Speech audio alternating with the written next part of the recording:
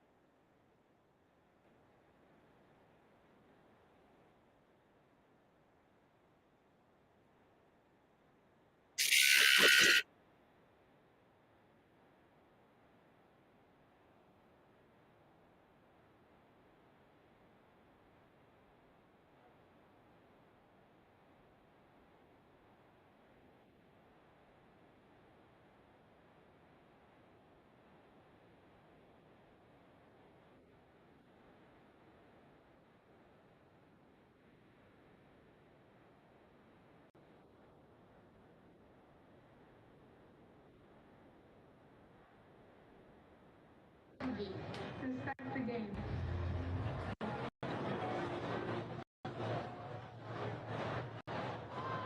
Hey fans, do you know the best way to keep up with Ohio High School Athletic Association's tournament brackets, scores, and news from around the state, and to purchase state tournament tickets, photos, and merchandise? Go to the OHSAA website, www.ohsaa.org, along with our other social media platforms, Facebook, Instagram, Twitter, TikTok, and YouTube. Connect with the OHSAA so that you can stay connected. Programs for this OHSAA State Championship game are currently on sale here at Tom Benson Hall of Fame Stadium. All state qualifiers, state championship history, and lots of other exciting features are included. Pick up your copy of the program today. Attention parents, graduating seniors, and underclass athletes. Do you love football, have a desire to stay close to the sport, and want to contribute to the educational experiences of student athletes? Become an OHSAA football official, where open positions are always available. To get started and learn more, go to the officiating section of the OHSAA website at www.ohsaa.org/officiating. This is the OHSAA Radio Network and live coverage of the state football championships from Tom Benson Hall of Fame Stadium in Canton. Affiliates, you'll get marks at the 2-minute 30-second, the 2-minute, the 1-minute 30-second, the 1-minute, the 30-second, and the 10-second marks. Affiliates, here is your 2-minute 30-second mark coming down in 5, 4, 3, 2, 1, mark. 2 minutes 30 seconds until live coverage on the OHSAA Radio Network. This is live coverage of the state football championships on the OHSAA Radio Network from Tom Benson Hall of Fame Stadium in Canton. Affiliates, your 2-minute mark coming down in 10, 9, 8, 7, 6, 5, 4, 3, 2, 1, mark.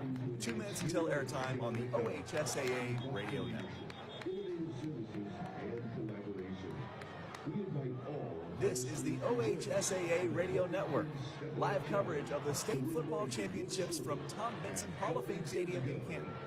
Hitting the 1-minute 30-second mark. Affiliates in 10, 9, 8, 7, 6, 5, 4, 3, 2, 1, mark.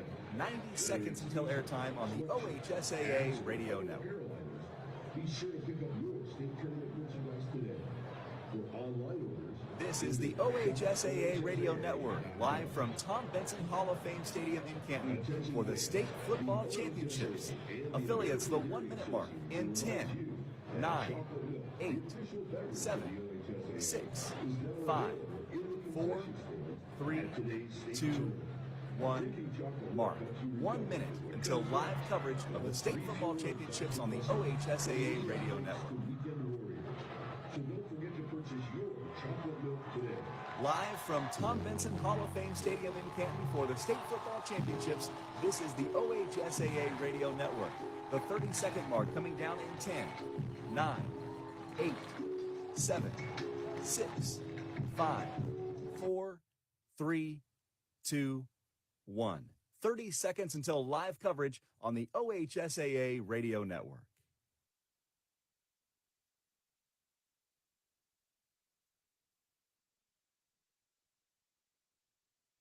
This is the OHSAA Radio Network going live from Tom Benson Hall of Fame Stadium in Canton in 10, 9, 8, 7, 6, 5, 4, 3,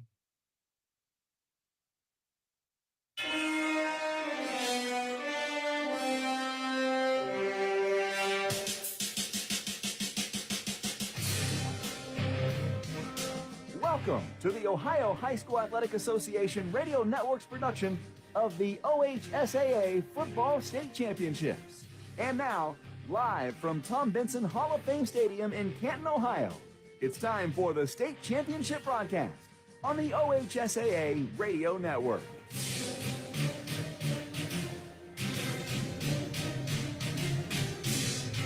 The last 3 days of the high school football season in Ohio starts with an absolute bang.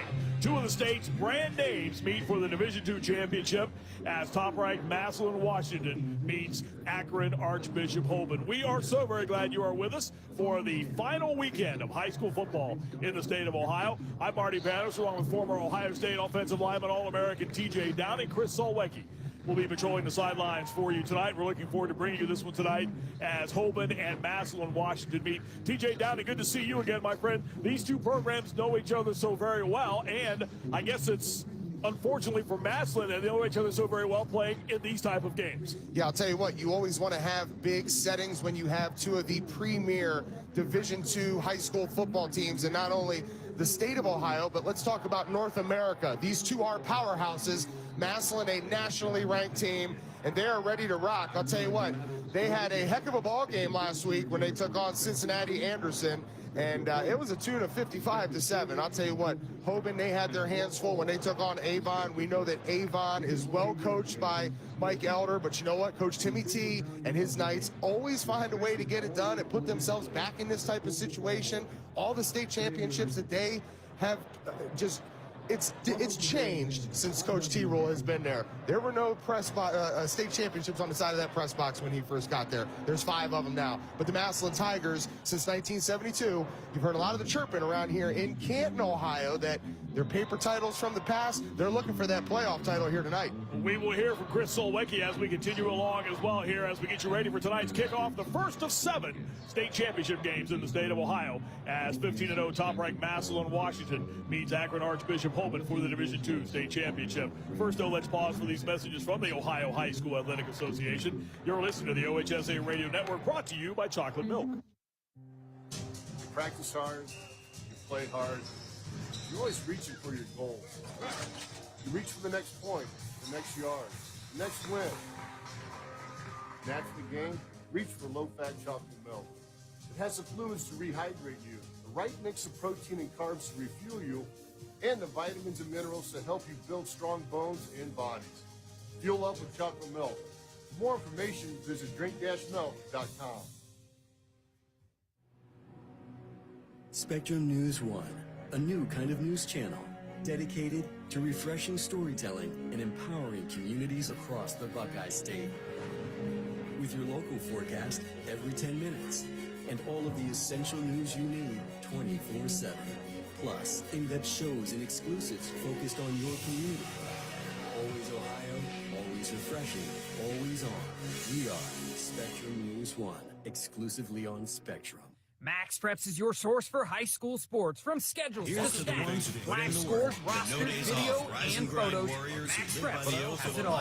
And when you download the Max Preps app, you can add your favorite teams and get notified on the go. Have your own personalized scoreboards and stay updated on the latest news surrounding your high school. As a proud partner of the Ohio High School Athletic Association, Max Preps wishes every student athlete and coach out there a very successful Sports is brought to you by the year was 1907. The Cubs won the World Series and the Ford Model R hit the assembly line. While here in Ohio, school administrators came together to form the Ohio High School Athletic Association. One thing that hasn't changed since 1907 is the dedication of the OHSAA to education-based athletics in Ohio. School sports teach responsibility, sportsmanship, and life lessons that stay with students long after their playing debut. The OHSAA prepares students not for the next level of sport, but for the next level of life. News 1. Welcome to the home of Gridiron Legends, the newly renovated Pro Football Hall of Fame in Canton, Ohio. Walk among the immortals of football inside the Hall of Fame gallery. Here you can stand face to face with the man who built America's game. Relive the greatest moments of Super Bowl history in the Lamar Hunt Super Bowl gallery and stand before the Vince Lombardi Trophy. While the NFL Today gallery is home to the NFL's most recent record-breaking moments. Plan your visit to the Pro Football Hall of Fame today at ProFootballHOF.com. This message presented by the Ohio High School Athletic Association. Welcome you back to Tom Benson Hall of Fame Stadium as Canton as we close in on kick tonight for the Division II state championship game as Massillon, Washington at 15-0 gets set to take on Akron Archbishop Hoban. TJ, let's start breaking down these football teams, and let's talk about Akron Hoban. They come into this game at 13-1, and maybe not as high-powered an offense as they've been in the past, but it's still an offense that can get some things done. The impressive thing, TJ, about this football team is they have a lot of guys on this field who will step on this field tonight who have played in a lot of high school football games. Yeah, and I'll tell you what, Marty, the thing that really does kind of stick out to me is what you mentioned, that this is a team that may not look like a Archbishop Hoban team that you've seen over the last couple years. The teams that we've seen been able to handle the Massillon Tigers. That's why I feel it might be a little bit different of a story tonight. You also have some injury stuff that you potentially have to deal with. When you look at the quarterback, Ty Boykin, is he going to be 100% full go? The big key, as we talk big fellas, Marty, when I look at this team in the trenches, led by Mr. Satterwhite, who's heading down to Tennessee, you talk about one of those guys going to a Power 5 program. The big fella, number 50, keep your eyes on him. He will have his hands full tonight, though, because he's going to be going against one of these captains out here, Mike Wright Jr., one of the best defensive tackles in the state of Ohio. The Akron Hoban defense has 17 interceptions this season. They've also produced 5 safeties, and that will be a big factor in this one tonight because they're going up against a very high-powered offense that Massillon will run onto the field, led by quarterback DeJuan Owens. The other part about all this is, too, Hoban has seen a little bit of everything to this juncture of the season, and that's one of the reasons why earlier in the week I asked head coach Tim Terrell about this current group of battle-tested Knights and how much of an advantage that is. 3 years in a row, and then as freshmen, some of them, played in whatever 11 or 12 of those, whatever we had that year. So they've played a lot of football and seen every situation in a game. They've lost tough games, they've won big games, they've done it all. So, it's been a wild ride. It's kind of like that class that came through at 15 all the way through 18 and played a lot of games. DJ, how much of an edge is that? I mean, you played college football, you played extra games, extra week of practice, going into bowl games. How much of that is a help for these teams? Oh, it's huge. I mean, the amount of extra reps that you're able to get, you constantly are looking to build some depth. You're going to get a guy. We've seen a team like a Division I game tomorrow night where Springfield got banged up early in the season. They qualified for the playoffs at 5-5. Just were trying to get healthy. When we look at this team, Hoban, and what they've had to face through getting those extra reps, having a couple guys get banged up here late in the playoffs, and now we're going to get a chance to see if guys like Ty Boykin or maybe his backup have gotten the reps to allow them to compete inside of a game like this. When you're going against a defense like the Massillon Tigers have, one of the all-time great defenses, not only in Massillon history, but the state of Ohio, Marty. You look at the numbers, the lack of numbers that offenses have been able to put up against the Tigers. A tall task ahead. You better hope you have some depth if somebody goes down. Akron Hoban won the toss and will take the football to start this game tonight. The Knights are 13-1. They average 285 yards a game of total offense. They're outscoring their opponents by the count of 33-7 on the season. Tylen Boykin, they know him as Juice up in this part of the state. Coming into the game as the trigger man for the quarterback position and the offense. The 6', 170-pound junior is a run-pass threat. He's rushed for almost 500 yards, but has passed for 1,159. As TJ was talking about earlier, he's a factor certainly in this game. They have a big offensive line led by Sam Greer at center, a great running back in Caleb Jones, and this offense will certainly be looking to move the football against a very good, and I mean very good, Massillon Washington defense. We'll talk about them coming up in a few moments. But first, we'll step aside for these messages. Let's pause for these messages from your local station. You're listening to the OHSAA Radio Network. Hi, I'm Anthony Munoz. I didn't make it into the Pro Football Hall of Fame by letting drugs and alcohol affect my ability to play.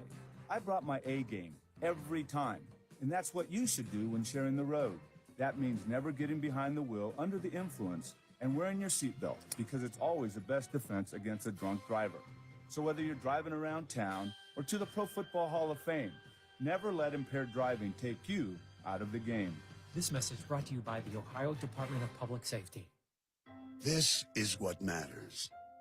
This is beyond X's and O's. This is the difference mutual respect makes. This is what character looks like. This is what defines us in Ohio. This is sportsmanship. School sports. It's not the outcome that matters most, but the way the games are played. This message presented by the Ohio High School Athletic Association and the Ohio Interscholastic Athletic Administrators Association. Why do they officiate? For some, it's a way of staying involved in a sport they grew up with. For others, it's a way to pay it forward by helping kids who play today and tomorrow. It's also a great way to stay active, make extra money, and work with friends. And all of them will say it boils down to one thing: the love of the game. Find your reasons and log on to OHSAA.org to find out how to become an official. You'll be glad you did. This is the Ohio High School Athletic Association. Educate through sports. Hey, Dad. Yeah. You remember that ball game we went to a couple years ago? Sure. And how you didn't have enough cash for 2 hot dogs, so you walked with me on your shoulders until we found an ATM? And then when we got back to our seats, we never saw the hot dog guy again. Well, I don't remember all that. Yeah, that was an awesome game.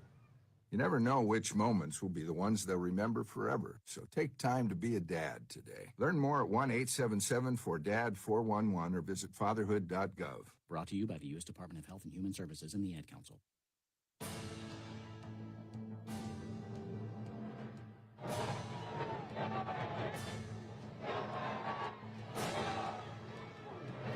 We are back at the Pro Football Hall of Fame in Canton, closing in on the first of our 7 state championship games, the Division II state championship game, along with TJ Downing. I'm Marty Bannister, and we are at the Pro Football Hall of Fame, and not a better time to go to the sidelines with Chris Solwicki, who has a chance to spend some time with a member of the Pro Football Hall of Fame. Chris? Right now, I'm just beside myself because I grew up down in Lawrenceburg, Indiana, right around the river from Cincinnati, Ohio, where this guy played his Hall of Fame career. Anthony Munoz, longtime tackle for the Bengals, Hall of Famer. What brings you to Canton tonight? High school football. Now, I've had the privilege of being up here and just meeting the officials, meeting the coaches, and up Hall of Fame. So I'll be here tonight and tomorrow morning. And so, it's, like I said, it's a good chance to not only come up to, which I love, but watch. Talk a little bit about those Bengals and the River City. What we have, Zach Taylor's come in, turned it around quickly, drafted some unbelievable players. And of course, sad to say that we lost one of those great players to a wrist surgery, and that's Joe Burrow. But, the city's in a buzz. I know right now we're pretty down because of the injury, but let's finish the season strong, get Joe healthy, and I think there's a few years left that we can continue to be excited about what Zach Taylor's doing there. So I know myself as a former player, I've always been able to go down, watch the games, and even now I can hear the buzz in the city, and it's fun to be part of it. You've seen it on all levels. What makes you so excited about coming to Canton and watching high school? I mean, and of course, the things I learned in high school, which was a lot of years ago. You learn things about playing the game, about teamwork, about fellowship with other players, but it also teaches you a lot about life. I can look at my high school years, and it taught me built a great foundation for what was to come later in my life and life skills, and I wouldn't trade it for anything. He's a legend in Cincinnati, and he's here tonight to help these kids enjoy the first night of the OHSAA playoffs. He's Anthony Munoz. Back to you guys. Chris, thank you very much. What a thrill to spend some time with an NFL Hall of Famer, and certainly a guy who had a great career throughout his National Football League playing days, the great Anthony Munoz at USC, and then into the National Football League with Cincinnati. And TJ, you know a little something about playing offensive line. Anthony Munoz is a pretty good one, wasn't he? Yeah, I'll tell you what, I took a couple reps back in the day, and I'll tell you what, when I was film studying, I was always watching his son, Michael Munoz, and we talked about Mr. Satterwhite, who's heading down to Tennessee. Mike played his ball down there, was a phenomenal player for the Volunteers, and Phil Fulmer, being an offensive line coach legend down there, developed great ones. But having a dad like Anthony Munoz, having a dad like myself, who was a Super Bowl champion, who was Joe Montana's center, captain and All-American in Michigan, you find things to lean on and pull from them that other offensive linemen might not be able to take away. So I know one thing, even Coach Timmy T taking care of the offensive line and coaching that group up here, as we heard on the teleconference earlier this week. He's got a line group up there that is going to have their hands full, Mark. When we get ready to talk about this Massillon defense and what they're going to have to handle, well, they're going to be doing it without Dorian Pringle, and he's one of the best linebackers in the state of Ohio. But you see some of the other defensive guys that have stepped up for Coach Nate Moore and their defensive coordinator, Dan Hackenbrack. This is a group that is going to be tough to run on, so I'm interested to see how this front five for Hoban comes out and establishes himself tonight. We will hear more about Massillon when we come back, but first we need to take a break and pause for these messages from the Ohio High School Athletic Association. You're listening to the OHSAA Radio Network, brought to you by Chocolate Milk.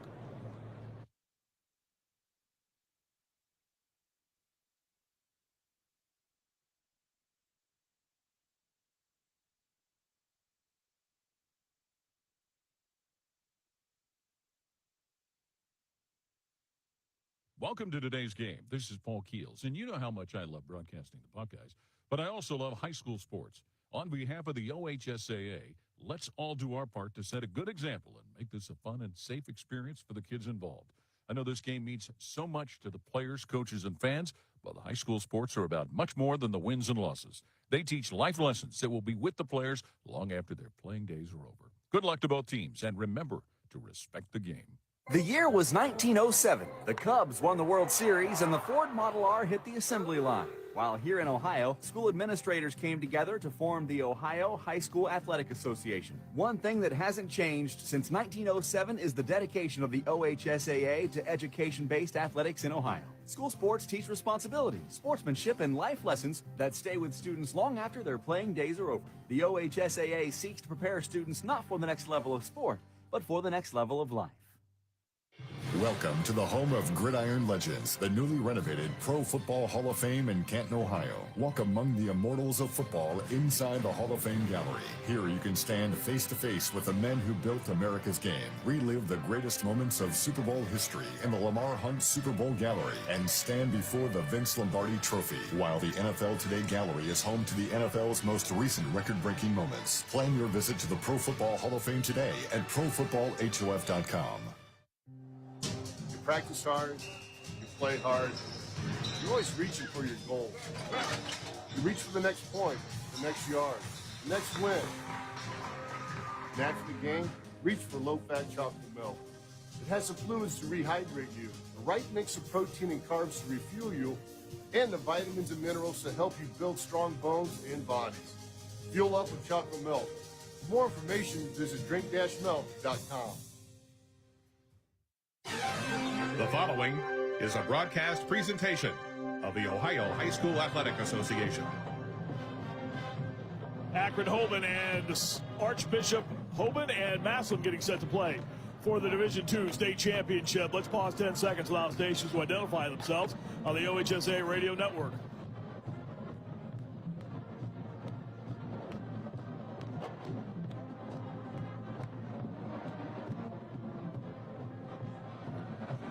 Welcome back to Tom Benson Hall of Fame Stadium in Kent. Marty Bannister, TJ Downing, and Chris Solwecki with you as we close in on kickoff tonight for this matchup. We were talking a little bit about Massillon before we hit the break and talking about the defense that this Massillon team will run onto the field. They've only allowed one 100-yard rusher this season. Jarkevius Wright from Valdosta back early in the campaign when he went for 109 yards against them. 70 of those came on one gain, a touchdown run in that matchup. The only other big night, Brandon White, the sensational running back from Lakewood St. Edward, was held to 64 yards rushing in the game in which Massillon beat Lakewood St. Ed just a few weeks back. The thing about this defense that Nate Moore talked about when we asked him about it earlier this week, he knew that they would be a very good defense. He just didn't know they would be this good. I would say we did not know that we would be as good as we are. But really happy with how we're playing. We got a great group of kids, and they just play their butts off and play football the right way. Run, hit, and tackle. We're very physical up front, in the front seven. We're probably underrated in the back end. But we're happy with how our kids play ball. Underrated in the back end, and that's I think a part of that defense, TJ, I know you've seen it this year, that is certainly one of their strengths, those back four. Yeah, when you think about Tyler Hackenbrack, a young man that I talked about earlier, his father is the defensive coordinator here for Massillon, played his football at Michigan State. Tyler's got offers that are starting to come in. A handful of MAC teams have already offered him. I know Toledo is high up on the radar, but I'll tell you what, just think about it again, Marty. When we talked about the Lakewood St. Ed offensive line, the fact that they were not able to average over 100 yards in that game to put up over 100 yards on this Massillon defense, and they're the #1 team in the state inside of Division I football, that says something. That speaks volumes about what this Massillon Tiger defense can do out on the field. Again, as I mentioned before the break, Dorian Pringle, an all-Ohio performer who will play at Bowling Green next year, he's a no-go. But you look at guys like Cody Fair and some unsung heroes like a Sean Robinson and also Vito McConnell, who's a lineage guy here, and even the young man Liebler in the secondary. These are guys that know what it means to play Tiger football because their family did it. Their cousins, their uncles, their grandfathers all played here, so it's something special to those guys.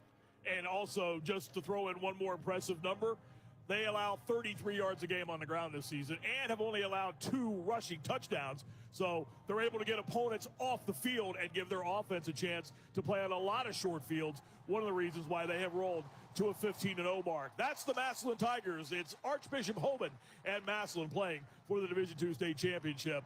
But first, we'll pause for these messages from your local station. You're listening to the OHSAA Radio Network. You may think seatbelt laws are no big deal. Well, you couldn't be more wrong. Cops are cracking down day and night, in the city, in the country, and all points in between. Make no mistake, if you don't buckle up, you will get caught, and you will get a ticket, even if you've gotten away with not buckling in the past. Things are about to change. Cops are serious about seatbelt safety, so don't kid yourself. Buckle up every time, or get a ticket. Click it or ticket. Paid for by the U.S. Department of Transportation. What do basketball, choir, drama club, and marching band all have in common? They're all high school activities that offer learning opportunities not necessarily found in the classroom. They take up just a fraction of a typical Ohio high school's budget, and they go a long way to giving young people the tools they need to thrive. High school activities, they're more than extracurricular. They're extra important, too. This message presented by the Ohio High School Athletic Association and the Ohio Interscholastic Athletic Administrators Association. Hey, it's Kirk Herbstreit from ESPN. Football has played a big part in my life, but football's also a lot more than just big plays, wins, losses, and championships. Football teaches young people about dedication, sacrifice, teamwork, and overcoming adversity. So let's respect the game and get out and support your local school.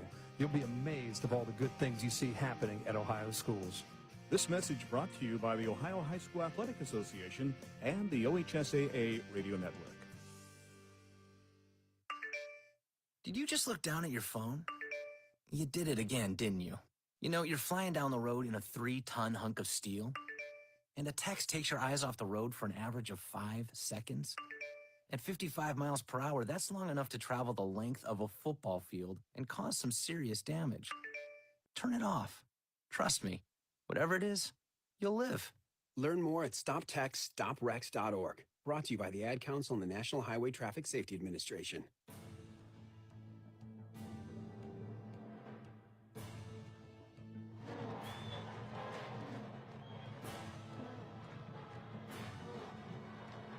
We close in on Kick tonight back here at Tom Benson Hall of Fame Stadium in Canton. Nightfall temperature expected to drop into the 40s. Rain is in the forecast tomorrow, but I think we're going to get through tonight on a dry playing surface here, the field turf surface here at Tom Benson Hall of Fame Stadium. Again, with Hoban winning the toss, the Knights want the football, so let's set the starting lineups. Juice Boykin will be the quarterback. He's a 6 foot, 170-pound junior. Did not throw an interception the first 113 times he threw the football this season. And then in his first game in the playoffs, threw an interception against Walsh Jesuit, but since then has been nearly perfect for this Akron Archbishop Hoban football team. The running backs, Brayton Feaster, who's an outstanding wrestler, a 6'1", 215-pound freshman, 867 yards on the ground this season. Caleb Jones, 1,069 yards, rushing with 17 touchdowns. The offensive line, and it's a very good one. Nate Cross at right tackle, Javon Lindsay at right guard. The center is Sam Greer, a 6'7", 300-pound sophomore. We'll continue with the starting lineups, but first we'll have the playing of our national anthem.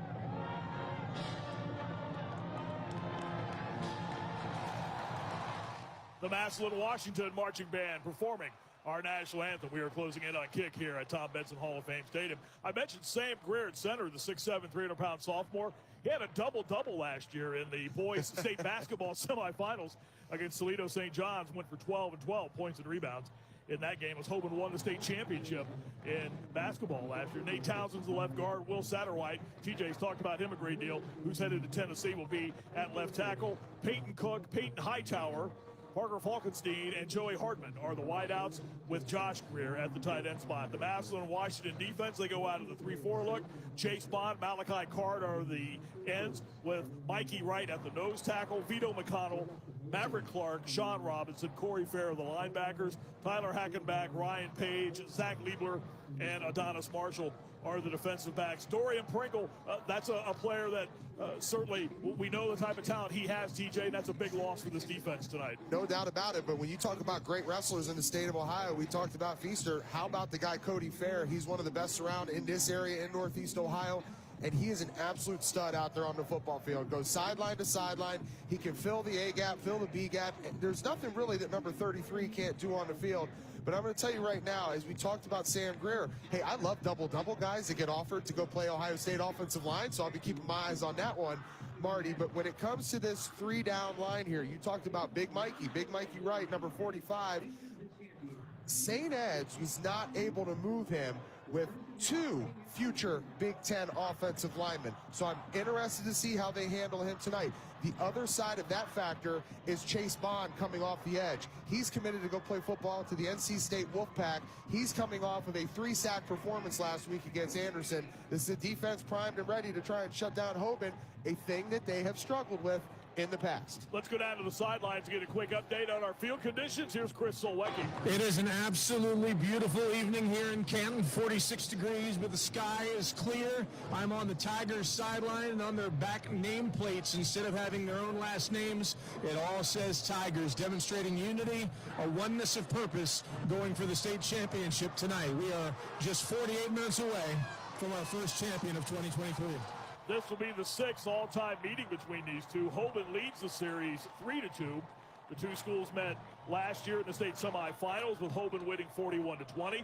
They met in the pandemic year title game that Hoban won 35-6. They met in the semis in 2019. Massillon won that game 17-14.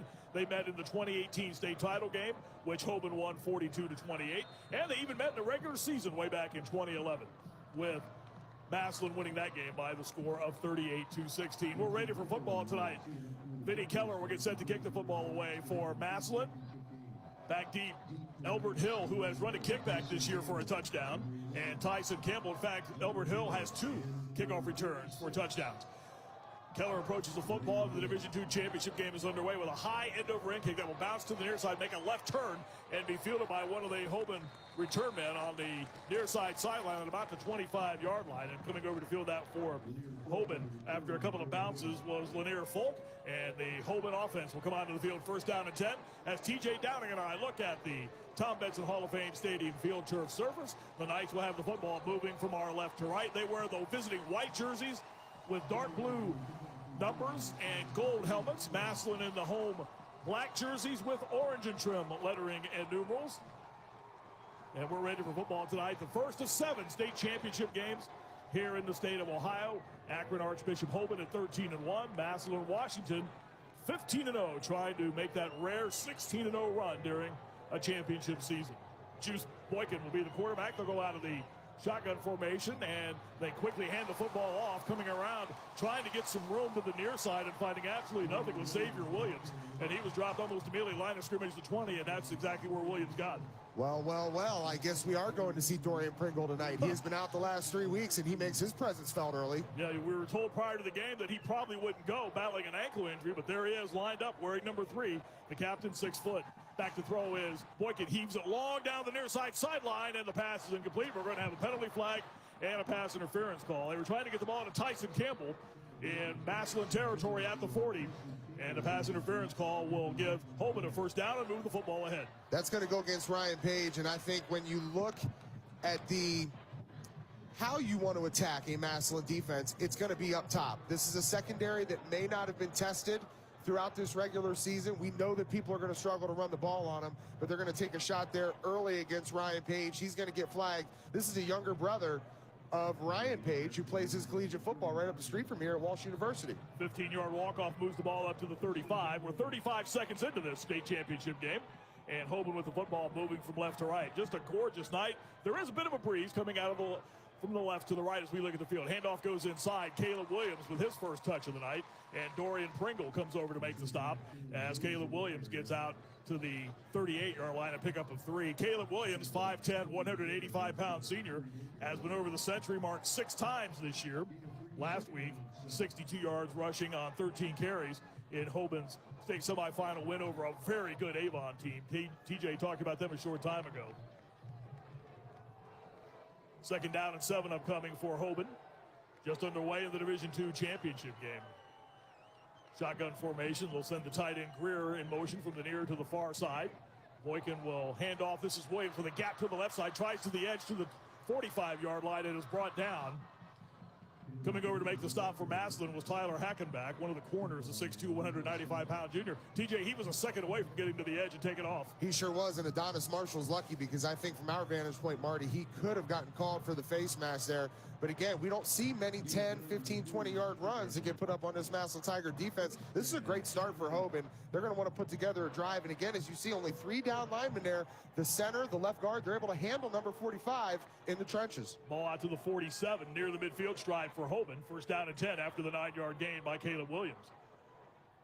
Williams will come set behind the quarterback. They go out of the pistol formation. And again, it's Williams, this time to the right side, to the Hall of Fame insignia midfield, and gets into Massillon territory to the Tigers' 46-yard line.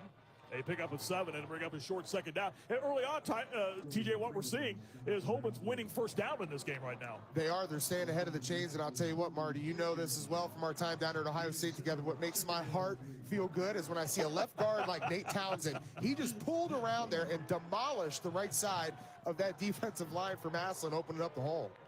TJ, a longtime member of the Offensive Lineman Union Club.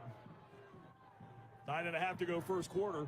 Hoban with a 2nd down and 3 at the Massillon 46, and we have flags come in as the football was snapped. This will be a procedure call. Office number 50, 5-yard penalty, still 2nd down. That will push the Knights back. That was Charles Anderson, who was our referee tonight. John Clay, Jared Davis, Jason Edler, Zach Gossett, Kurt Schooley, Anthony Terone, and John Wellbrook are our officials in this state championship game. Initial possession of the night, Akron Hoban with the football. They're an independent, a school located here in Stark County.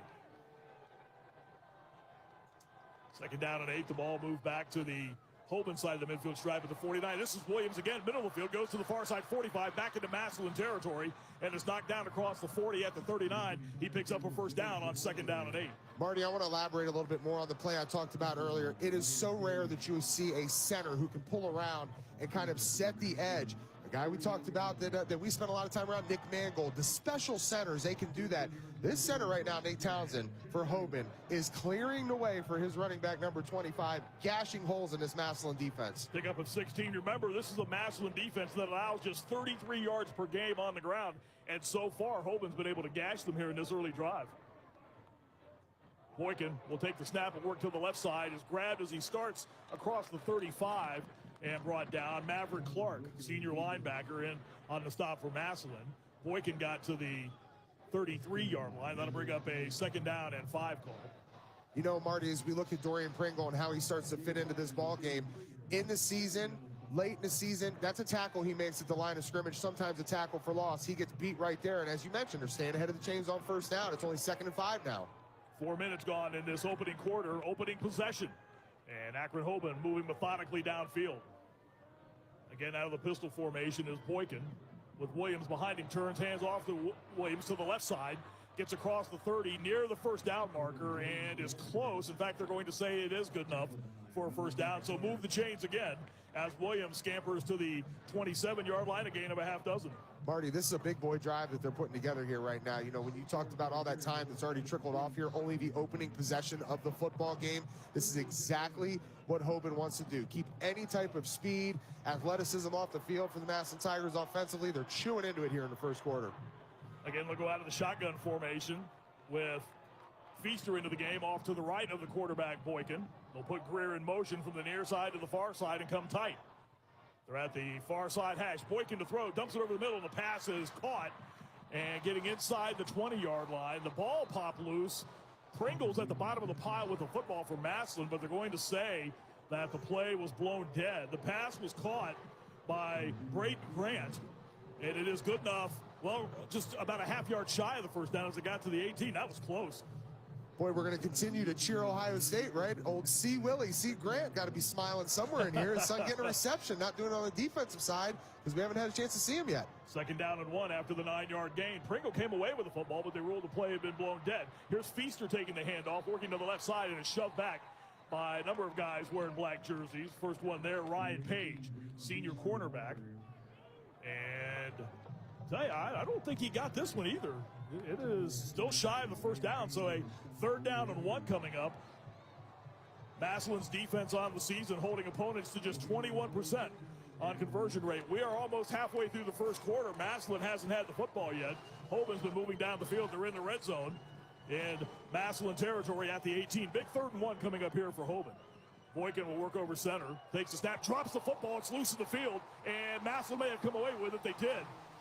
He dropped the snap as he started to pull away. The ball popped free, and Massillon comes away with it. That might have been Maverick Clark who fell on the loose football. And Washington comes away with a huge turnover, stymieing this Akron-Hoban drive, which had been very impressive moving down the field. Unbelievable stop there on 3rd down for the Massillon Tigers. And I'll tell you what, not knowing if we would see Dorian Pringle early in this football game or at all in this football game, he flexes his muscle there. He was at the bottom of the pile as well. And you see it, the push from that defensive line, credit them.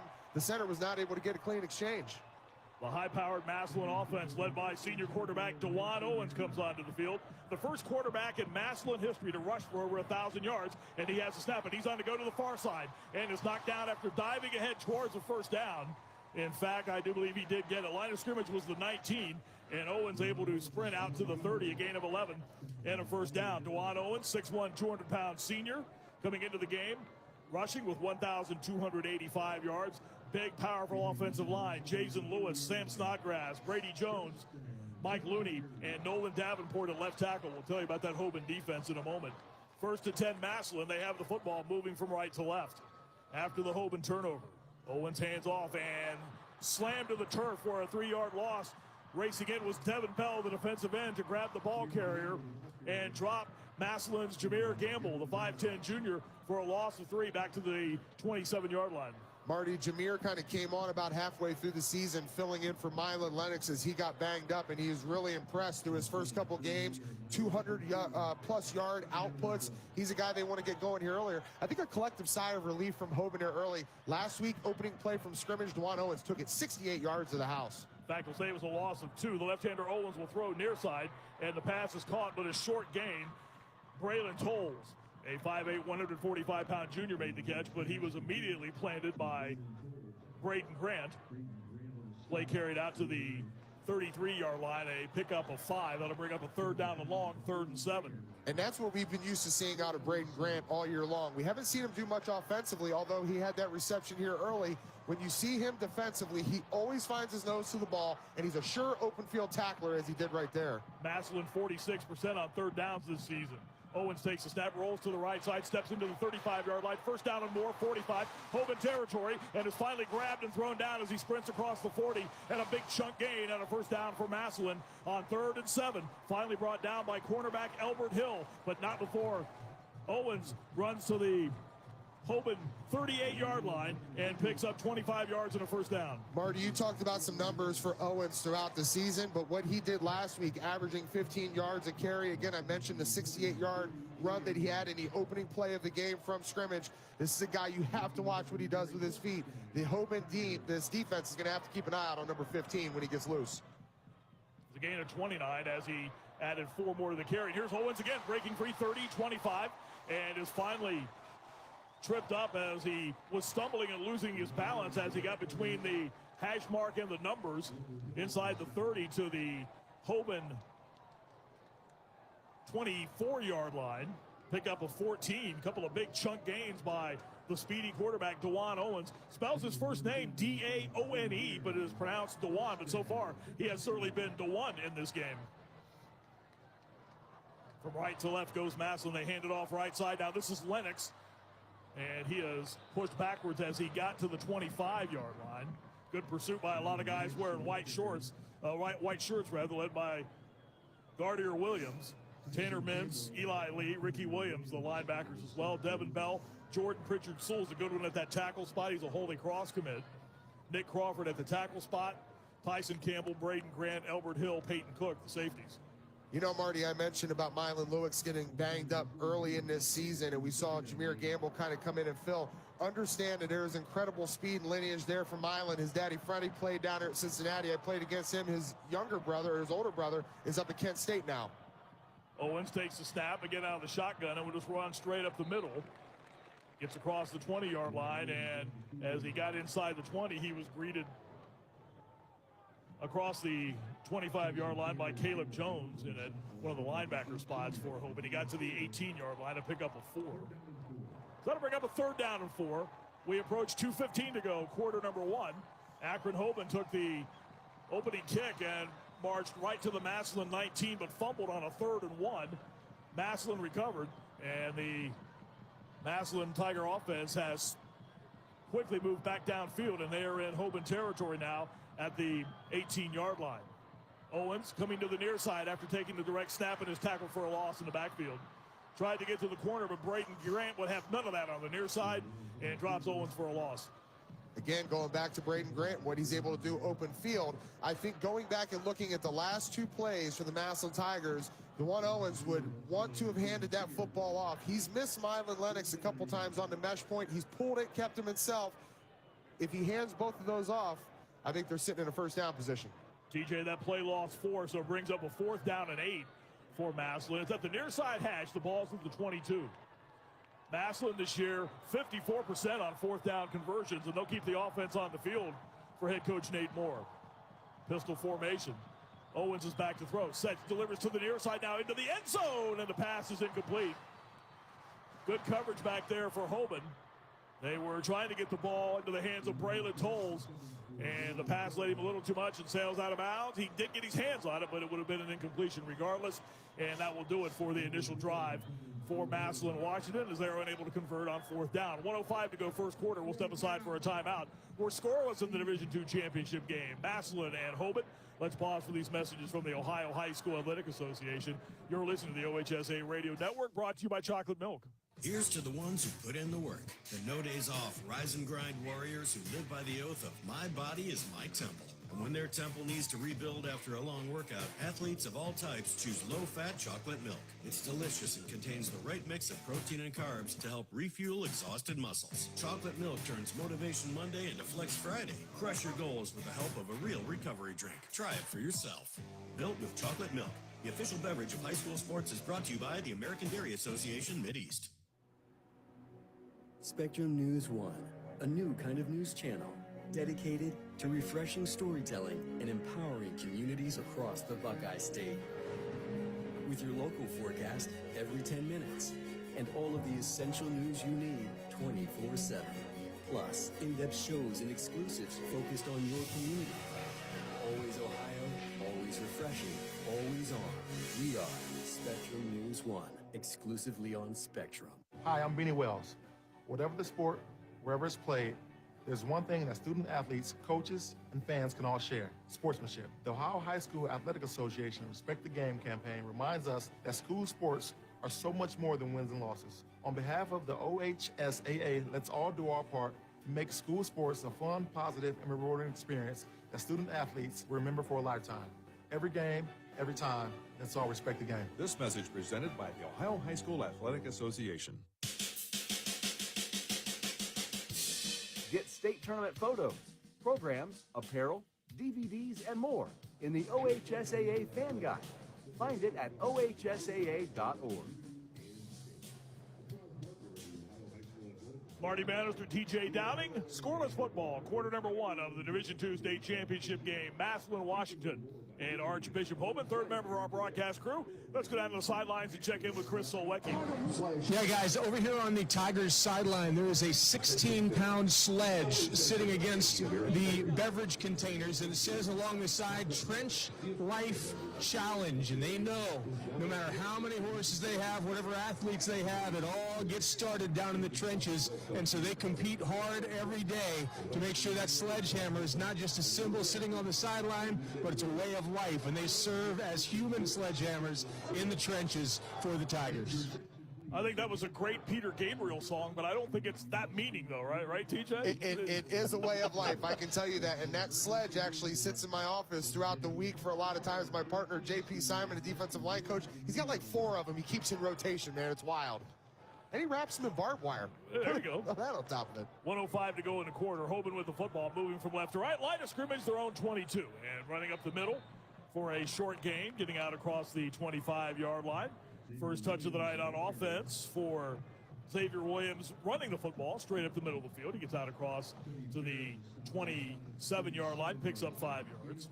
Marty, how many games have you called this year where you had, we'll call this a possession here, but just under 4 possessions, 3 possessions in the first quarter of this ballgame? Unbelievable. 38 seconds left in the quarter. And Hoban with the football.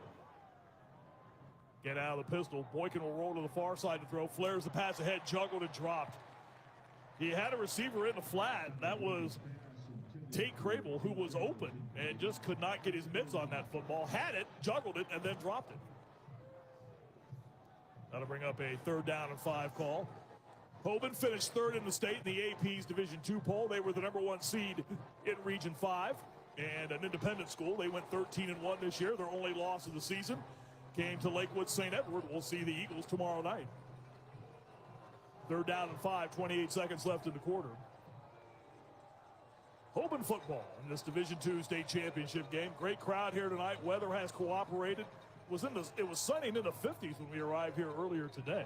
Boykin takes the waist-high snap out of the pistol formation and will try to run straight ahead, but Massillon will have absolutely none of that. As Mikey Wright, the nose tackle, plugged the hole as Boykin started in. He gets perhaps a yard to the 28. Maybe he was able to stretch to the 29. Regardless, TJ, it was a very hard-earned 1 or 2 yards. Yeah, and I've never been a big fan of quarterback design runs, draw-type plays on 3rd down. You know, you could probably look back in the first quarter and see that your meat and potatoes was off of pulling the center, pulling guard, handing the football off, and that gives you a better opportunity offensively. We are through 12 minutes of play, and this game is scoreless. Massillon, Washington, and Akron Hoban. When we come back, Hoban will be facing a 4th down and 3 to start quarter number 2.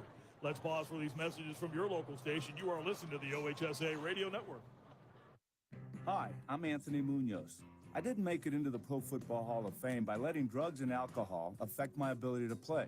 I brought my A game every time, and that's what you should do when sharing the road. That means never getting behind the wheel under the influence and wearing your seatbelt, because it's always the best defense against a drunk driver. So whether you're driving around town or to the Pro Football Hall of Fame, never let impaired driving take you out of the game. This message brought to you by the Ohio Department of Public Safety. This is what matters. This is beyond X's and O's. This is the difference mutual respect makes. This is what character looks like. This is what defines us in Ohio. This is sportsmanship. School sports. It's not the outcome that matters most, but the way the games are played. This message presented by the Ohio High School Athletic Association and the Ohio Interscholastic Athletic Administrators Association. Hey, Dad. Yeah. You remember that ball game we went to a couple years ago? Sure. And how you didn't have enough cash for 2 hot dogs, so you walked with me on your shoulders until we found an ATM? And then when we got back to our seats, we never saw the hot dog guy again. Well, I don't remember all that. Yeah, that was an awesome game. You never know which moments will be the ones they'll remember forever. So take time to be a dad today. Learn more at 1-877-4DAD-411 or visit fatherhood.gov. Brought to you by the U.S. Department of Health and Human Services and the Ad Council. Want to know what I like best about high school sports? I love watching my son run on the field. I love the fact that since he's been playing high school sports, he's making better decisions. And I love knowing that with the proper equipment, education, conditioning, and coaching, high school sports here in Ohio are safer than ever before. And that's something I really love. This message presented by the Ohio High School Athletic Association and the Ohio Interscholastic Athletic Administrators Association.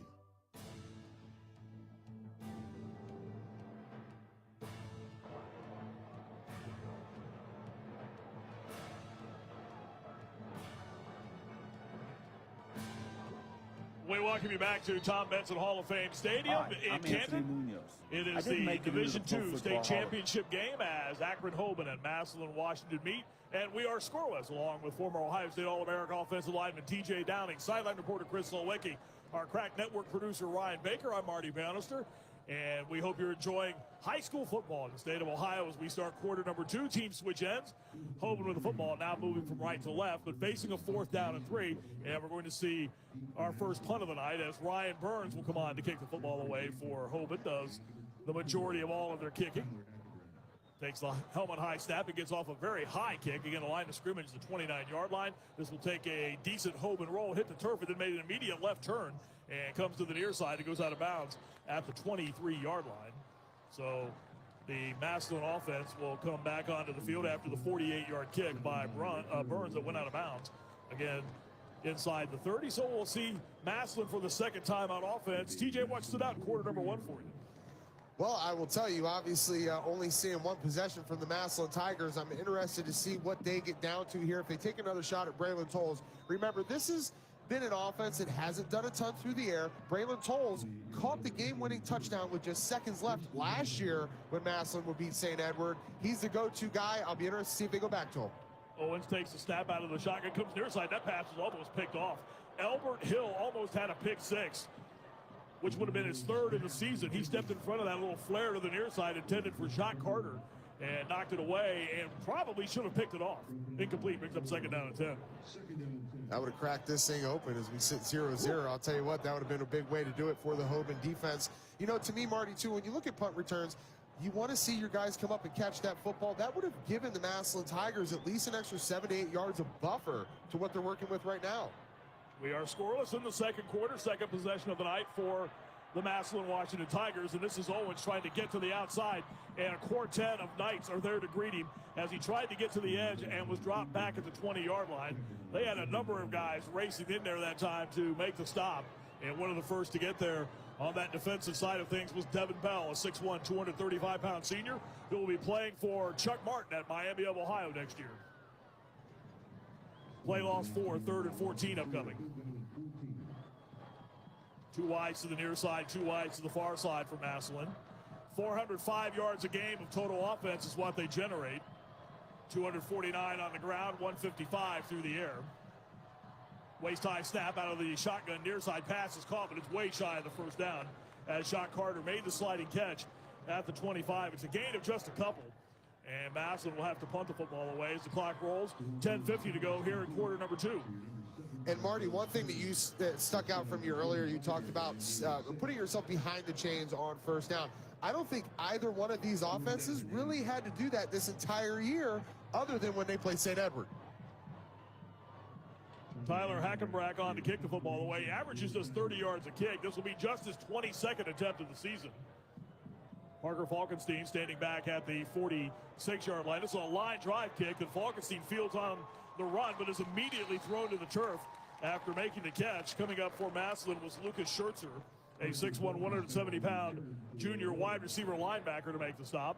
And Hoban will start with good field position, though. Despite that, they'll have the football 1st down and 10 at the 40-yard line, their own 40-yard line, with this second quarter at the 10:18 mark. Again, scoreless football here in the Division II state championship game. 1st and 7 here at Tom Benson Hall of Fame Stadium in Canton. I don't think anybody expected coming into this ball game that it was going to be high scoring. I knew the physicality of it is what was going to stand out. Both of these defenses are punching and taking the best shot from the opposing offense, but really delivering a punch in the trenches. Out of the pistol formation, Boykin hands off inside, trying to stutter step and get to the right side, but being grabbed and thrown down. Corey Fair came in and grabbed the ball carrier, trying to turn to the near side, Xavier Williams. And Corey Fair was right there to greet him, and that play will lose a yard back to the 39. Yeah, Cody Fair is a guy that is vastly under-recruited in the country, and he's one of those guys alongside of Mike Wright that maybe just is 2 to 3 inches too short, not hitting the measurables, but one thing that number 33 has is a heartbeat right there, and he is the heartbeat of this team. 2 teams that combined average 700 yards a game of total offense so far, combined for $115 here. 2.5 minutes into quarter number 2 of a scoreless game. Again, out of the shotgun formation, the right-hander Boykins back to throw a pump fake. Heaves it down the far side. The pass is incomplete. There was a lot of congestion around that intended receiver running to the far side at about the 30. That was Tyson Campbell, but the pass falls incomplete, and that'll bring up a third down on 11. Yeah, and Adonis Marshall was a little bit upset looking over at the official, wondering why there wouldn't have been any type of offensive call against Hoban. But when you get those feet tangled up, it's a good no call. And I'm glad to see thus far these officials. We have not seen this in control by yellow flags, Marty. Let these guys play. We know they don't like each other. Let them get after it. They don't like each other? No, they don't. They don't? Okay. I wasn't sure. 9:29 to go, second quarter. Again, out of the shotgun formation. Boykin with the running back off to his right. A running throw to the far side. The pass is caught. It'll be shy of the first down as he got the ball into the hands of Tate Crable at the 43, his own 43-yard line, but it's still about 6 yards shy of a first down. And for the second time tonight, Ryan Burns will come back out to punt the football away for Hoban. And that was a good job by Adonis Marshall, not letting the previous play affect how he performed on that third down right there. A good open field tackle for number 6. Back deep for Massillon, Tyler Hackenbrack, and also back deep for Massillon, Zachary Liebler. Here's the kick, and it's blocked. The punt is blocked. It's loose in the field. The ball's recovered by Massillon inside the 30 at the 27-yard line. Racing in that time to make the block. That was Bond, Chase Bond with the block. And just like that, Massillon has the ball, plus territory after the block punt. Chase Bond coming off of his own batted pass from last week where he would intercept and return it for a touchdown, coming up with a huge special teams play. The young man that's going to be heading to NC State next year, he's one of those guys that has the size but can also move. A little bit of a speed burst right there. And we saw, Marty, that bobbled snap after it got back to the punter. We know that in championship games, typically, you can set your clock to it. A big special teams play can be the catalyst for the winner. The 6'4", 245-pound senior Bond got there in an absolute heartbeat and blocked that punt. Massillon football out of the shotgun formation. It's the quarterback, Owens, at the far side hash, line of scrimmage, the 28. And he gets out to the, well, he got just back to the line of scrimmage where he was stacked up. So no gain. And that'll bring up a second down and 10. So Massillon has been able to take advantage of a Hoban fumble. They did not get points out of it, but it stymied that initial drive. And now they block a punt. And they try to capitalize on this opportunity as they start at the Hoban 28, and the ball still at the 28. A second down and 10 upcoming with 8:10 to go here in quarter number 2.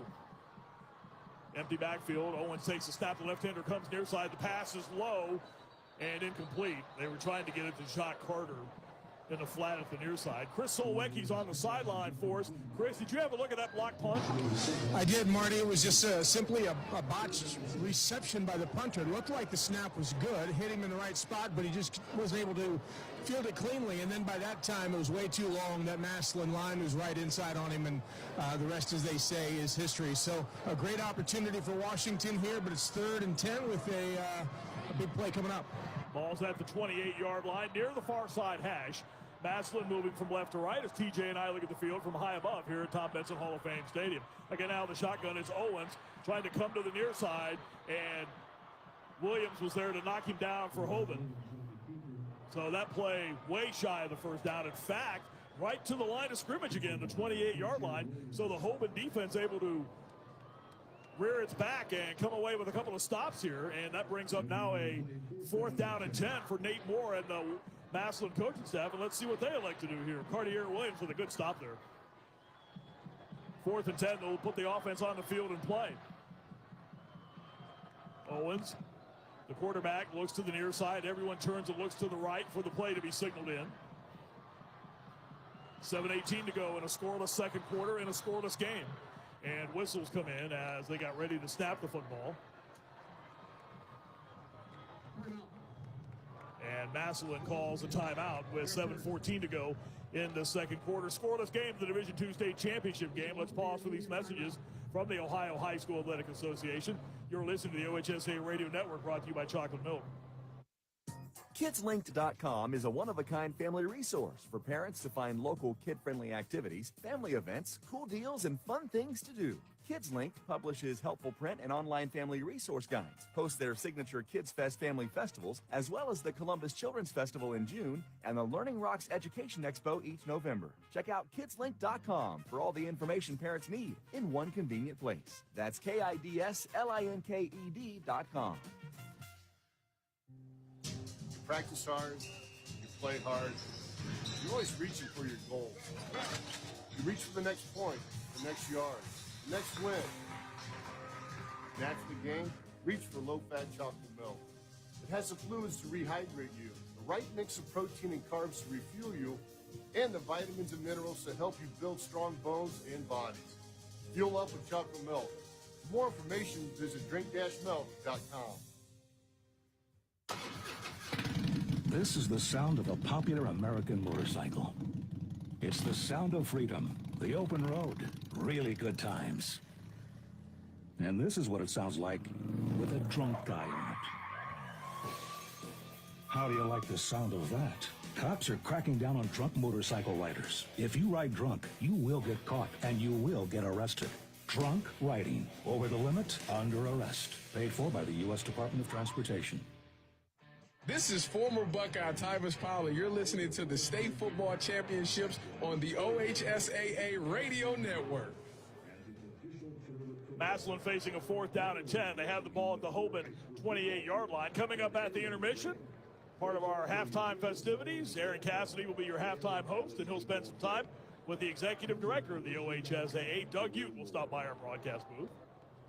So after the timeout, let's see what Massillon elects to do here, facing a 4th down and 10. They have the ball at the Hoban 28 after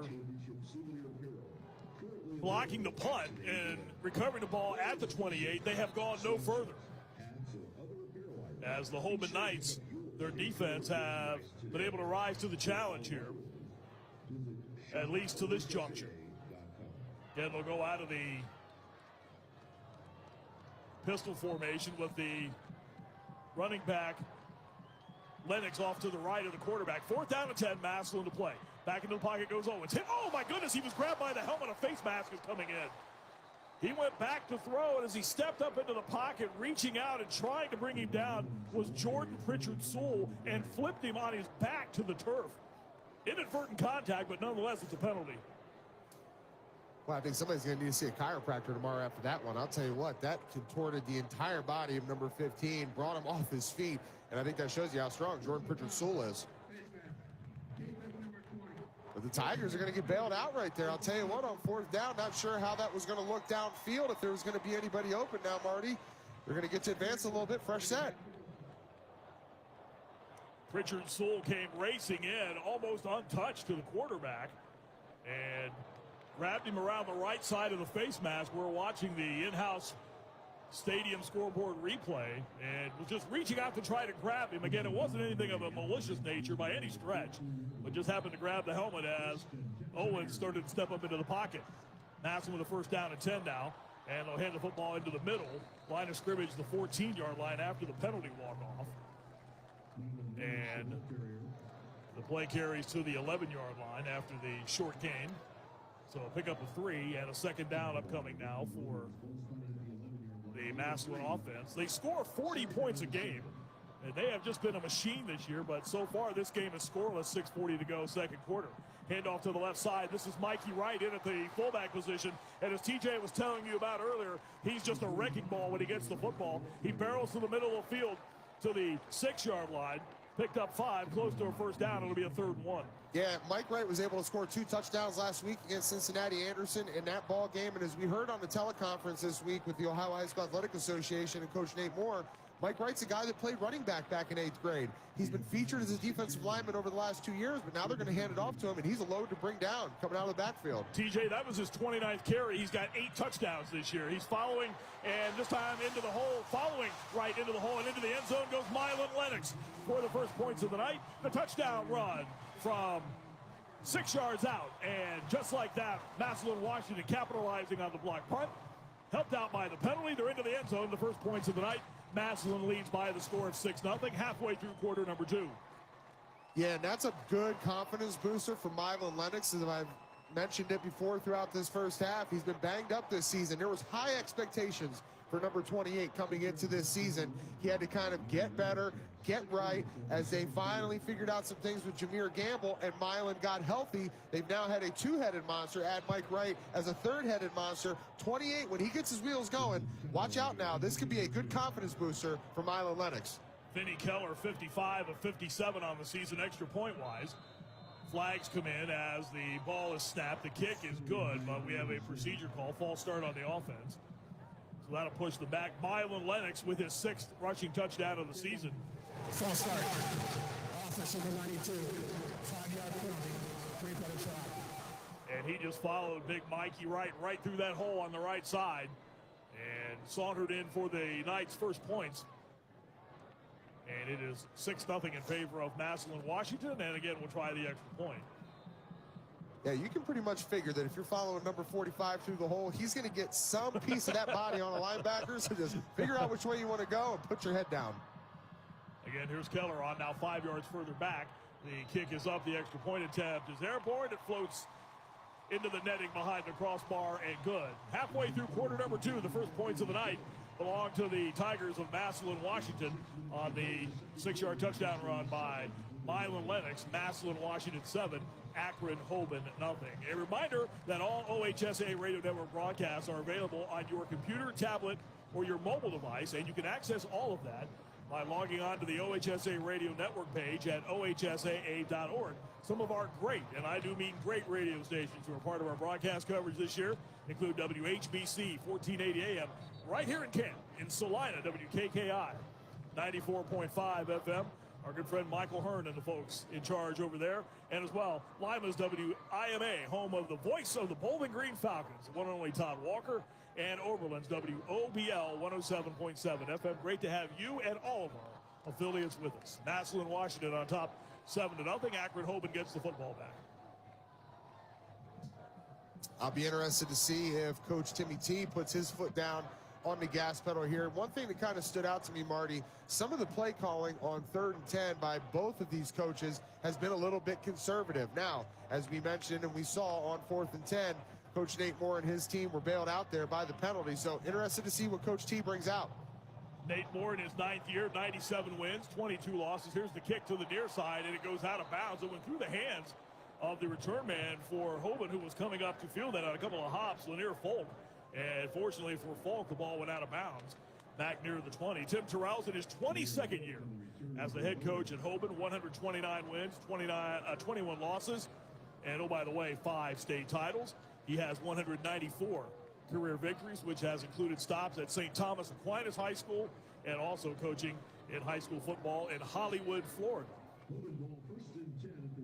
Hoban will have the football, first down and 10. They will scrimmage at the near side hash at their own 22-yard line, trailing 7-0. They'll pistol the backfield with the quarterback Boykin. And standing behind him is Brayton Feaster. Feaster will get the handoff and stutter step his way into the hole in the middle of the field. Again, the line of scrimmage was the 22-yard line. And he gets out about a yard to the 23. Feaster, a top-ranked wrestler at the 200-pound weight.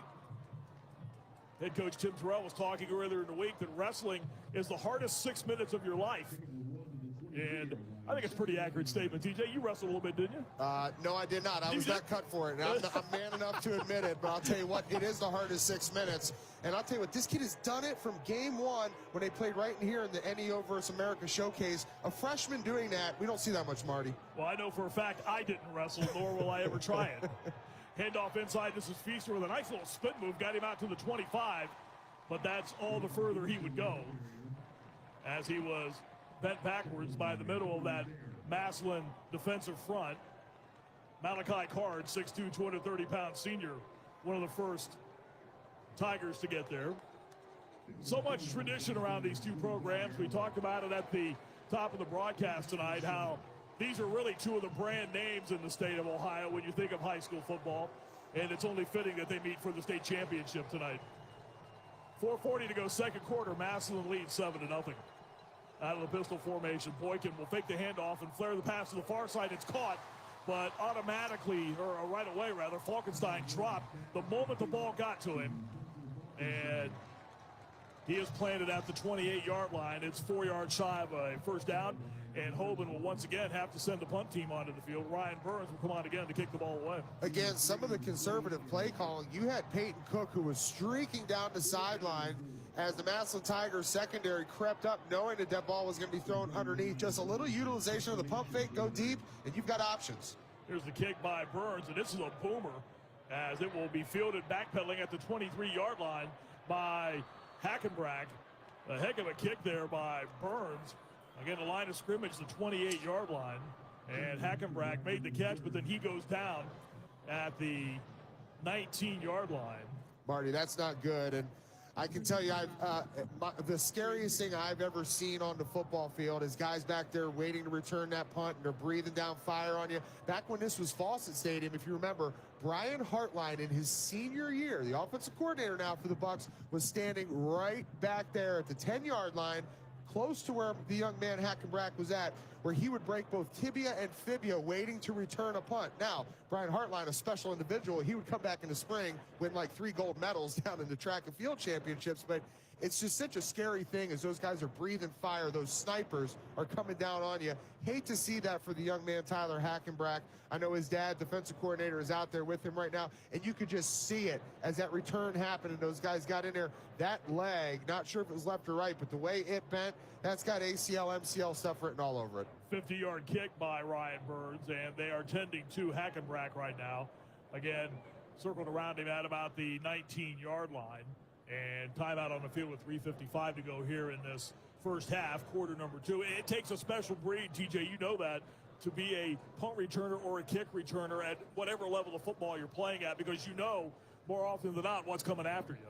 Yeah, no doubt. Those snipers, they're coming down there and they're looking to make a play. And obviously you have to worry about, we'll call it that halo that you have around you before that flag is going to be thrown, and you get, you know, and good to see the young man, number 24, up, walking off under his own power. So anything that I thought it might have been, looks like 24 is shaking it off. Still a scary situation, but you know, you want to be able to just field that thing cleanly. As I mentioned on the last punt return for the Massillon Tigers, they cost themselves about 8 yards on that possession. So good that he tried to make an attempt on it. I'll tell you what, think about this through the second half. That could be sitting inside of that young man's head when he's back there for a return.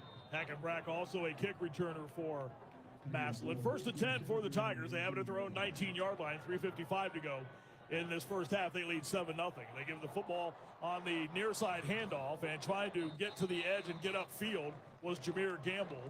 And from the 19, Gamble got out to the 22-yard line and pick up a 3 for Gamble. Came into the game 945 yards rushing on the season, 5 touchdowns, and a gain of 3. Massillon on the ground at 249 yards a game, and overall 405 yards of total offense on the season per game for Massillon. 3:21 to go, first half, and Massillon leads 7-0. 2nd down and 7 upcoming for the Tigers as they move from left to right.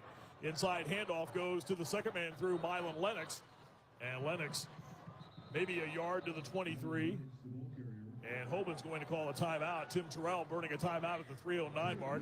Trying to play a little field position here, I think, TJ Downing. If they come up with a stop here, they get the football back with a lot of time left in the half. No doubt about it. And the other positive for Coach Tim is that when you see what happened at the end of that last play, you've just now lost the Massillon Tigers have onto the sideline. The young man they call Mookie, Jameer Gamble, he limped off the sideline. So maybe it becomes the Milan Lennox show now, but when you don't have to worry about that 2-headed monster coming out of the backfield, a set of fresh legs that can come in there and give a guy a blow, that's going to be a big thing for this Hoban defense if they look to try and wear down or stop and slow this Tiger offensive rush attack. 7-0 again, the lead for Massillon over Hoban. 3:09 to go in this second quarter here at Tom Benson Hall of Fame Stadium. Max Prep's the official partner of the OHSAA for scores, statistics, and data. Download the Max Preps fan app today to get live scores and stats along with rosters and more information on your favorite teams. Max Preps, they are America's source for high school sports. Visit us at maxpreps.com. Chris Solwecki patrolling the sidelines for us. Chris?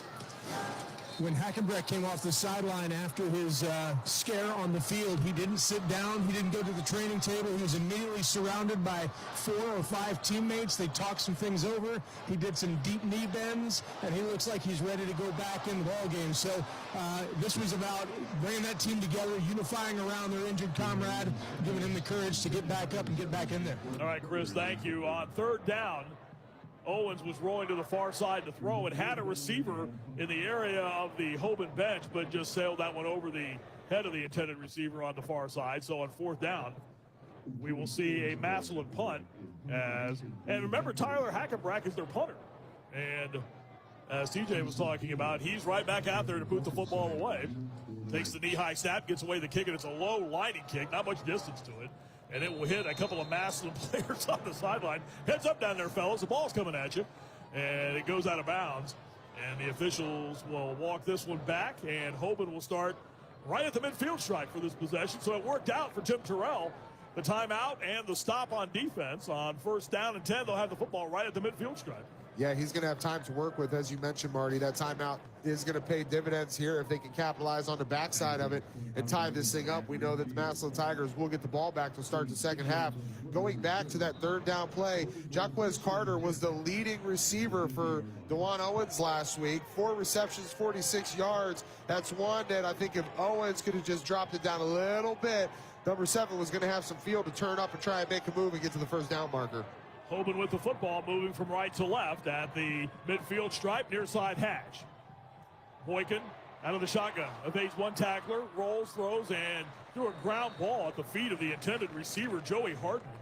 At about the 45-yard line, he had Hardman, but just bounced it right at his feet. That'll bring up a second down and 10. You know, we always hear the quarterback gurus talking about it, defensive guys, the rush guys, getting a quarterback off schedule, and that's what Chase Bond was able to do right there to number 10 as he rolled out of the pocket, not able to get his eyes and body squared back around to be able to get that ball in there and deliver it to the chest, and he strikes it right at the ground to bring up second. Juice Boykin, 3 of 6 throwing the football for 19 yards in this game.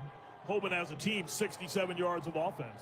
Pistol formation, Boykin takes a snap, hands off Feaster, got back to the line of scrimmage and then was pulled back as he started to fight ahead at the line of scrimmage. Mikey Wright, who's having a big game on both sides of the football for Massillon, was there to make the stop and the play right back to the line of scrimmage. So just like that, it's third down and 10 for Hoban. Yeah, and also good to see, as we mentioned about the Tyler Hackenbreck injury, you know, you talked about him coming out to punt. He's back there in the secondary, so looks to be all good for number 24. And really, in that front 7, it's kind of rally and leader by committee and kind of all hats on the football, as you saw not only Mikey Wright, but also Chase Bond and Dorian Pringle.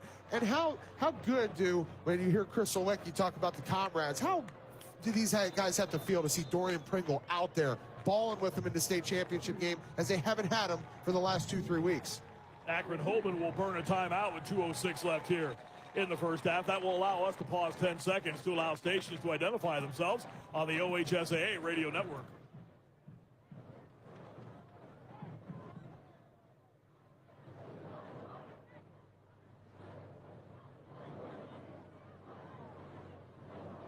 .206 to go here in the second quarter. Massillon, Washington capitalizing on a blocked punt. And the touchdown drive was capped off by the Greer touchdown run. And Hoban with the football now facing a third down and 10 at the midfield stripe. Ball's placed almost right smack dab in the middle of the field on the Hall of Fame insignia. And the Hoban Knights offense comes back to the line of scrimmage. The Massillon defense now will make its way back out. I would think this is one of the larger crowds we've had for a state championship game. Both sides of the stadium look to be almost full. Yeah, and I think when you look at the average, probably 20 minutes for Hoban to get down here, about 10 minutes for Massillon to travel over. So it's good to see that the fans have showed up for these young men. Boykin works over center, and a lot of confusion right around the line of scrimmage. It looks as if he wanted to fake a toss to the outside and then stick it back in the belly of the ball carrier, but that fooled absolutely nobody wearing a black jersey.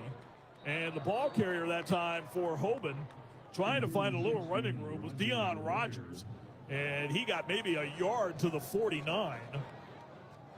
Look at Coach Moore doing the same thing. Back to Coach Timmy T. He burns a timeout thinking that he might be able to get a little something here on the backside of this fourth down working. No one will get that ball back to start the second half. They can punch another one in here, make things a little bit tighter on that Hoban sideline. And I'll tell you what, Sam Greer just got away with one right there. About 20 yards away from the play, he had Chase Bond in his sights, and he took him out. This is a great matchup to watch. Sam is a guy that will be playing at the Division I level when his time is over in high school. He's working against a guy who will be playing Division I college football next year. So he's trying to set a tone. He's trying to show people out there that, you know what, we obviously know, Marty, that he's got the Ohio State offer in the back pocket. But to show everybody out there, you know, I'm not just a basketball guy. I've earned the right to get these offers, because if you remember, Marty, he got that offer from Ohio State without ever playing a varsity snap.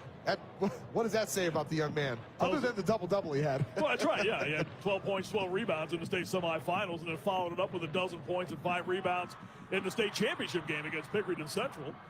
You got to love a tackle with feet like that. I'll take it any day of the week. I would think so. I don't think Chase Bond liked what he just did to him right there.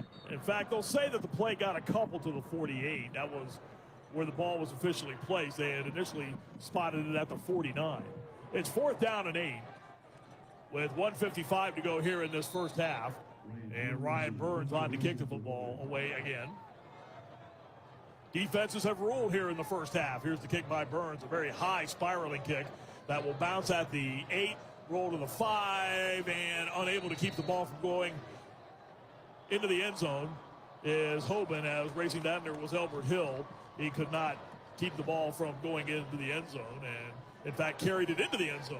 So it comes back out to the 20, and that's where the Massillon offense. Marty, I'm not sure. I think they're going to mark that the 1. Wow. I thought he went into the end zone with that.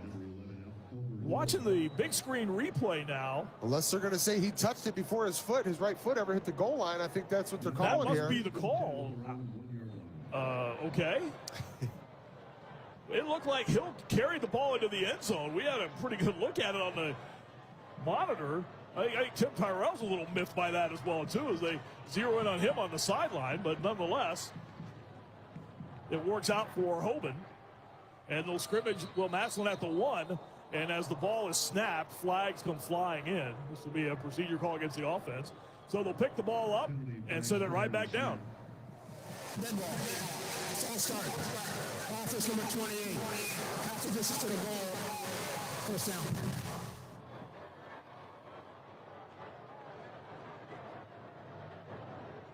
So we have seen very few flags in this first half. That was just the 4th accepted penalty of the night. So it'll be 2nd down. Now we have a timeout call here as both teams head to their sidelines. So Hoban called the timeout. So again, Tim Terrell, again, trying to play a little field position here. But he is out of timeouts, though, here for the rest of the half.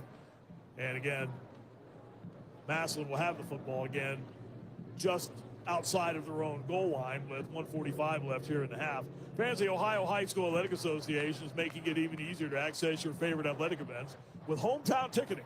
As the official digital ticketing partner of the OHSAA, Hometown Ticketing allows fans to search, buy, and manage your tickets for all OHSAA tournament events right from your mobile device. Download the Hometown Ticketing fan app. Go to the resources section of hometownticketing.com. 7-0 again is the lead for Massillon Washington over Akron Hoban in this Division II state championship game. First of 7 here in the state of Ohio for these championship matchups. We get a 5-loss team in a state championship game tomorrow night, but that's no ordinary 5-loss team. The Springfield Wildcats, who were 3-5 at one point this year and have stormed through the season from that 3-5 mark, and they get their 3rd crack at Lakewood St. Edward tomorrow night, one of the highlight games of the 7 games here in Canton. From the end zone, it's Owens. Grabbed in the end zone and dropped. Is it a safety? It is. It's a safety. Owens could not get out of the end zone, and Hoban had all kinds of pressure, so they get points. And a great job of penetrating. Owens really had nowhere to run with the football. So Hoban gets on the board. It's now 7-2. with 1:40 left in the half. I'll tell you what, Marty, we've seen now special teams really start to impact this football game. That ball being down on the 1-yard line led to these points. That blocked punt by Chase Bond has led to the 7 points for the Massillon Tigers. If you think back to when these two teams faced years ago for the state championship inside of this stadium and this venue, it was a fake punt late in the football game by Coach Timmy T that changed the course and the outcome of it and gave that championship to Hoban. So to see that kind of mold the first half of this football game is really no surprise. Tanner Mintz was the Hoban player who grabbed Owens and dropped him for the safety. So it's now 7-2 with 1:40 left here in the half. And Hoban will get the football now after Massillon will have to free kick the football here with 1:40 left. So this is could be a big part of this game right now. And again, as TJ pointed out, Massillon gets the ball to start the second half, but Hoban has a chance here to perhaps take the lead. Remember, they're out of timeouts as well, too. Again, it'll really just come down to what type of shot is Coach Timmy trying to take a look at here. You know, Peyton Cook streaking down the sideline. Are you going to give your quarterback the extension to be able to pull the trigger?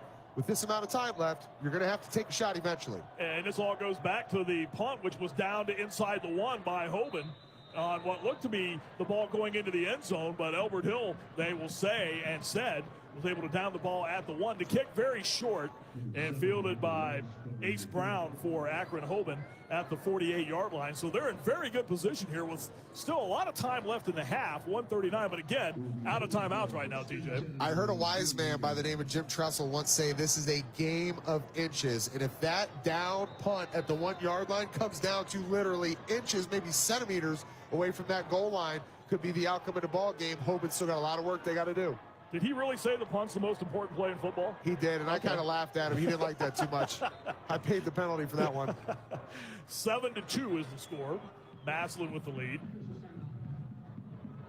An official's timeout with 1:39 left in the half.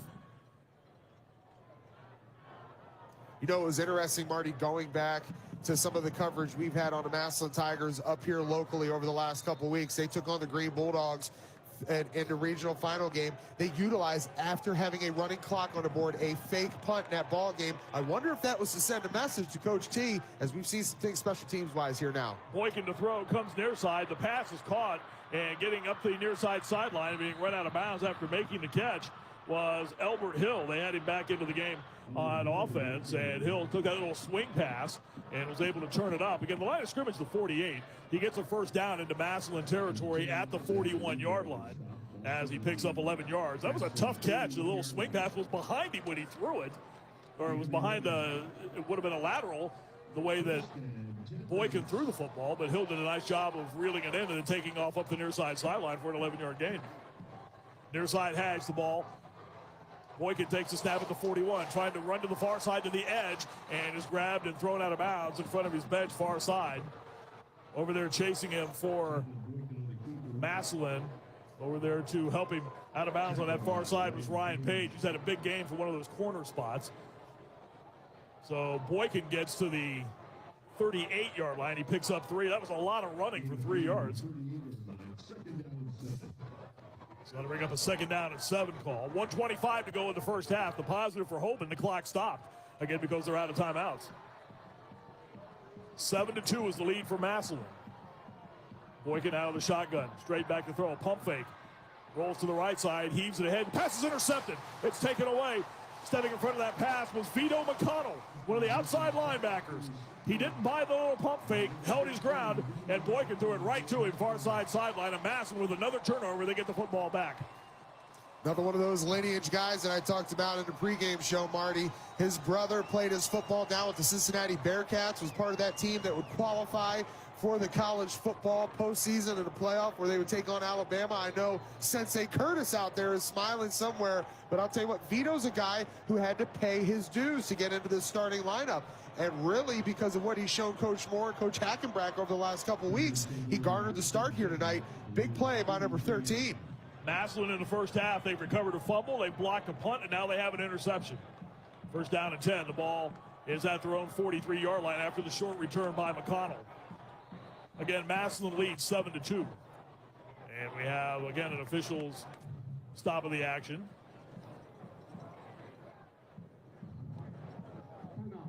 So Massillon's going to be all out of them now here. So we'll see how they utilize the sideline, Marty. I know it looked like Hoban was kind of taking that advantage to themselves with not having any of those timeouts remaining. We'll see what kind of trigger offensive coordinator John Mazur and Jarrett Troxler, what they're going to put into the hands of Owens. We know that he can do it with his feet. It's just always been the question mark, and it seems to be for both of these teams now. Who's going to take the shot down the field? When are we going to see some explosive plays? Well, we've got a tight ball game, and you're showing either side's defense, hey, fill the box, stop the run. Who's going to actually have the moxie to say, hey, I'm going to pull the trigger and chuck this thing 40, 50 yards downfield, see if we can't get some one-on-one coverage and make something happen. Only touchdown tonight belongs to Massillon's Mylan Lennox, a 6-yard touchdown run. Hoban with a safety a short time ago. That's where we stand, 7-2 Massillon. First and 10, the ball at the 43, their own 43. Out of the shotgun formation, back to throw was Owens. Flares over the middle, the pass is incomplete. Trying to hit Braylon Tolles on a crossing route at about the 39-yard line. And the pass falls incomplete. That'll stop the clock. 1:14 to go in the half. DeJuan Owens right now has just 2 completions in a half dozen attempts for 11 yards. Really, neither team, again, as we talked about earlier, between them, they average over 700 yards a game of total offense. Right now, we have a grand total of 162 between them. That's normally a quarter for one of these teams. Pass to the near side again by Owens, and again he's able to, or unable rather, to connect with his receiver. That was Shot Carter near the midfield stripe. So just like that, it's a 3rd down and 10 with still 70 seconds left. This last minute and a half's taken forever to play. And Jordan Pritchard-Sewell just laid a shot on DeJuan Owens. He jumped up, got a little bit of help from the offensive line, picking him up off the turf, but those are the type of shots that when you think about that ball coming out of the hand a little bit early and getting those scared feet inside of the pocket, you'll remember that hit later in this game. Out of the shotgun again, Owens takes the snap and trying to find some room as he runs to the middle of the field across the 45. He got out to the 46. He picked up 3, so it is a 4th down call coming up, 4th and 7. And Hackenbrack will come on to punt the football away. So when you think about this punt coming off the foot of Tyler Hackenbrack, most likely you will have about 30 to 25 seconds remaining on this clock. So not sure if Coach Timmy T is going to want to do a whole lot with this. We'll see what type of return we get out of Campbell. Massillon's lowest point total this year was 15 in their game against Lakewood St. Ed. Here's the knuckleball punt by Hackenbrack.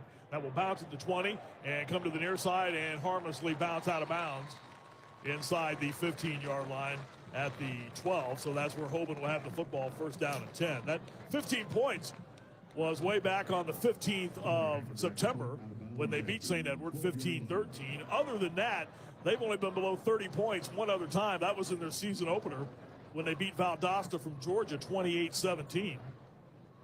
And then 28-7 was the win over St. John's College out of D.C. But other than that, they have been putting points on the board in a very high-paced manner throughout this season. But right now, 7-2 is the lead with 18 seconds left in the first half. Massillon over Hoban.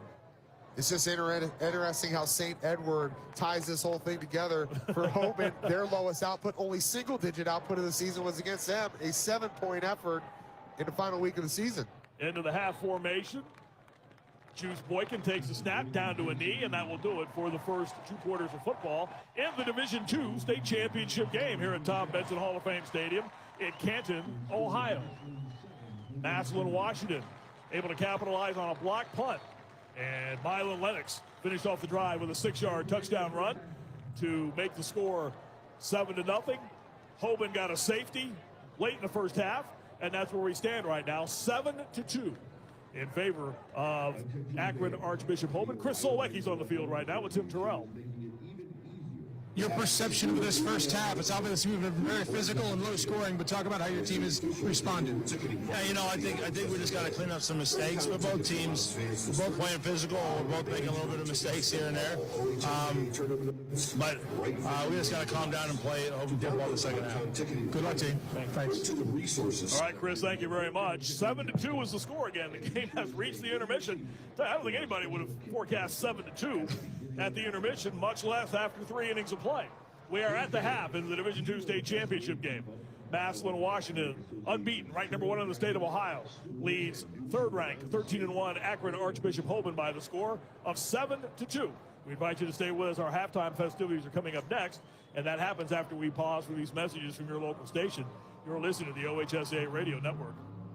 Welcome to the home of Gridiron Legends, the newly renovated Pro Football Hall of Fame in Canton, Ohio. Walk among the immortals of football inside the Hall of Fame gallery. Here you can stand face to face with the men who built America's game. Relive the greatest moments of Super Bowl history in the Lamar Hunt Super Bowl gallery and stand before the Vince Lombardi Trophy, while the NFL Today gallery is home to the NFL's most recent record-breaking moments. Plan your visit to the Pro Football Hall of Fame today at profootballhof.com.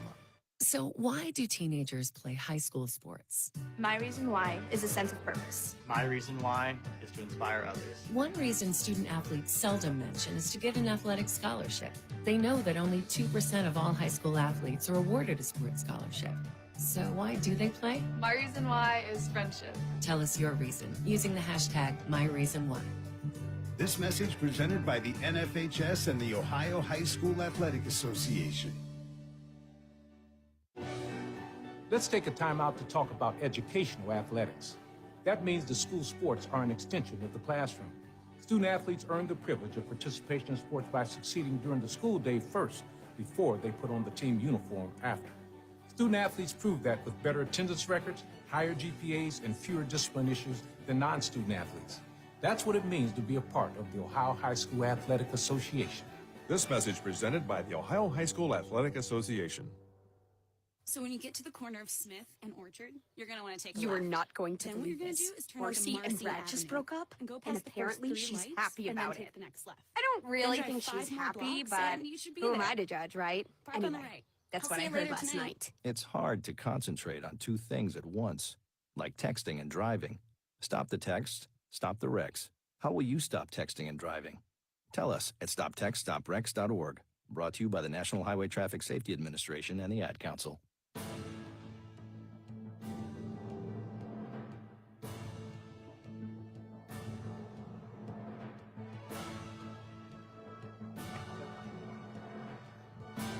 Reminder fans that this broadcast is a presentation of the Ohio High School Athletic Association Radio Network.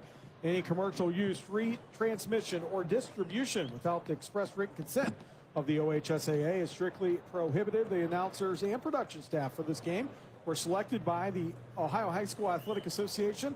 Satellite distribution is provided by Skyview Network. For more information, log on to the OHSAA Radio Network at www.ohsaa.org.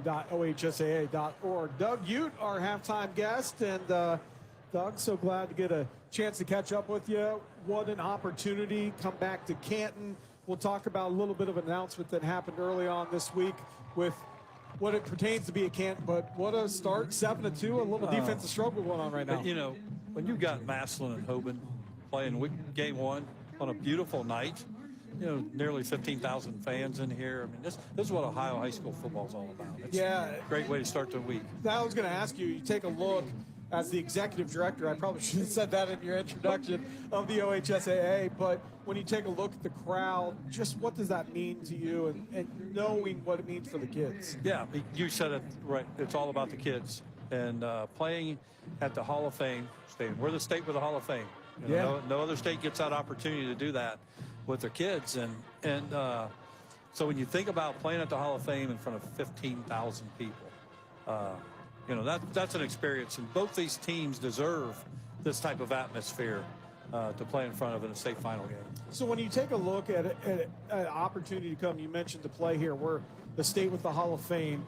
It has been here for a few years now. It was announced we did another 3-year deal, did the OHSAA with the Hall of Fame here, and talk a little bit about that. What goes into that process? Well, first of all, this is our third year, and so our contract runs out, but we've had discussions with them about continuing to play here. And so we start with the Hall of Fame, visit Canton.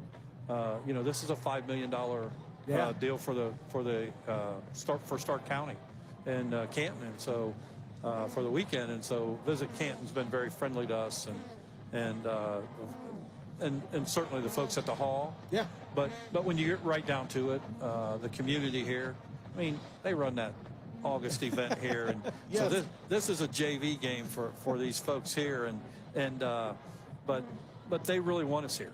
The community wants us here, and wants our athletes, and wants our athletes, the communities that come along with that, and that's big. That's big here, and they know how to throw a party. Doug Ude, Executive Director of the OHSAA, talking to us right now. And I know that, sometimes with different sports, it goes to different areas and sites and kind of how that all works out. And you hear it a lot, right, during the regular season for people of, why was this site chosen versus this site and all this? What goes into that outside of what you were just talking about here? Obviously, this is kind of a no-brainer, right? Yeah. But yeah. then when you go on a site visit and you talk to the people and the hotels and all the back end that goes into that, talk a little bit about that process. Yeah, you have to be at a place, number one, that wants you there.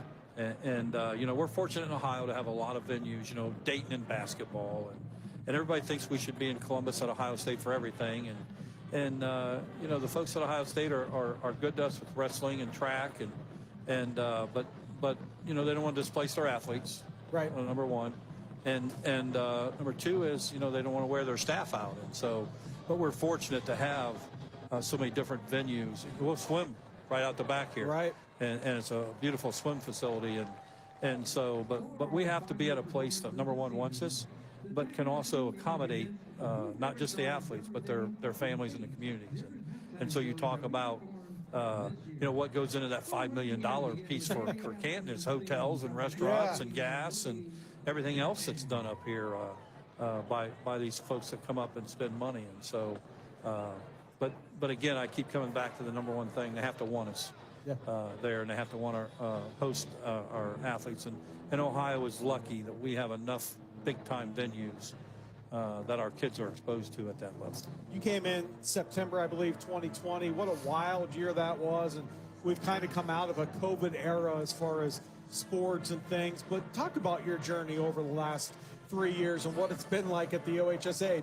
You've been an educator, you've coached, you've been a superintendent, you've been all these things. What has it been like to be on this side of things? Well, it's number one, it's just great, and I always thank the governor, Lieutenant Governor Houston, and you go back to 2020, we were one of the very few states that played contests, and it was so important for the mental wellness of kids that were, displaced from their schools and their regular routine, that they still had something to go to. And so the governor and lieutenant governor made that possible. And excuse me. And then when you talk about moving forward, we had some financial issues prior to COVID, and so we think we've rebounded from that financial condition into a little bit more strength and that, and that's important because without funds there's no mission for our kids.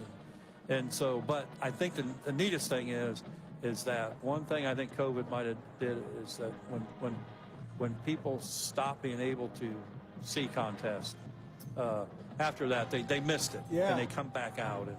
And for us, it's about, again, the experience for kids. And what they lost during COVID was those rivalry weeks they have with the neighboring town, and those packed gyms or sold out stadiums, those type of things. And so it's been neat to see the community support that I've seen pick back up since COVID. From running an organization, did COVID teach you anything that you can look back on and be grateful for as far as running an organization like the OHSAA? Yeah, and I mentioned a lot of things we're grateful for, but I think the main thing is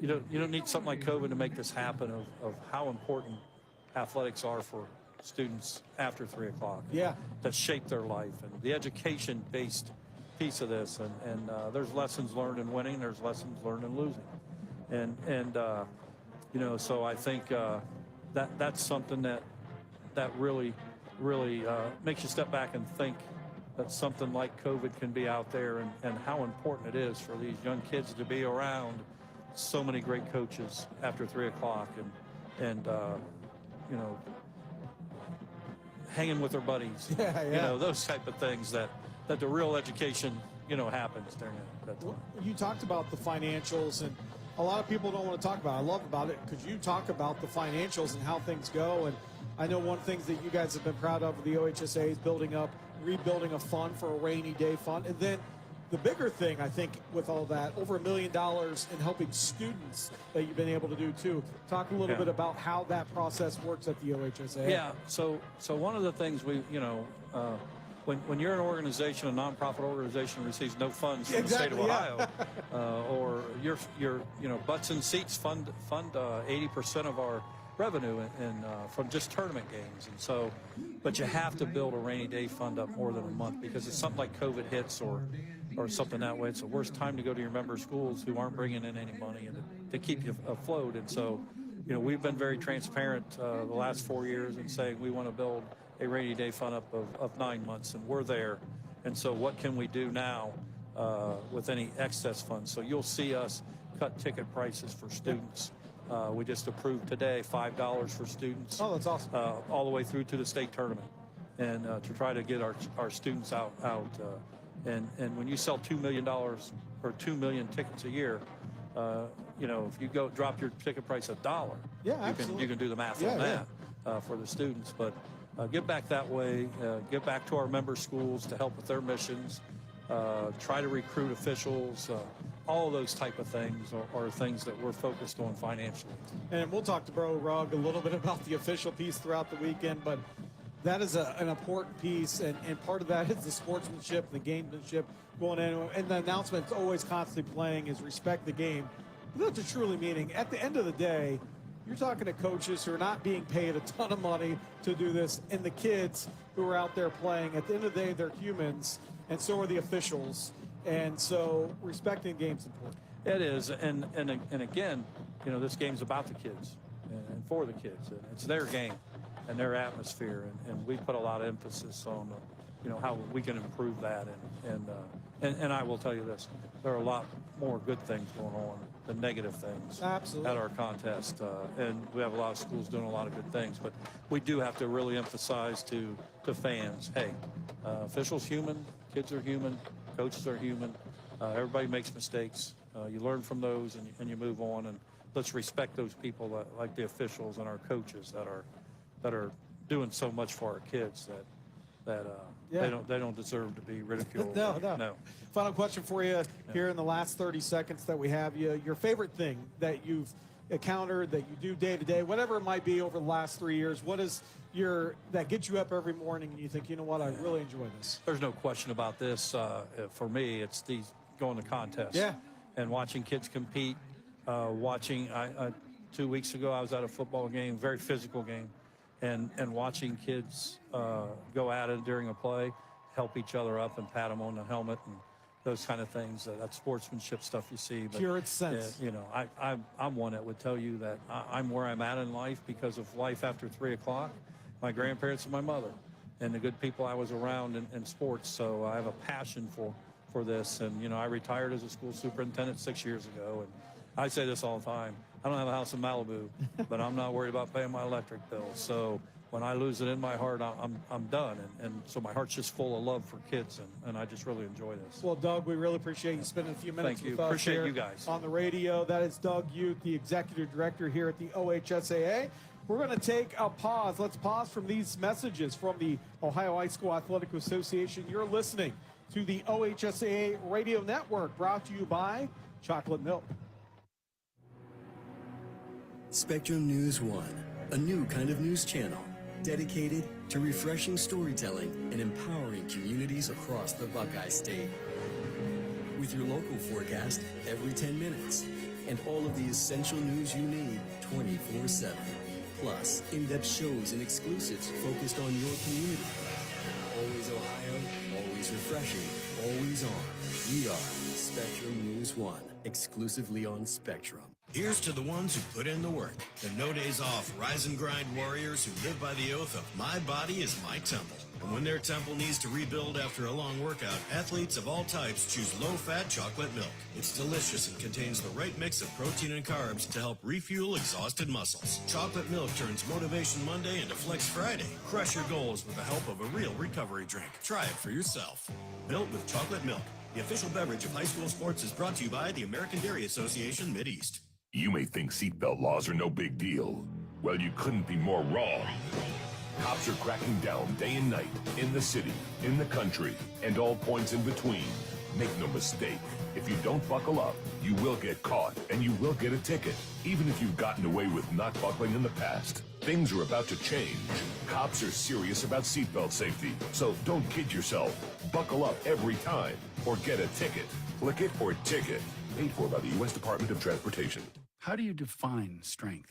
Is it physical? Or is it mental? Maybe it's both. Maybe it's whatever empowers a person to dig deeper, fight harder, and overcome obstacles that once seemed insurmountable. Discover how much stronger and more confident your children can be. Encourage them to participate in a sport when they go to high school. This message presented by the Ohio High School Athletic Association and the Ohio Interscholastic Athletic Administrators Association. You can stay in the game long after your playing days are done. Become an OHSAA contest official. Log on to OHSAA.org for more information. Back here at halftime, Tom Benson Hall of Fame Stadium in Canton. It is 7-2. Our halftime score, Massillon on top of Hoban. And two teams that are potent offense. It's been a defensive game. Special teams and turnovers have been big. It's a Hoban fumble that Massillon recovered, an interception that Massillon had, and then a block punt by Massillon as well. And that's how we get to 7-2. Hoban, they had a good punt down at the 1-yard line and was able to get a safety late in that first half to make it 7-2. Take a look at these first half statistics team-wise. Again, we talked about the score being 7-2, 5 first downs for each team. Rushing yards for each team, 19 for 63 for Hoban, 17 for 71 for Massillon. Total offense for both teams is not what you would think when you take a look at the yardage. Again, both teams over 400 yards. How about this? 26 plays for 82 yards for Hoban, 25 plays for 82 yards for Massillon. Third down conversion, something that's always important in high school football. 0 of 5 for Hoban, 2 of 7 for Massillon. We'll take a quick look at some statistics here offensively, individually. Rushing the football for Hoban, Caleb Jones, 5 carries for 38 yards. He has a long of 13, averaging 7.6 yards per carry. Boykin throwing the footballs, 3 of 7, 19 yards. His long of 9 there. Their leading receiver, just 1 catch for Peyton Cook for 9 yards. Looking for rushing for Massillon Washington, Owens 9 carries for 57 yards. Lennox has 5 for 17, averaging 5.3 is Owens per carry. Owens throwing the football 2 of 8 for 11 yards, a long of 6 yards. So again, the defensive struggle right now with both teams. Leading Massillon for tackling, Ryan Page up front. He has 7 tackles, 5 unassisted, or excuse me, 2 unassisted, 5 assisted. Ricky Williams, the leading tackler for Hoban, as he has 5 tackles on this game and a half for a loss. So right now our halftime score, it is 7-2, as we are going to take a quick timeout. When we come back on the other side, Marty Bannister will take you through the second half. Let's pause for these messages from your local station. You're listening to the OHSAA Radio Network. Welcome to the home of Gridiron Legends, the newly renovated Pro Football Hall of Fame in Canton, Ohio. Walk among the immortals of football inside the Hall of Fame gallery. Here you can stand face to face with the men who built America's game. Relive the greatest moments of Super Bowl history in the Lamar Hunt Super Bowl gallery and stand before the Vince Lombardi Trophy, while the NFL Today gallery is home to the NFL's most recent record-breaking moments. Plan your visit to the Pro Football Hall of Fame today at ProFootballHOF.com. They are role models and educators. Their work requires a great deal of time and energy for very little pay.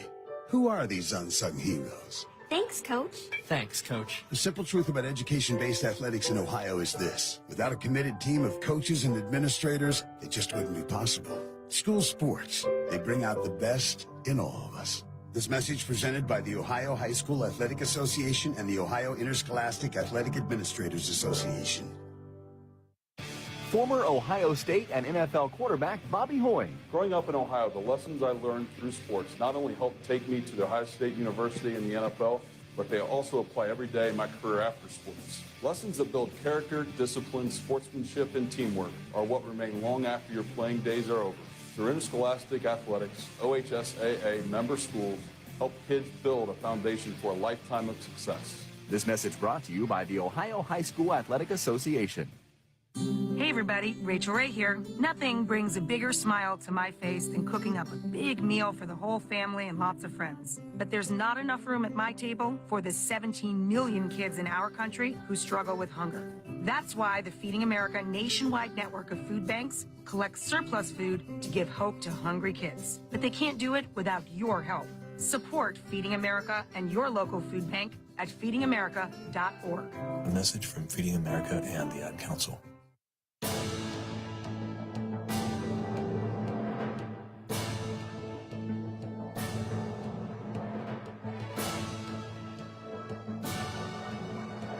And we welcome you back to Tom Benson Hall of Fame Stadium in Canton as we close in on the second half of our Division II state championship game.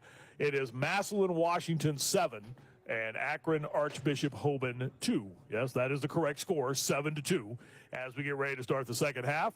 Thanks to Aaron Cassidy and Doug Ute for visiting with you at the intermission. Always good to hear the words of Doug Ute, the executive director of the Ohio High School Athletic Association. Massillon, Washington will get the football to start the second half. Aaron went through some of the stats for you a short time ago. Neither team able to get a whole lot done through the air in this game. Juice Boykin, 3 of 7, 19 yards. And DeJuan Owens, 2 of 8, 11 yards in the first half throwing the football. And again, the total offense numbers dead even, 82 apiece in the first half of this game. It's just remarkable where we stand when you think about the prowess of both of these offenses right now, and neither one of them have cracked the 100-yard mark as far as total offense is concerned. This is the Division II state championship game. There are 3 more games on tap for tomorrow here at Tom Benson Hall of Fame Stadium. It will get started bright and early at 10:30 in the morning with Versailles out of the Mighty Mac, the Midwest Athletic Conference. They take on the Hornets from Kirtland, and that one will kick at 10:30. Do you think Tiger Laverty just goes ahead and makes a reservation every year here in Akron or here in Canton for the state championships? I mean, goodness sakes, they're here almost just about every year. And the middle game of the 3 tomorrow will be Bishop Watterson from the Columbus area taking on Toledo Central Catholic. And then the nightcap, the Division I championship game tomorrow, will be Lakewood St. Edward against Springfield. 3rd straight year those two teams have met in the Division I championship game, with Lakewood St. Ed winning the prior 2 matchups. Springfield coming in with the most losses of any team to make it to the state championship round, with 5 defeats coming into this one on Friday night.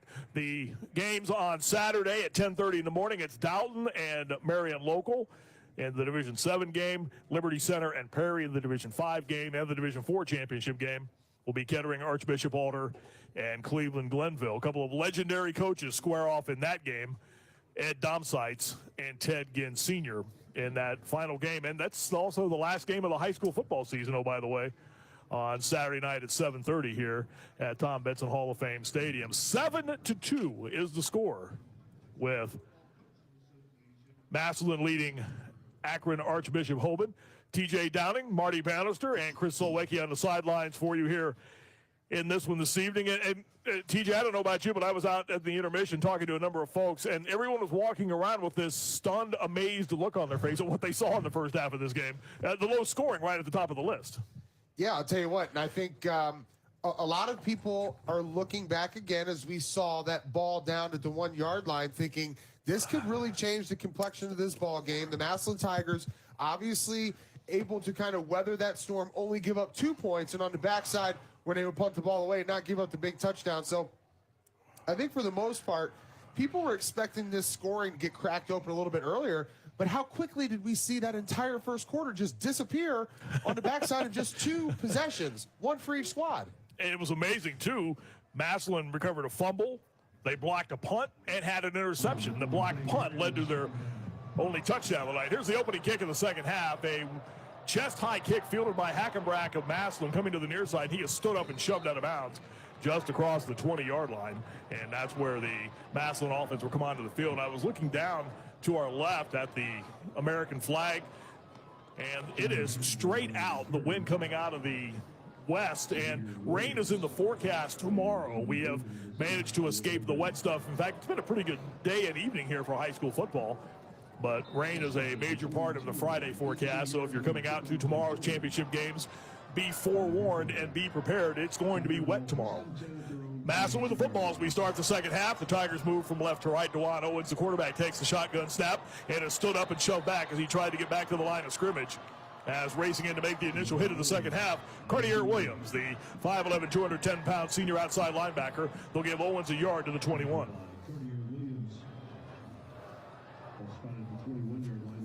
Good start there defensively for Hoban. I know that, obviously, Marty, when you talk about halftime adjustments and what you say to your players, this is all going to come down to the trenches. Who can slow the other team's run game the most? Again, they'll operate out of the shotgun with the back off to the left. A man comes in motion. That's Carter. Takes the handoff, sprints for the edge, and is flipped airborne. The ball comes free. It's loose in the field, and it goes out of bounds in front of the Hoban bench. Carter got flipped airborne as he tried to turn the corner at about the 22-yard line. And when he got flipped airborne, the ball came out of his hands, bounced ahead about 7 or 8 yards, and was finally knocked out of bounds. A number of guys were trying to get their hands on the pouncing pigskin. And finally, when the ball goes out of bounds, it will still be Massillon football, so they catch a break right there. The play carried out to the 28-yard line. Catastrophe diverted right there. Obviously, Braden Grant was trying to make a play on the football. Braylon Tolles does a good job playing defense as an offensive wide receiver to block him from getting to it. Prior to the 3rd down and 4 snap, we have whistles. We are 49 seconds into the 3rd quarter. The penalty looks as if it's against the defense. We will wait and see what Charles Anderson tells us. Defense number 11, 5-yard penalty, first down. On the quarterback, Elbert Hill, guilty of encroachment. So a break right there for Massillon. That gives them a first down. It was a 3rd and 4.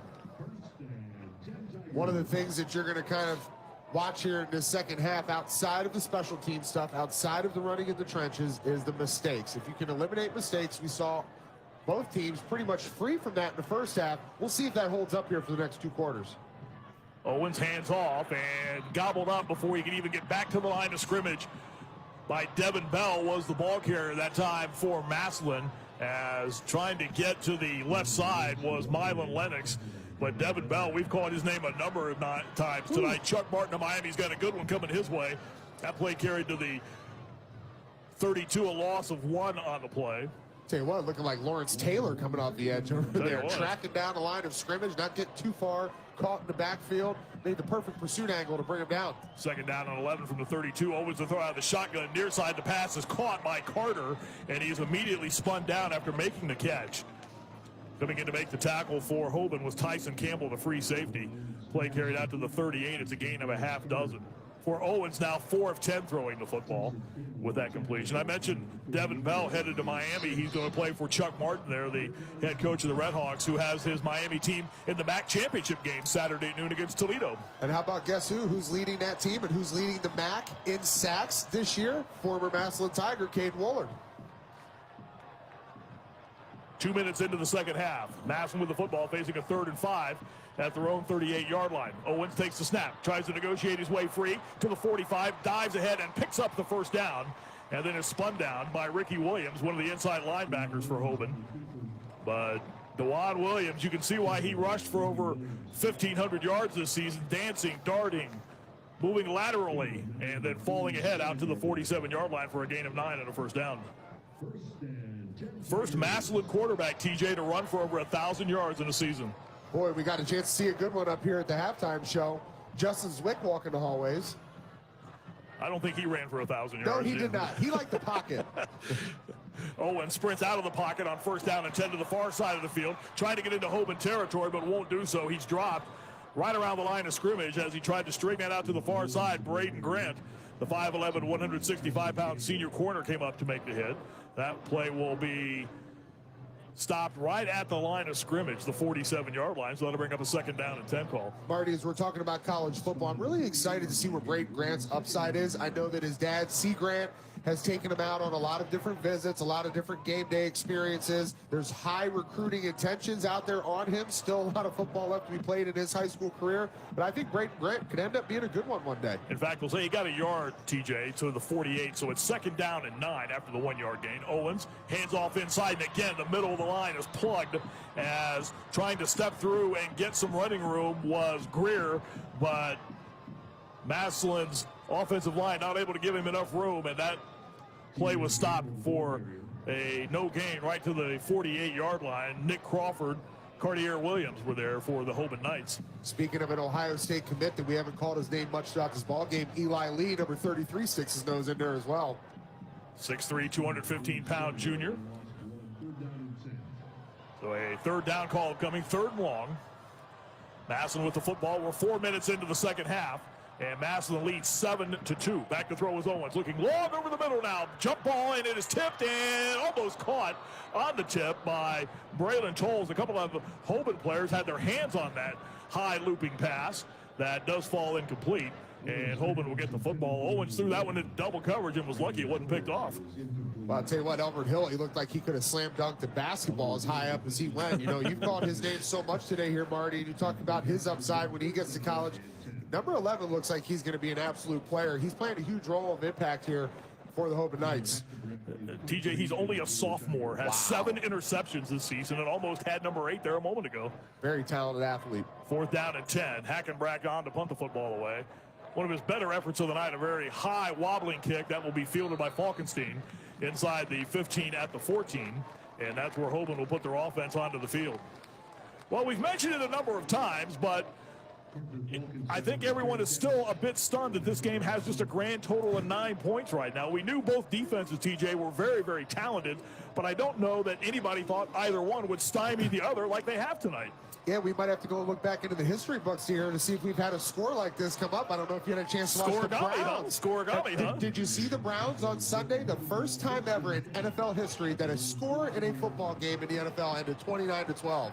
Maybe we'll get a crazy one here. I'll tell you what, Hoban did what they needed to do to come out and start 2nd half, get that key stop. They still play football there, don't they, Cleveland, right? They sure do. Hand off far side, and trying to sweep the edge is Xavier Williams. 1st down and 10 at the 14-yard line.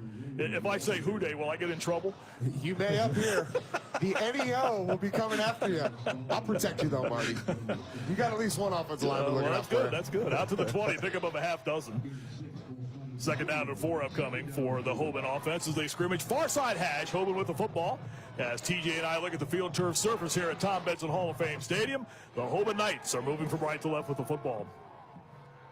They'll send Peyton Cook wide to the far side, 2 wides to the near side for quarterback Juice Boykin, who will throw. Near side, the pass is intercepted. No, incomplete. He threw it right to a Massillon defensive back. That was Zach Liebler, and the throw was low. Liebler did his best to scoop it in, but just could not do so. Looked like number 10 was trying to get his mitts underneath it. And I'll tell you what, a lot of talk about him, and I've talked about some lineage guys from Massillon. His brothers all played here. Nick Liebler, watched him run roughshod over the McKinley Bulldogs inside of this stadium.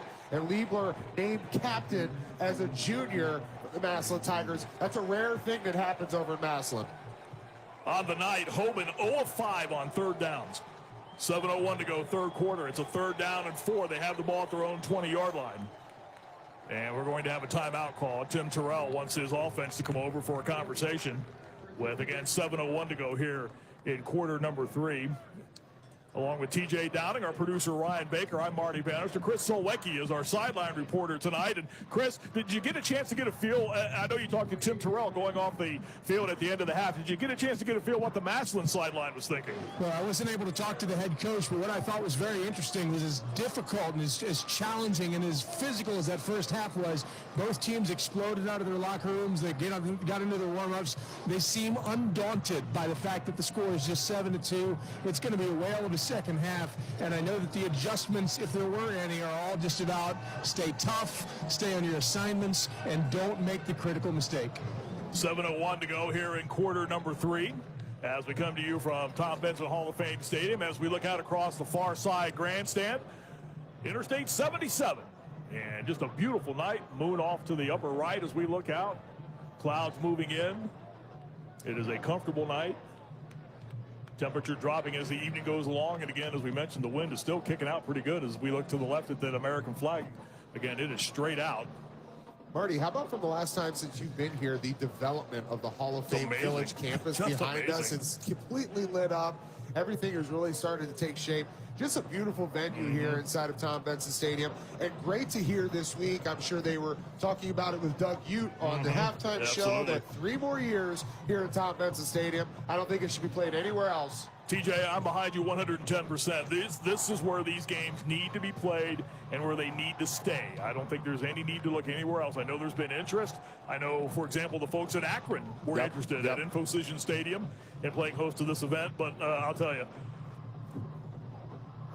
right-size stadium, Stark County wants it. You know you're up here. You know what the reception is to these games each and every year and how important it is to this community.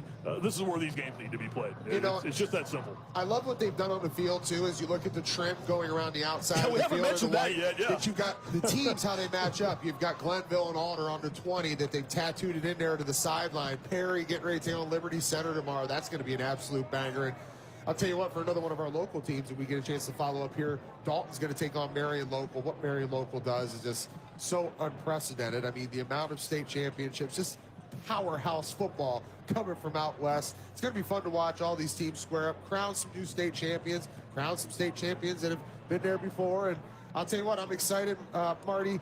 You know, when you also start to think about this ball game and what Chris Solecki said, mistakes. Who is going to make that marquee mistake in the second half that is going to allow the other team get into the action and possibly Hoban come back or Massillon control this deal? Both teams from the sidelines back to the line of scrimmage. Hoban with the football. 3rd down and 4 at their own 20. They scrimmage at the far side hash mark. 7:01 to go, 3rd quarter. Massillon, Washington 7. Archbishop Hoban 2. Empty backfield for the quarterback Boykin. They'll put a man in motion and hand the football off to that motion man trying to get to the edge. That's Albert Hill. And he needed to get to the 25, or to the 24 rather, and see where they spot this. He got it. Not by much, but he did get it. So a 1st down gain as they put Hill in motion. And Boykin just stuck the football in his belly, and he was able to turn the edge enough for the gain out to the 24. A gain of 4 and a 1st down for Hoban. That offensive line led by center Sam Greer, left tackle Will Satterwhite. Boykin again hands the football off, and this is Campbell, and he is shoved back as he managed to get a yard to the 25-yard line. You know, Marty, that was Maverick Clark in there on the tackle. And guys like Maverick Clark and Malachi Carr, they go unnoticed on this defense as we have an injured player down there on the field. I believe that is Big Mike Wright, number 45. It is. It is, TJ. He was just pounding the turf in frustration. And good sportsmanship here. You see one of the members of the Hoban athletic training staff out to check on him, waiting for the Massillon folks to come across from the far side of the field. And clock is stopped with 6:12 to go here in this 3rd quarter. While they tend to the injured Massillon player, we will step aside. Massillon, Washington 7, Akron, Archbishop Hoban 2. Let's pause for these messages from the Ohio High School Athletic Association. You're listening to the OHSAA Radio Network, brought to you by Chocolate Milk. You practice hard, you play hard, you're always reaching for your goals. You reach for the next point, the next yard, the next win. And after the game, reach for low-fat chocolate milk. It has the fluids to rehydrate you, the right mix of protein and carbs to refuel you, and the vitamins and minerals to help you build strong bones and bodies. Fuel up with chocolate milk. For more information, visit drink-milk.com. Max Preps is your source for high school sports. From schedules to stats, live scores, rosters, video, and photos, Max Preps has it all. And when you download the Max Preps app, You can add your favorite teams and get notified on the go. Have your own personalized scoreboards and stay updated on the latest news surrounding your high school team. As a proud partner of the Ohio High School Athletic Association, Max Preps wishes every student, athlete, and coach out there a very successful season. Jim Lachey, Ohio State football All-American and NFL Super Bowl champion on Achievement. Hi, I'm Jim Lachey. Studies show that students who play school sports tend to have better attendance records, higher grade point average, fewer discipline problems, and are more likely to pursue a college education. High school sports also teaches leadership, character, and provide the foundation for becoming a good citizen. Let's respect the game. Remember to always keep the student first and student athlete. This message brought to you by the Ohio High School Athletic Association. How do you respect the game? Find out how at OHSAA.org/RTG. 5:59 to go, third quarter. Elbert Hill just picked up a first down for Hoban as they ran that little jet sweep motion, and Hill was able to turn the corner and get out to the 35 for a first down. And prior to the next play coming up, Hoban will take another timeout. As we mentioned, Chris Solwecki has been doing a great job patrolling the sidelines for us tonight. Let's head down there again and check in with Chris. Yeah, thanks, guys. You talk about these the trenches and the sledgehammer that we talked about earlier. TJ mentioned it as well. These guys are blocking well away from the ball, and they are working hard until they hear the whistle wherever they find themselves. And you're starting to see a little bit of fatigue. You're starting to hear the fans say, wait a second, that's not right. But, man, these guys are working hard. They are playing hard. And that work in the trenches right now is something to be beholden. You know, Marty, another thing that you can take away for both of these teams that they have not played in front of a crowd like that this year or like this year. So that crowd noise becomes a factor for the opposing offense when they're out there on the field. So we have to take into account that you might have to burn some earlier timeouts. We've already seen Hoban down to 1, and we're only halfway through the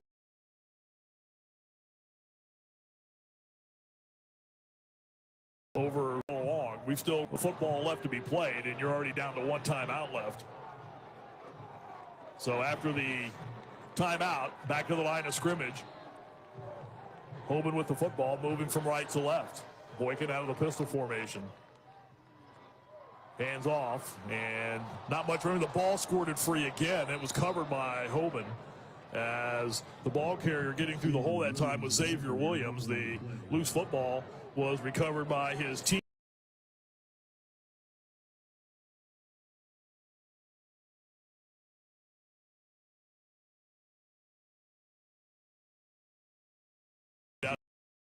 To the 5 goes. The clock continues to roll in this Division II state championship game. 7-2. Massillon leads Akron Archbishop Hoban. Massillon looking for their first state championship on the field. The school has 10.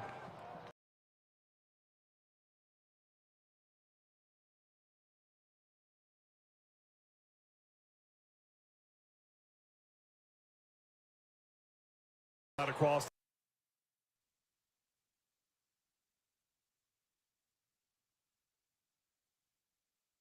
45 to the 47-yard line, a gain of 7 and another first down for Akron Hoban.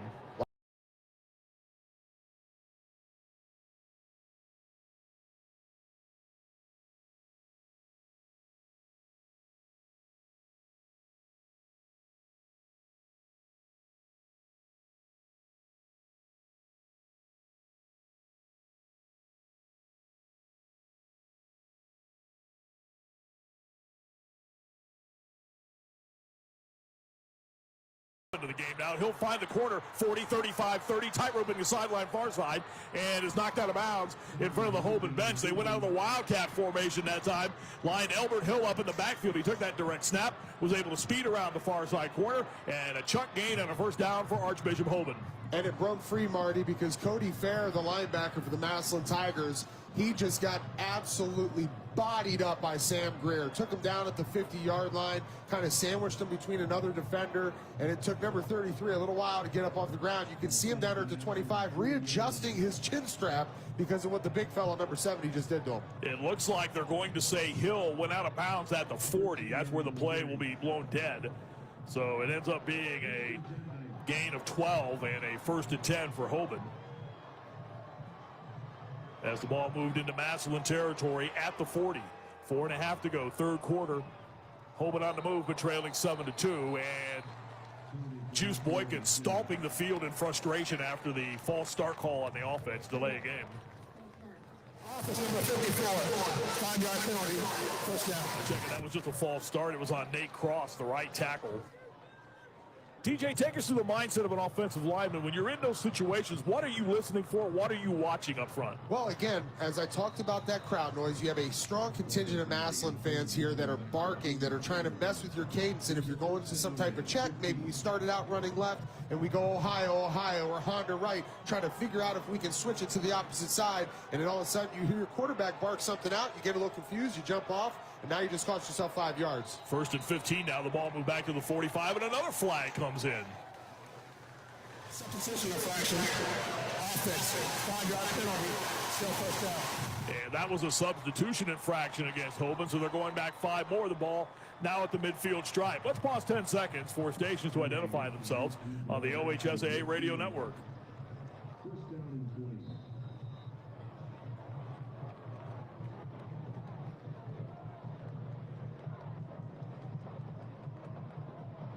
So the ball now back at the 50. And it's a 1st and 20 for Hoban. They need to get to the Massillon 30. Shotgun formation with Jones off to the left of Boykin, who gives Jones the football. And there he goes, 40. And is grabbed around the waist and pulled down at the 35-yard line by Adonis Marshall of Massillon, Washington. He was able to stumble inside the 35 to the 34, picked up 16 on that. Still shy of the first down, but it's a much more manageable situation here, TJ. 2nd down and 4. Marty, this offensive line is starting to feel themselves, man. You got Satterwhite, who just pulled around from the left side to the right side. He opens up the big hole for Jones. And I'll tell you what, we see Mike Wright Jr. back on that defensive line for the Tigers. They may need to bring in some reinforcements for him as well, because the defense is getting pushed around. Handoff goes to Jones, coming to the middle of the field, and he is brought down.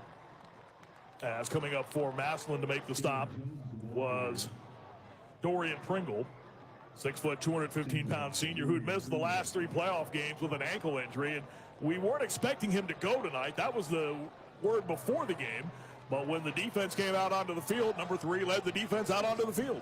We got Coach Belichick down there on the Massillon sideline trying to pull a couple secrets on us, pull a couple fast moves in the broadcast booth for us. Play gained a yard to the 33. 3rd down and 3. 3:23 left in this 3rd quarter.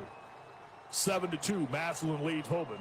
Boykin out of the shotgun, trying to get to the corner, being chased, is grabbed, and he'll be thrown down. Coming in to make penetration was Maverick Clark, who got there first. And the Massillon defense helped out as Clark slowed him down. And the play will lose yardage. Line of scrimmage was the 33. And Boykin was unable to sprint to the edge, lost a couple back to the 35. So now an interesting play call here for Tim Terrell. 4th down and 5. The ball at the Massillon 35-yard line. 2:45 to go in the 3rd quarter. TJ, he's leaving the offense on the field. Yeah, this is going to be exciting to see what happens here and see what Coach Timmy T tries to pull out to try and pick this thing up. Again, that crowd noise from the Massillon Tiger faithful, it is loud. 3 wide to the near side. Hill goes in motion, and again, flags come in. All kinds of people were moving on both sides of the football. And this might change his mindset here if it's against Hoban. False start. Offense number 36. 5-yard penalty. Still 4th down. That's going to push the football back 5 to the 40, and I think now he may send the punt team on, TJ. Credit the 12th man who has traveled from out west just 10 miles down the road. Well, they'll call it 8, but I'll tell you what, this loud, ferocious Tiger crowd has shown up, and they have now forced 2 offsides here in this possession. Ryan Burns, his 4th kick, averaging 48 yards a punt. He's going to again try and pin Massillon deep. Very high kick that will bounce at the 10 and will take a roll and be down at the 10-yard line. So that's where Massillon's offense will come onto the field. Elbert Hill, who had that big play in the first half, which led to Massillon getting a Hoban rather getting a safety, was down that football again, and they'll mark it at the 10, and that's where Massillon will put their offense onto the field with 2:06 to go here in quarter number 3. Fans, don't forget Spectrum News 1 is your exclusive home of the OHSAA State Football and Basketball Championships. It's available exclusively to Spectrum subscribers across the state on Channel 1. A 24-hour statewide news channel, Spectrum News 1 has journalists around the state committed to providing in-depth reports on the stories that matter the most. Spectrum News 1 and you, TJ Downing, together we are Ohio. Ball's at the 10. Massillon's own 10-yard line as they move from left to right. Owens keeps the football and got right back to the line of scrimmage, where the middle of the Hoban line was there to greet the senior quarterback as he was dropped, and it's taking a moment for, there must have been 8 or 9 players involved in that pile up right there, and they all take a couple of moments to sort themselves out and get back up. When we start to look at key possessions inside of this ball game, Marty, this is going to be one here for the Massillon Tigers, where they're starting at on their own 10-yard line. Can this offensive line put something together to create a little bit more breathing room and essentially sustain a drive? No gain, second down at 10. Jet sweep motion to the near side, and there have been some big pops delivered in this game, and the latest coming right there is racing up to make the hit was Ricky Williams, as he was able to knock back Jacques Carter, who took that little jet sweep handoff and was rudely greeted as he got to the 13-yard line, a gain of 3. Check it, that was Greer who was coming around to the near side. Hello, how do you do? Yeah, I'll tell you what, it's good to see that Jameer Gamble is feeling better back in the ball game. He left in the second quarter. They're going to press him out to the wide receiver spot now, something he's not used to. Under a minute to go in the quarter, 48 seconds. Massillon with the football, facing a 3rd down and 7. Owens in the pocket, steps up, looks, the left-hander heaves the ball upfield. This might be picked off, and it almost was. Albert Hill, who almost had an interception about 4 minutes ago, almost came away with another one right there. He was unable to haul that one in, and the pass ball is incomplete at the 45-yard line, so Massillon will have to punt the football away. 39 seconds left in the quarter. This is where that field possession starts to play a factor in this game. Hoban is going to be lined up. Their return guys are going to be inside of Massillon's 50 on their side. So I'll tell you what, Coach Tim Terrell playing this field position battle, this could pay dividends here for the Hoban Knights. Here's the punt by Hackenbrack, and it's a poor one. The ball's loose in the field. Hoban has it, though. Falkenstein fell on it after the return man, Tyson Campbell, was involved in the collision, and Campbell was slow getting up after that. There were a number of players around Campbell when the ball squirted free, and Parker Falkenstein just happened to be in the backside of that and fell on the loose football. Boy, the way Campbell is holding his right arm, he's not feeling too good after taking that shot. They're lucky that they didn't give up the big turnover. That would have been huge for Massillon. They're going to bump that ball back from the 50 to Hoban's 49. Still, irregardless, great starting field position as the Knights come out onto the field. This could potentially be where we start to see this game transition a little bit. Hoban football, 1st down and 10 at their own 49. 30 seconds left. Quarter number 3. Massillon leads 7-2. This is the Division II state championship game. Boykin takes the snap, turns, hands the football off to Caleb Jones, who wiggles his way into Massillon territory. Just across the midfield stripe from 149 to the other 49. 2nd down and 8 upcoming, and that may have been the last play of quarter number 3. We'll see what Hoban elects to do, and that looks to be the way we're headed. Clock at 10 seconds, and the Hoban Knights look over to the far side, and that will do it for quarter number 3. The 4th quarter of the Division II state championship game is coming up next. We're through 3 periods of play. Massillon, Washington, 7. Akron, Archbishop, Hoban, 2. The 4th quarter is coming up. But first, let's pause for these messages from your local station. You're listening to the OHSAA Radio Network. You may think seatbelt laws are no big deal. Well, you couldn't be more wrong. Cops are cracking down day and night in the city, in the country, and all points in between. Make no mistake, if you don't buckle up, you will get caught and you will get a ticket, even if you've gotten away with not buckling in the past. Things are about to change. Cops are serious about seatbelt safety, so don't kid yourself. Buckle up every time or get a ticket. Click it or ticket. Paid for by the U.S. Department of Transportation. This isn't Madison Square Garden. These drills probably won't make anyone a #1 draft pick. But these players are practicing for something important. While they work on their jump shots, they're also learning teamwork, discipline, self-confidence, how to deal with wins and losses. Skills that will make them winners long after they leave the court. Support high school activities in your community, because when kids take part, they get set for life. Question. When you walk into the boardrooms of the most successful companies here in Ohio, Who do you meet? Answer: men and women who play high school sports. Education-based high school sports give us more than athletes we can root for. They give us leaders we can depend on. Question: so where will we find tomorrow's leaders? Answer: high school sports. This message presented by the Ohio High School Athletic Association and the Ohio Interscholastic Athletic Administrators Association. Adopt US Kids presents What to Expect When You're Expecting a Teenager. Learning the lingo. GOAT, G-O-A-T, acronym, stands for Greatest of All Time. As in, spaghetti sandwiches for dinner? They're my fave. Dad, you're the GOAT.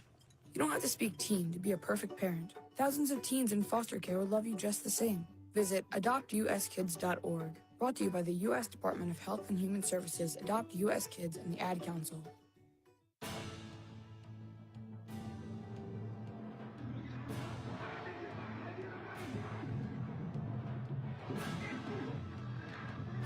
Welcome back to the Pro Football Hall of Fame, Tom Benson Hall of Fame Stadium, the Division II State Championship game, along with TJ Downing and Chris Solwecki, our producer Ryan Baker. I'm Marty Bannister, and 14,846 of our closest friends, the fourth largest crowd to see a Division II State Championship game in the state of Ohio. They have packed Tom Benson Hall of Fame Stadium, and they came, I would imagine, expecting to see TJ Downing. A lot of points on the scoreboard tonight. They have seen the exact opposite, but what they have seen are two pretty good defenses cracking one another throughout the first 3 quarters of this game. Listen, you know, I'm on a baseball background. I love to see a pitcher's duel. So that's what we got here right now. You know, we've got the hard hits. We've got great defensive effort. Maybe we haven't seen that scoring, but I think it's going to start to heat up here in the fourth quarter as we see Hoban getting ready to get second down in this possession, as they're going to have great field position here already at the 49 of the Massillon Tigers. But I'll tell you what, you can't take away from the fact that this is hard hitting. A lot of these guys are not going to be walking correctly tomorrow morning. Team switch sides. Hoban now moving from left to right with the football at their own, or at the Massillon 49, and it's Caleb Jones getting the carry. And Jones works to the left side to the Massillon 45-yard line. He picks up 4 yards. 12 seconds into quarter number 4. Only score of the game came in the second quarter for both teams. A touchdown run by Lennox of Massillon, Washington. That came after they had blocked a punt and recovered the ball at the Hoban 28. And then moments later, Hoban got on the board after a safety after pinning Massillon inside their own 1-yard line. DeJuan Owens was tackled in the end zone by Tanner Mintz for a safety. And that's where we stand, 7-2 as we play here in the fourth quarter. Empty backfield, high snap that Boykin pulls down. He's off to the left side to the 40, 35. He has the sideline, 25. A flag is down. Boykin is down as well, too. As he gets inside the 25-yard line, this one's probably coming back. Flag was thrown at the 43-yard line in the vicinity of center Sam Greer.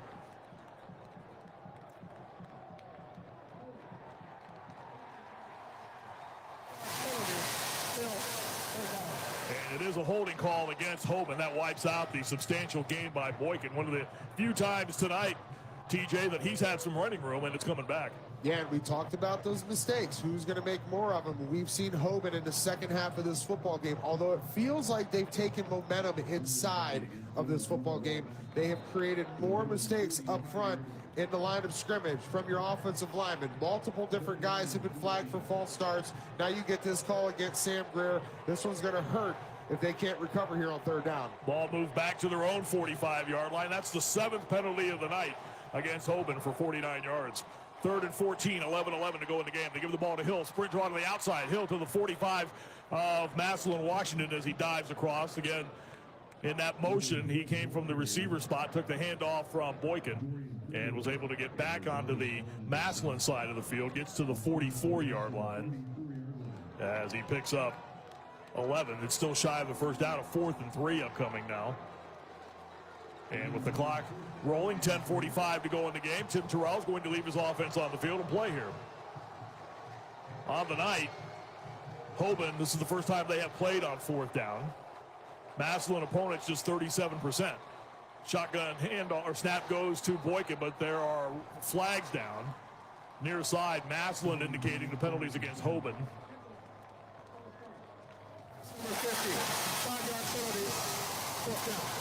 The left tackle, Will Satterwhite, moved before the ball was snapped. And again, that will have to change the mindset of Tim Terrell. He'll have to bring the punt team back out. Boy, that's the second time now in the second half of this ball game that they've had to do this, that they've had to change from going for it on fourth to now punting it, and you're leaning on your offensive tackle, Satterwhite, to get it done for you. That's 2 on him in this ball game now. Emmy Lewis now back deep to return the punt, and it will bounce, and it will, let's see, did this one get into the end zone? It did. That was close once again, as trying to knock the ball back into play was Xavier Williams for Hoban, and Massillon will have the football out at the 20-yard line with 10:03 to go in the game, and they still hold on to that 7-2 advantage. If we weren't potentially approaching records with this score in the ball game, if they would have downed their second punt on the 1-yard line, I think that would have to be in the record book somewhere. But this one, the Tigers are going to get bailed out on, hopefully avoiding a safety this time like they had before. They get it at the 20 now, see what kind of operating room, and see what kind of line we put Dewan Owens on, we being the Massillon Tigers with Mylan Lennox in the backfield. What are they going to go to here now with 4 wide receivers as well? Lennox off to the left hip of the quarterback. One hand clap. Owens takes the snap, steps through a hole, out across the 35, or out of the 25 rather, to the 30, and is brought down at the 33-yard line. The Bakers dozen gain of 13 and a first down for Massillon for Dewan Owens. 6'1", 200-pound senior. Head coach Nate Moore said earlier in the week he's one of our better guys, an all-around good kid, a captain on this Massillon football team. Picks up a first down out to the 13. 3 wides to the far side, a single wide to the near side. With Mylan Lennox in the backfield, again angled off to the left of the quarterback, Owens, who takes the snap and again will follow Lennox through the hole and is flipped backward as he got to the 34-yard line. Ricky Williams, inside linebacker there for Hoban to make the stop, a gain of 1. When we talk about this Massillon Tiger offense and you talk about Dewan Owens, most people know he transferred in from Copley early in the school year last year to be able to get used to this offense. And Coach Jarrett Troxler, the quarterback coach, said he just wasn't ready, so they were going to operate with Jalen Slaughter. He got more comfortable in the system, has had a great, phenomenal year. Another guy on this offensive line we haven't talked about, Jason Lewis, transferred from down the street in Alliance. Owens takes the snap, runs straight up the middle, and hanging on around the ankles and being pulled for a couple of yards. At the bottom of that pile was Caleb Jones. Owens gets out across the 40 to the 41. Picked up 7. He'll be shy of the first down by a couple of yards. Dewan Owens, the Northeast Inland District Co-Offensive Player of the Year. In one of the playoff games where they romped past Central Crossing from the Columbus area, he was 20 of 27 throwing the football for 341 yards and 4 touchdowns. Tonight has hoisted the pigskin just 11 times and completed just 3 of those. 8:16 to go in the game. 3rd down and 2. The ball at the 41-yard line. And again, they go inside. This is Lennox. And he needed to get to the 37, or I'm sorry, the 43-yard line. And I don't believe that he did. He did not. So, in fact, the play will lose a yard back to the 40. So, again, the field position duel continues in this game as Tyler Hackenbrack will come on to punt the football away. And standing back at his 25-yard line is Tyson Campbell. Hackenbrack goes down. The ball to the near side. Again, another very short kick. He has not had much luck at all tonight. Well, in fact, it was a fake. But I don't think it faked out anybody other than me. They're gonna be a yard shy of the line to gain and turn the ball over. And What do you think of that call, TJ? I talked about it in the first half about this same exact time. Let's rewind to 2018. Coach Timmy T-Roll decided to go for a fake punt where it looked like Massillon was going to get back into that state championship game. He converts it, and you just had this feeling, as I talked about 3 weeks ago, when the Massillon Tigers would take on, 2 weeks ago, they would take on the Green Bulldogs, run a fake punt in that ball game, figuring they were setting a tone, giving the other teams they would see in the semis and the finals something to think about, and you finally pull it. Marty, we've seen it before in the game of football. When you convert it, you're a genius. When you don't, and it costs you the game, they write about it in the papers. The other aspect of this, too, is Nate Moore absolutely loves this defense and has a world of confidence in them. And the punt, the fake punt, they were a yard shy of the first down. Hackenbrack went down as if the ball had got by him, and they were able to run the play. But was stopped prior to the first down. And we have a timeout on the field with 7:33 left in the game. And again, it's Massillon, Washington 7. And Akron, Archbishop, Hoban 2. We'll step aside for a timeout. Let's pause for these messages from the Ohio High School Athletic Association. You're listening to the OHSAA Radio Network, which is brought to you by Chocolate Milk. Here's to the ones who put in the work, the no days off, rise and grind warriors who live by the oath of my body is my temple. And when their temple needs to rebuild after a long workout, athletes of all types choose low-fat chocolate milk. It's delicious and contains the right mix of protein and carbs to help refuel exhausted muscles. Chocolate milk turns Motivation Monday into Flex Friday. Crush your goals with the help of a real recovery drink. Try it for yourself. Built with chocolate milk. The official beverage of high school sports is brought to you by the American Dairy Association Mideast. Spectrum News 1, a new kind of news channel dedicated to refreshing storytelling and empowering communities across the Buckeye State. With your local forecast every 10 minutes and all of the essential news you need 24/7. Plus, in-depth shows and exclusives focused on your community. Always Ohio, always refreshing, always on. We are Spectrum News 1, exclusively on Spectrum. You wanted to be a teacher when you were little, but as you grew up, things changed. Teaching just didn't seem like the best option anymore, so you decided to become something else. But what would your 12-year-old self say? Interesting and innovative things are happening in teaching today, so it's time to put it back on your list. Don't try to convince yourself otherwise. You had it right the first time. Find out how you can make more at teach.org. Make more. Teach. Brought to you by Teach and the Ad Council. Check out the OHSAA on social media. Follow at OHSAA Sports on Facebook, Twitter, Instagram, and TikTok. 7:33 to go in the game. It is 7-2. Massillon, Washington leads Akron, Archbishop, Hoban in the Division II state championship game. Just a moment ago, Massillon, Washington elected to go with a fake punt that Hoban was able to snuff out and stop them a yard shy.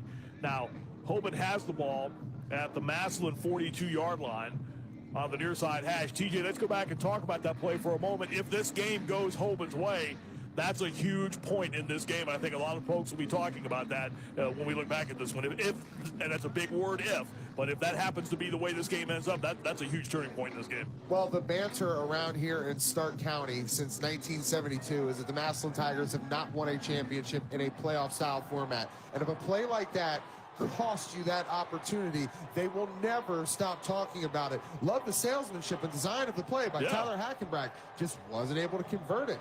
Hoban with the football at the Massillon 42 out of the pistol formation. Boykin turns, hands off, and bouncing into the hole into the middle of the field and picking up short yardage. Again, a little extracurricular activity afterwards. That was Caleb Jones with the carry. Jones now 11 carries as he worked to the 37-yard line, picked up 5. 11 carries, 73 yards on the night for Caleb Jones. I'll tell you, all 73 yards of those have been very hard-earned yards tonight. Nothing has come easy in this game.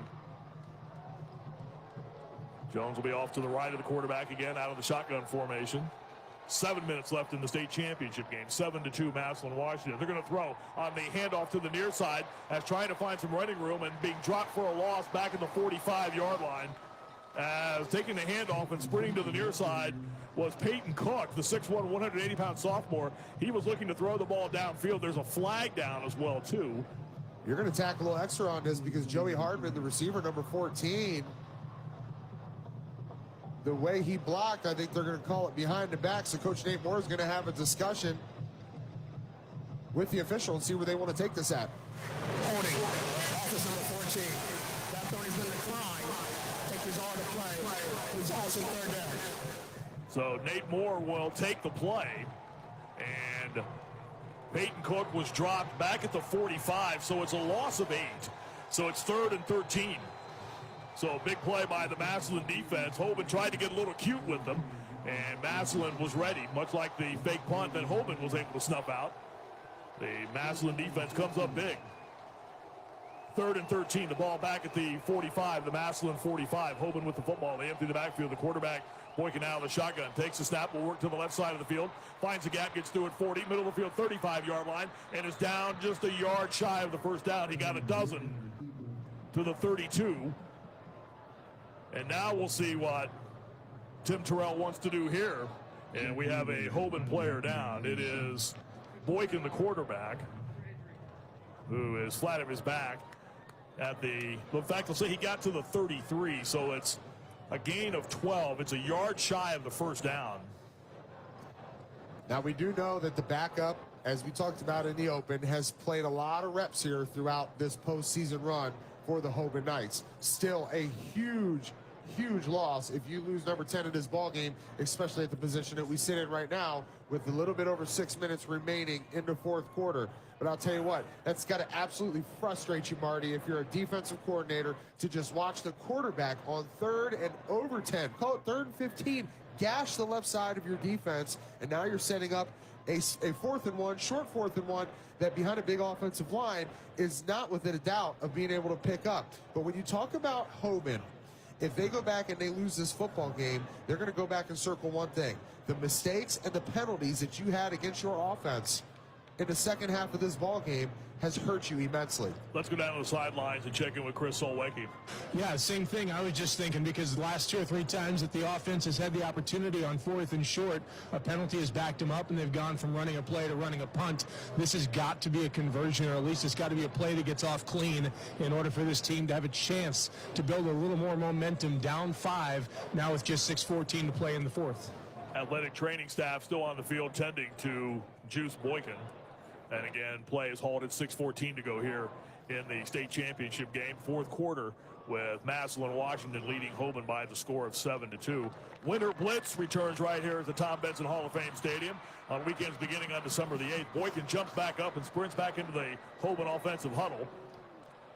Winter Blitz runs December 8th through January the 15th. It's tubing season. Hit the slopes of Winter Blitz inside Tom Benson Hall of Fame Stadium, and find more at Holiday Hoopla all across Stark County at visitcanton.com and on social media at Visit Canton. Marty, if the Massillon Tigers win this state championship football game, don't be surprised to see any fans going down that slide before the end of the night when we get out of here. Victor Clark comes in at quarterback, and a timeout is called.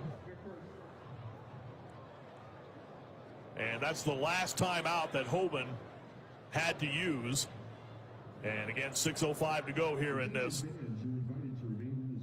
fourth quarter of this state championship game. 7-2 is our score. All the points, all 9 of them coming in quarter number 2. A Milan Lennox 6-yard touchdown run that came after a blocked punt and helped out by a roughing the passer call, a face mask call, which kept the Massillon drive alive. They were able to capitalize on the run by Lennox.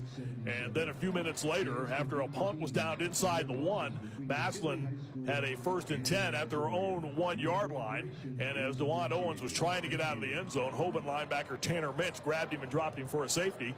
And that is the amount of points we've had scored in this game, a grand total of 9.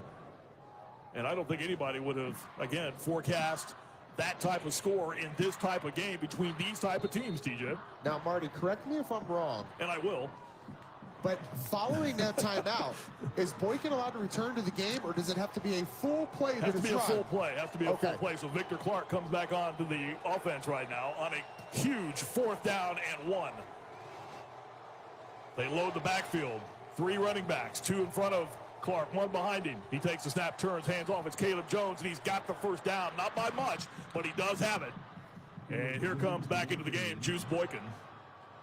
Caleb Jones, he had to really hustle to get to that first down, as he took a couple of pretty good shots as he sidestepped his way through that left side of the offensive line. He gets to the 30, pick up just enough for the first down.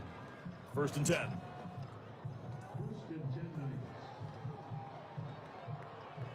We go under 6 minutes, 5:40 left in the game. Ball's at the Massillon 30-yard line. Boykin back in the game, takes the snap, turns, hands off. Jones trying to bounce to the outside.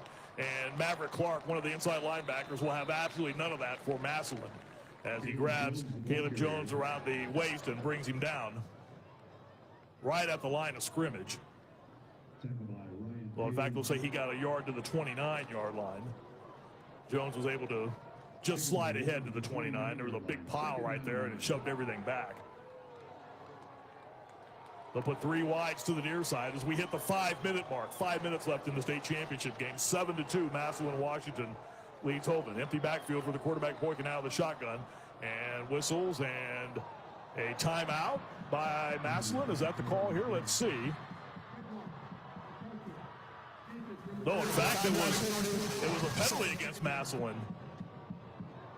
Are they going to say lined up in the neutral zone? And that's what the call was. Yep. So that moves the football ahead to the 25-yard line. Marty, you think about the impact some of these guys have taken. We know that not only Malachi Card, but Maverick Clark have taken some shots, and that'll affect the way you line up and some of your decision-making. 2nd down and 4. Boykin out of the shotgun, hands off, trying to speed to the edge was Elbert Hill. Massillon's done a nice job of stringing those plays out tonight. Hill, line of scrimmage was the 24, is where they actually advanced the football to. And that play, no gain call. So now another big call coming up in this game. 3rd down and 4 with 4:20 left in the game. That tackle right there by Dorian Pringle is why he was named first team All-Ohio and is also going to be playing college football on Saturdays. What a luxury it's been for J.P. Simon, Dan Hackenbrack to have that young man out there on the field tonight. 3 wides to the near side. 3rd down and 4. The ball at the 24-yard line. It's Boykin keeping the football. Runs ahead, has the 1st down, and is brought down at the 19-yard line. He got just enough. He needed 5. He got 6, and a 1st down for Hoban as the drive continues under 4 minutes to go in the game. 3:51 as the clock continues to turn.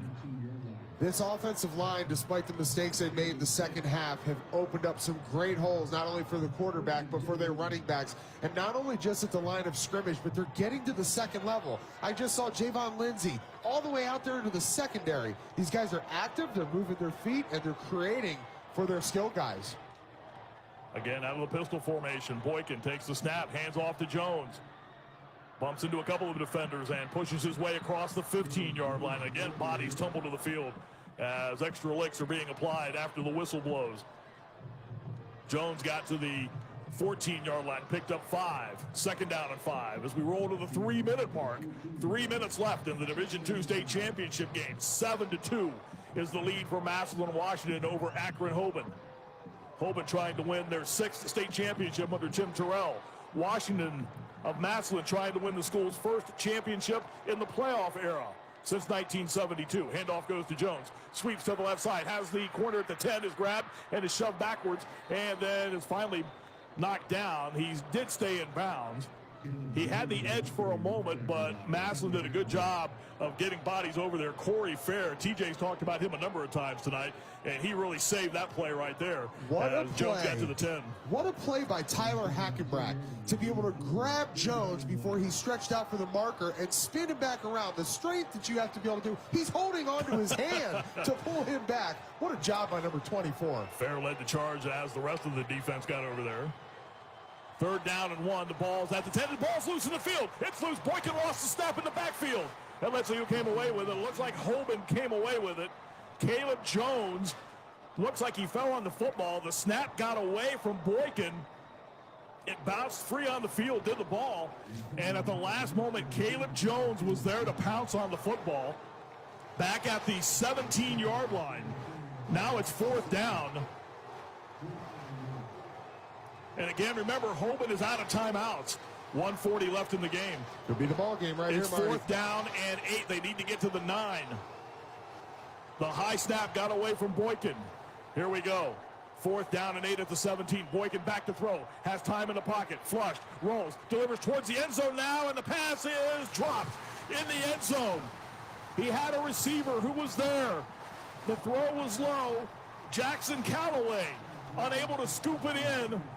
The ball pops free in the end zone near side. He had his hands on it, but just could not haul it in.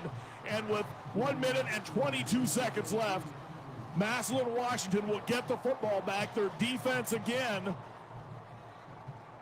able to keep, well, with a little help, Hoban out of the end zone, but Callaway was there. The throw was there.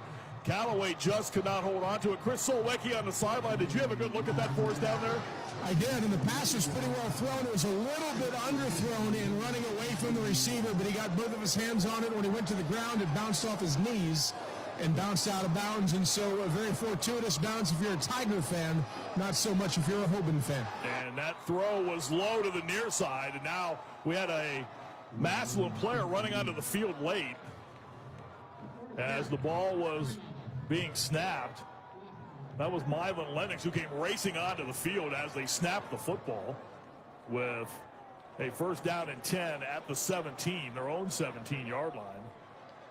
You know, the coaching staff for the Massillon Tigers just trying to keep everybody on the sideline in order, trying to keep their own staff in order. The emotions and the excitement of what could potentially be happening here for the Massillon Tigers, you cannot let that get the best of you. You cannot, with the position where you're at right now on the field at the 17-yard line, go backwards because of something stupid and allow Hoban to get another shot at this thing. So you have to be perfect in this moment, and that goes all the way up to the guys that lead the team, the coaching staff. 1:22 left in the game. Again, Hoban is out of timeouts. That's perhaps as big a number as 7-2 Massillon on top in this game, because they can do absolutely nothing to stop the clock right here. The Massillon offense, yep, that should do it. Massillon trying to win the school's first championship in the playoff era, which started in 1972. They had 10 poll championships. Some great names coached this program: Bob Cummings, Earl Bruce, of course, Paul Brown, and Nate Moore trying to win the school's first playoff championship. 1:10 to go in the game. Clock continues to roll, and again, Hoban can do absolutely nothing to stop the clock. A program that has produced such memorable players as Chris Spielman, Dennis Franklin, who played quarterback at Michigan. They won 24 titles before the playoff system started in 1972. Their last coming in 1970 under Bob Cummings. And they are 40 seconds away from winning a championship, the first in the playoff era. Marty, you mentioned all those special players that have come through here. I'd be remiss if I didn't mention one guy who's not doing very well with us, a legendary Ohio State Buckeye, John Malbach. Would love to see this moment right now. The Massillon players spill onto the field. Some are down to their knees. The fans are roaring beneath us. 15 seconds left. The clock cannot be stopped by Hoban. Massillon, Washington.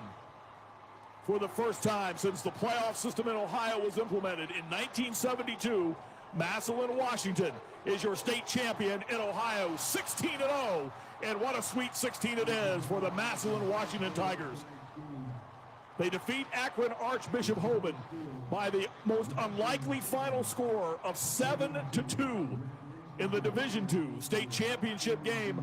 Massillon, Washington, your state champions in Ohio in Division II in the first of our 7 state championship games. What a whale of a defensive struggle this was tonight. Two teams that basically just slugged it out for 48 minutes. And at the end, Massillon, Washington wins the state championship as they knock off Akron Archbishop Hoban again by the final of 7-2. Let's pause for these messages from the Ohio High School Athletic Association. You're listening to the OHSAA Radio Network, brought to you by Chocolate Milk. You practice hard, you play hard, you're always reaching for your goals. You reach for the next point, the next yard, the next win. And after the game, reach for low-fat chocolate milk. It has the fluids to rehydrate you, the right mix of protein and carbs to refuel you, and the vitamins and minerals to help you build strong bones and bodies. Fuel up with chocolate milk. For more information, visit drink-milk.com. Welcome to the home of Gridiron Legends, the newly renovated Pro Football Hall of Fame in Canton, Ohio. Walk among the immortals of football inside the Hall of Fame gallery. Here you can stand face to face with the men who built America's game. Relive the greatest moments of Super Bowl history in the Lamar Hunt Super Bowl gallery and stand before the Vince Lombardi Trophy, while the NFL Today gallery is home to the NFL's most recent record-breaking moments. Plan your visit to the Pro Football Hall of Fame today at ProFootballHOF.com. Max Preps is your source for high school sports. From schedules to stats, live scores, rosters, video, and photos, Max Preps has it all. And when you download the Max Preps app, you can add your favorite teams and get notified on the go. Have your own personalized scoreboards and stay updated on the latest news surrounding your high school team. As a proud partner of the Ohio High School Athletic Association, Max Preps wishes every student, athlete, and coach out there a very successful season. The game is over, but this time, instead of asking how many goals did you score or what were your stats, try asking these questions. Were you a good teammate? Were you coachable? Did you give 100%? And did you have fun? Because those are the values that school sports instill in Ohio's young people, where winning and losing are secondary to the life lessons that will stay with kids long after their playing days are over. This is the Ohio High School Athletic Association. Educate through sports. School sports aren't just extracurricular. They are extra important. Find out more at OHSAA.org.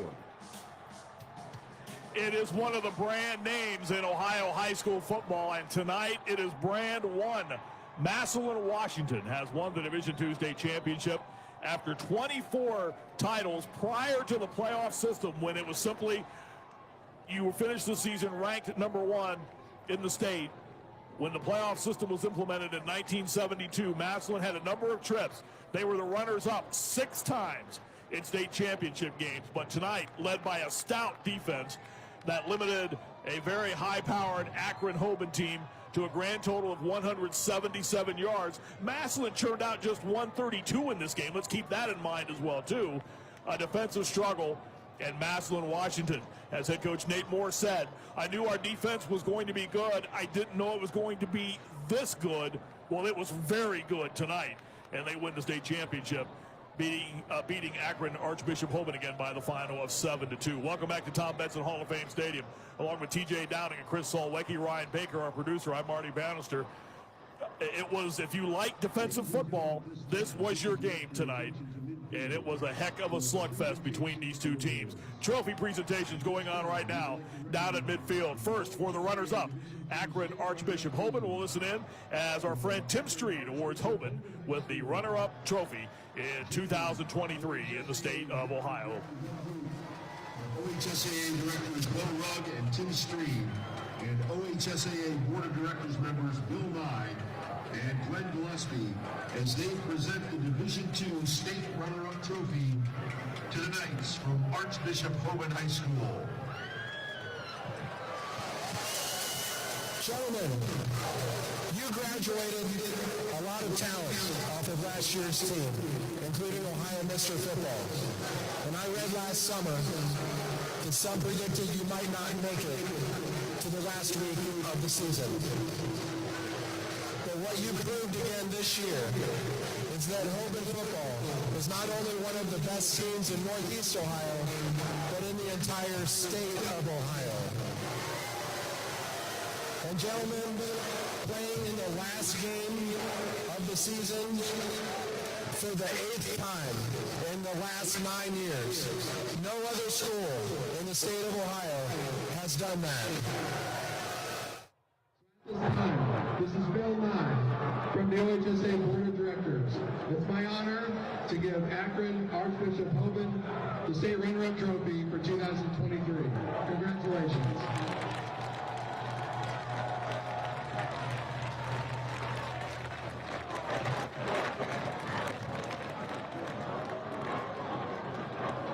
The Hoban Knights receiving the runner-up trophy in the state of Ohio, and now the championship trophy to be presented to the Massillon Washington Tigers. And one of the OHSAA's executive directors, he's the football administrator, Bo Rugg, will hand the trophy, the state championship trophy, to the folks from Massillon, Washington.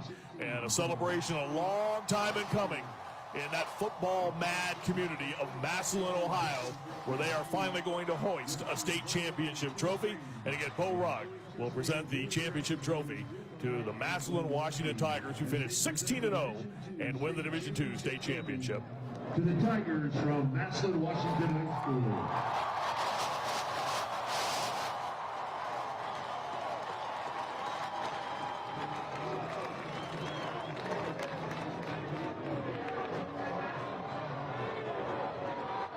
Coach Moore. Coach Moore. Before the tournament era, Massillon Washington was the envy of every program across the country. You came here 9 years ago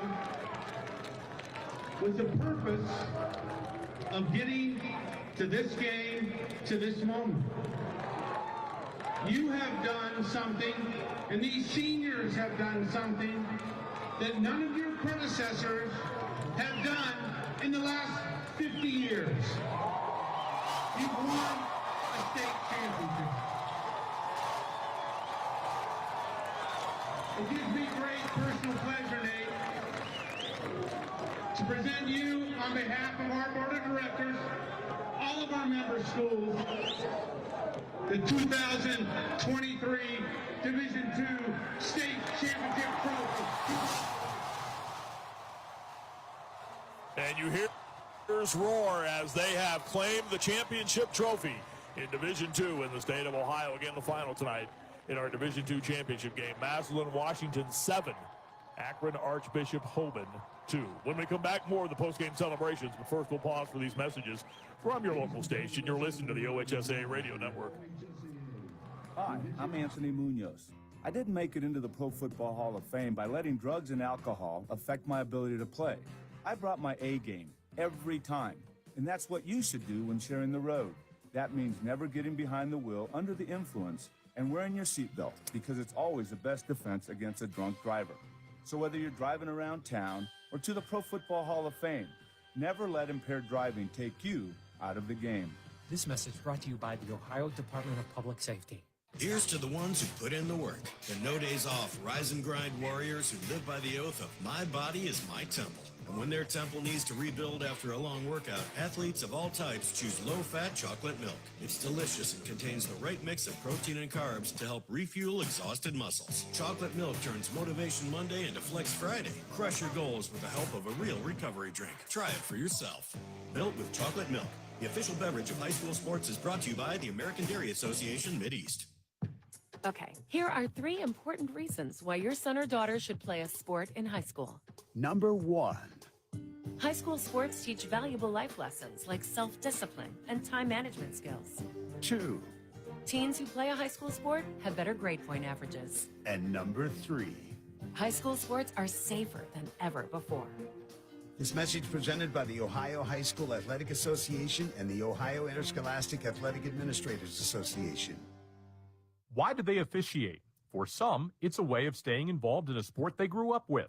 For others, it's a way to pay it forward by helping kids who play today and tomorrow. It's also a great way to stay active, make extra money, and work with friends. And all of them will say it boils down to one thing: the love of the game. Find your reasons and log on to OHSAA.org to find out how to become an official. You'll be glad you did. This is the Ohio High School Athletic Association. Educate through sports.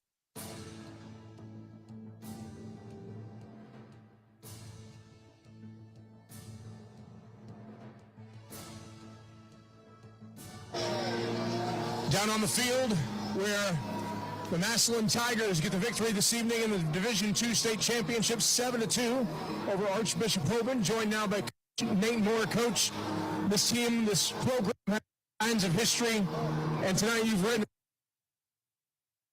championship. How are you feeling? Hey, how about that Tiger defense? I mean,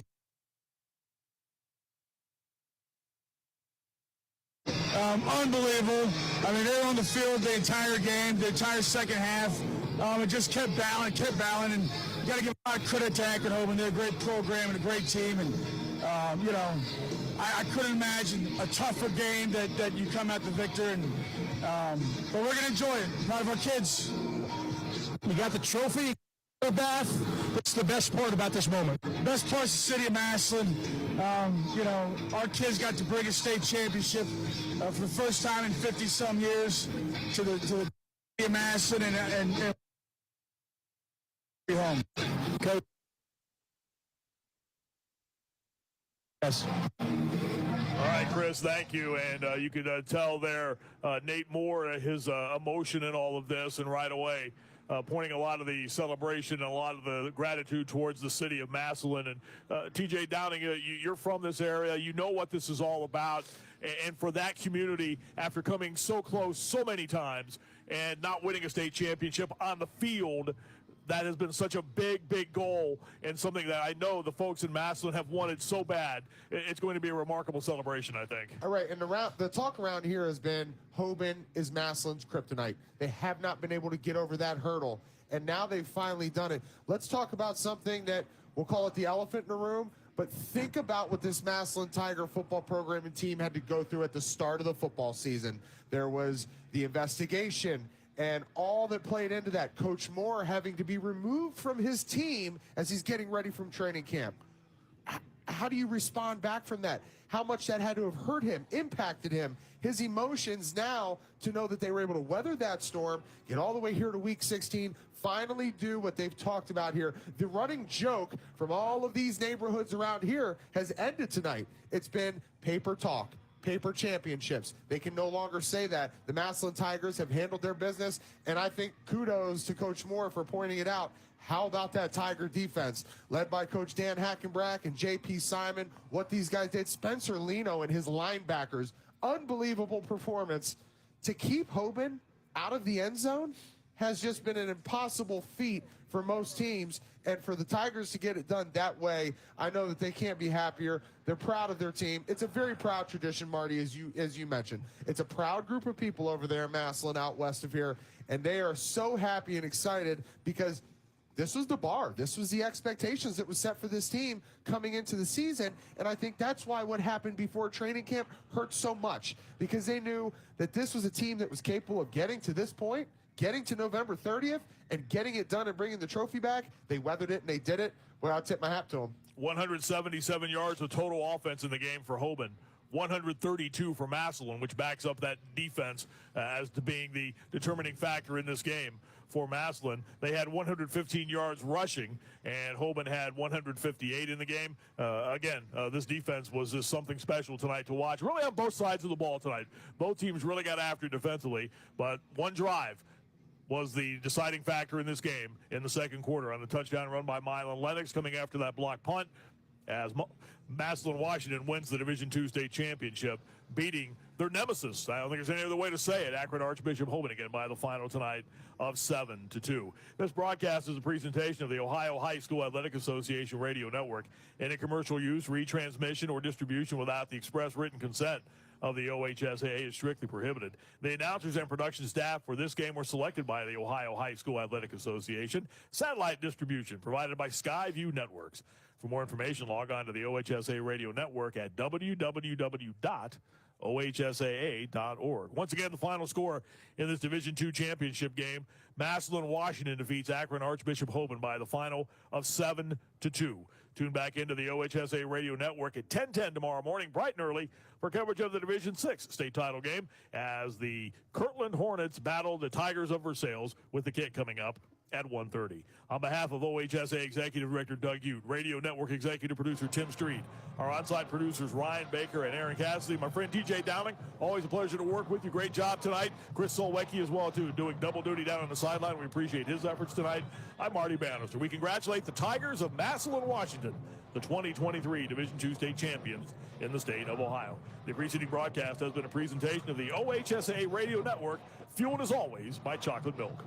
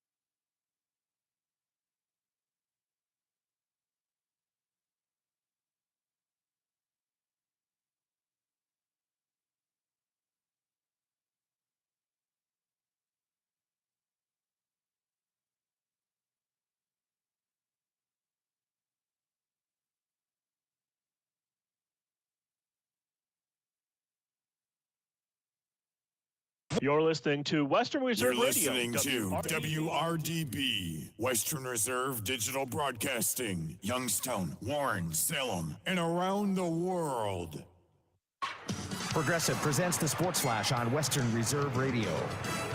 NBA tonight, the Cavaliers host the Trail Blazers. The Cavs are riding a 2-game winning streak with wins in 7 of 10. They're tied with Miami for 7th in the East. NHL Wednesday, the Canadiens doubled up the Blue Jackets 4-2. The Rangers beat the Red Wings 3-2. Tonight, the Penguins visit the Lightning. The Sabres are at St. Louis. College hoops last night, the Buckeyes beat Central Michigan 88-61. Ohio State 6-1 with the win. Bruce Thornton with 25 points. Number 22, James Madison improves to 7-0. They beat Buffalo 81-66. Youngstown State 94-69 winners over at Cleveland State. The Penguins are up 42-24 at the half. Northern Kentucky beat Robert Morris 77-59. For lightning fast updates, download the Score app. It's free and one of North America's most popular sports apps. That's the Sports Flash. Chuck Sanders, Western Reserve Radio. O'Reilly Auto Parts' new Brake Best Select Pro brand raises the bar for the best aftermarket domestic brake pads and rotors available. For vehicle-specific friction formulations, Quiet-Tech noise-canceling shims, and stainless steel hardware, choose Brake Best Select Pro. Professional-grade brakes from the professional parts people at O'Reilly Auto Parts. O'Reilly Auto Parts. You don't want to miss 60% off everything during the once-a-year Black Friday event. Only at your nearest Banana Republic factory store. Bring home must-have styles and gifting favorites with limited-time deals from just $15. Attention bettors. Our Black Friday deal has been extended. Get in on our biggest offer of the year. A VEASAN Pro subscription through May 1st for just $60. Go to VEASAN.com/subscribe to join the sports betting network. VSIN.com/subscribe.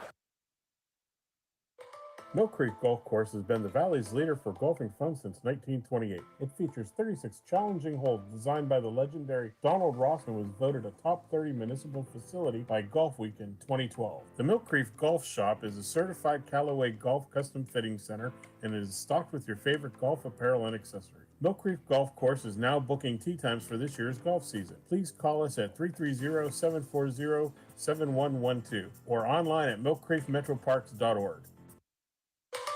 Mill Creek Golf Course is the Valley's leader for golfing fun with a practice range, short game area, and hole 55 bar and grill all on site. Mill Creek Golf Course features a friendly PGA professional staff available for instruction, along with 36 challenging holes designed by the legendary Donald Ross. Don't forget family fun night golf on Fridays and Saturdays for just $25. For details and tee times, call 330-740-7112 or go online to millcreekmetroparks.org. Western Reserve Radio is the Valley's online source for sports talk and local live events. Tune in and be a part of their live weekly shows, as well as all of the hard-hitting action of Youngstown Phantoms hockey, high school football, and the GDFL. Find them at westernreserveradio.com. Tune in and the Live 365 app to be a part of the area's sports conversation. Be sure to visit them on Facebook at Western Reserve Radio and on Twitter at WR_radio. If you are seeking a skilled photographer in Northeast Ohio with experience in capturing documentary-style photographs for various occasions such as family events, weddings, graduations, sporting events, and other special occasions, look no further than Colleen Moore Photography. Accessible via ColleenMoorePhotography.com, or she can be reached at 330-314-7547. The Storks are bringing me a baby brother! We can do this together! All right, let's go. Storks know how to keep kids safe. Do you? What? Oh my gosh, you don't know. I know. You don't? Oh man, you laugh when you're uncomfortable. No. Making sure your child is in the right car seat is one of the steps to safer travel. I will rock this! You will rock this! To know for sure that your child is in the right car seat for their age and size, visit safercar.gov/the right seat. Cool. Very cool. Brought to you by the National Highway Traffic Safety Administration and the Ad Council. It's important to plan ahead for emergencies, like the storm. When it kicked in, we had a plan. We were able to get in touch with each other in no time. The whole experience was fine. If there's one piece of advice I'd offer other moms out there, it's to stay calm and keep to the plan. Some parents plan ahead, some don't. Make sure you know where to find your family in an emergency. Start your plan at ready.gov. Brought to you by FEMA and the Ad Council. The year was 1907. The Cubs won the World Series and the Ford Model R hit the assembly line. While here in Ohio, school administrators came together to form the Ohio High School Athletic Association. One thing that hasn't changed since 1907 is the dedication of the OHSAA to education-based athletics in Ohio. School sports teach responsibility, sportsmanship, and life lessons that stay with students long after their playing days are over. The OHSAA seeks to prepare students not for the next level of sport, but for the next level of life. This is Everett Fitzhugh, the radio voice of the NHL Seattle Kraken, and you're listening to the home of the Youngstown Phantoms, Western Reserve Radio. A winning record. They don't look so good. Except that was not supposed to be the team tonight. This is not the 49ers or the Eagles. This is a Seattle team that, while 6-5, have not been playing well lately. They've lost 3 of their last 4. Geno Smith has been struggling. And you have them at home in your building. This was not supposed to be the big test. That's supposed to come next week in Philadelphia. And maybe Dallas is looking ahead. I texted my Cowboys friend, kind of tongue-in-cheek today, saying, is this a trap game tonight? And again, kind of joking around, but at the same time, you just played on Thanksgiving. You have Philadelphia next week. You have a struggling Seattle coming into your building tonight. Maybe it's one of those that you look past a little bit. Looking ahead to that matchup against the Eagles coming to town next Sunday. But for the Cowboys, most football fans, I would presume, feel like, yeah, they still have something to prove. And right now, they're not making that statement. They're kind of proving what the doubters have believed. They can beat up on the bad teams, can't beat the good teams, including even a 6-5 Seahawks team. But there's levels to this for the Cowboys to try to prove themselves. That's why I thought tonight wouldn't prove too much. Because I thought, yeah, Seattle, they're not playing very well. Cowboys should blow them out too. But I don't know if we could take a ton away from that game. Now, instead, it's going in the opposite direction. And if Dallas does lose this game, then I do think it becomes pretty meaningful. Then I do think you could take something away. But I thought going into this game tonight that this was kind of a lose-lose. I always compare it to like back in high school if you were on the wrestling team and the other team had a girl on the wrestling team and you had to wrestle that girl. That's a lose-lose. Because if you lose, you'll never hear the end of it. Your buddies, your teammates, everyone in high school, they'll tease you. You lost to a girl? But if you win, it's like, yeah, you won, but, you beat a girl. And it's a lose-lose. You can't come out of that situation looking very good. And for the Cowboys, I figured tonight would be the same. That if they won, it'd be like, yeah, but they're the Seahawks. You still have to go beat Philadelphia. You have to beat a real good team, not just Seattle. And then if they lose, well, then you have that conversation that I just alluded to. You lost to another team over 500. And they weren't even that great of a team. But that would be for Dallas 3 opponents now with winning records that you would have all lost to. The next few weeks, I figured, would be the big weeks. I did not look at tonight like some sort of big challenge. I thought those challenges were still coming in the next couple of weeks as you take on the Eagles, most notably next Sunday, and then also the Bills. Right? The Dolphins are on that schedule. Some more challenging games in the final month of the season. But many will continue to move the goalpost on the Cowboys because we also need to see it in the playoffs. The Cowboys are a lot like that online girlfriend who seems great. You have never met before. You've just been talking online. They seem great. But you want to make sure they're actually real first before you commit to them. And for the Cowboys, they seem great. They're blowing everybody out. But you want to make sure that they're actually for real before we commit to some sort of Cowboys Super Bowl dream this year. And tonight, so far, not helping as they're getting ready to start the second half in Dallas. Dak Prescott in his career, 9-25 against teams that finish the season with 10-plus victories. So teams that finish the year with at least 10 wins, Dak has gone 9-25 against those teams. Not great. But he's gone 59-17 against the teams that finish with 9 or fewer victories. And that's the third biggest difference in win percentage for a quarterback since 1970 for those categories. So Dak is great against, the mediocre teams, the 500 teams and below. Against some of the top teams in the league, not so good. 9-25. And I don't know if the Seahawks are going to get to 10 victories this year. If they win tonight, that'd be win number 7 for Seattle. With still 5 more games to go. They could get there. And if so, it'd just be another loss on that ledger of Dak Prescott, who's already 9-25 against teams that finish the year at double-digit victories. And that's the concern. We've been talking about Prescott being an MVP, Dak playing great this year. What does it mean for the Cowboys? Well, there's still levels to this. And you have to take that next step, move up that next level to show us you can get it done in the biggest moments against the best teams, most notably in the playoffs. But before we even get to the playoffs, the Cowboys will have a chance these next couple of weeks to try to showcase their ability to prove themselves against some of the better teams. Because even with their remaining schedule, which is fairly challenging for Dallas, as of today, they still hold the 4th easiest schedule overall this year for the full 17-game schedule. 4th easiest in the league. And I think we'll get the first parts of the test for the Cowboys here the next few weeks. I just didn't think it'd begin tonight. I thought tonight was like level 1. You ease your way in. 6-5 Seattle, struggling in your building, banged up quarterback. That's a little bit of a test. Then you level up to level 2 the next few weeks when you have to take on the Eagles next week, and then you get the Bills and all these other teams. And then once we get to the playoffs, that'd be leveling up to level 3. That'd be the real test. Okay, you took your steps, right? You showed yourself in the regular season. You even beat some pretty good teams in the regular season, but can you do it in the playoffs? Like a video game where you're working your way up to eventually face the big boss in the big showdown. That would be the playoffs for the Cowboys. But step 1, level 1, is tonight, which I didn't think would be such a challenge, beating Seattle at home. More on this when we come back, plus which quarterbacks have a lot of pressure on them this weekend. It's Sports Map tonight.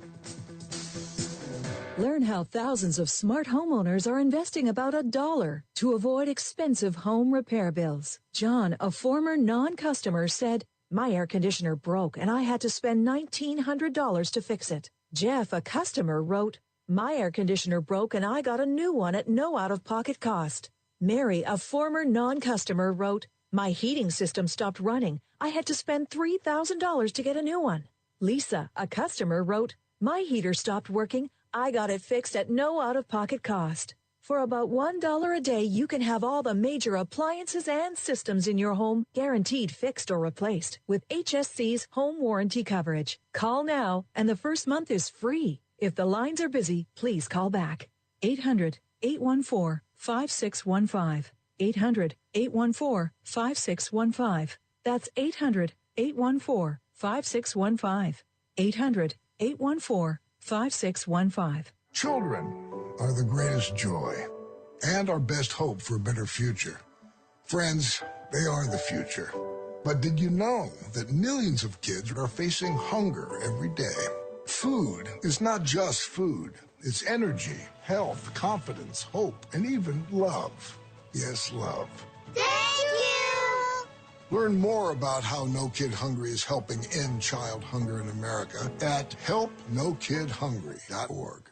In times of economic uncertainty and chaos, your money means nothing. You may not even be able to get it from your bank or ATM. And the money you do have in the stock market will go down and down. What you can bank on is gold and silver. Gold and silver have been a reliable and trusted form of currency for thousands of years. Gold and silver have never been worth zero, and typically gold holds its value during economic turmoil. Call the Gold Hotline now and learn how to protect your money and your assets with gold and silver. And learn how to set up a new IRA or roll over your current one into a gold-backed IRA. Protect your money from the next market crash with gold and silver. Call now for your free gold guide. 800-281-4224. 800-281-4224. 800-281-4224. That's 800-281-4224.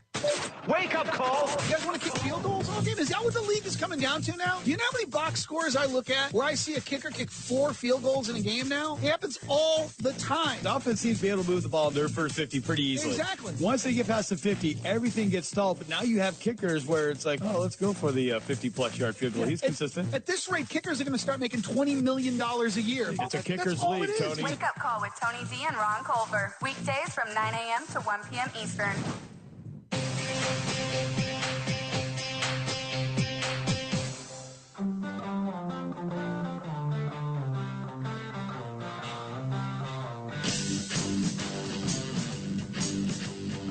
This is Sports Map Tonight with Luke Morrow.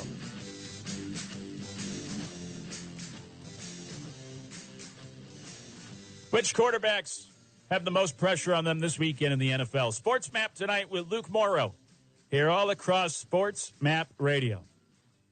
They've begun the second half of Thursday Night Football in Dallas. Seahawks got the football first, and they've driven down the field.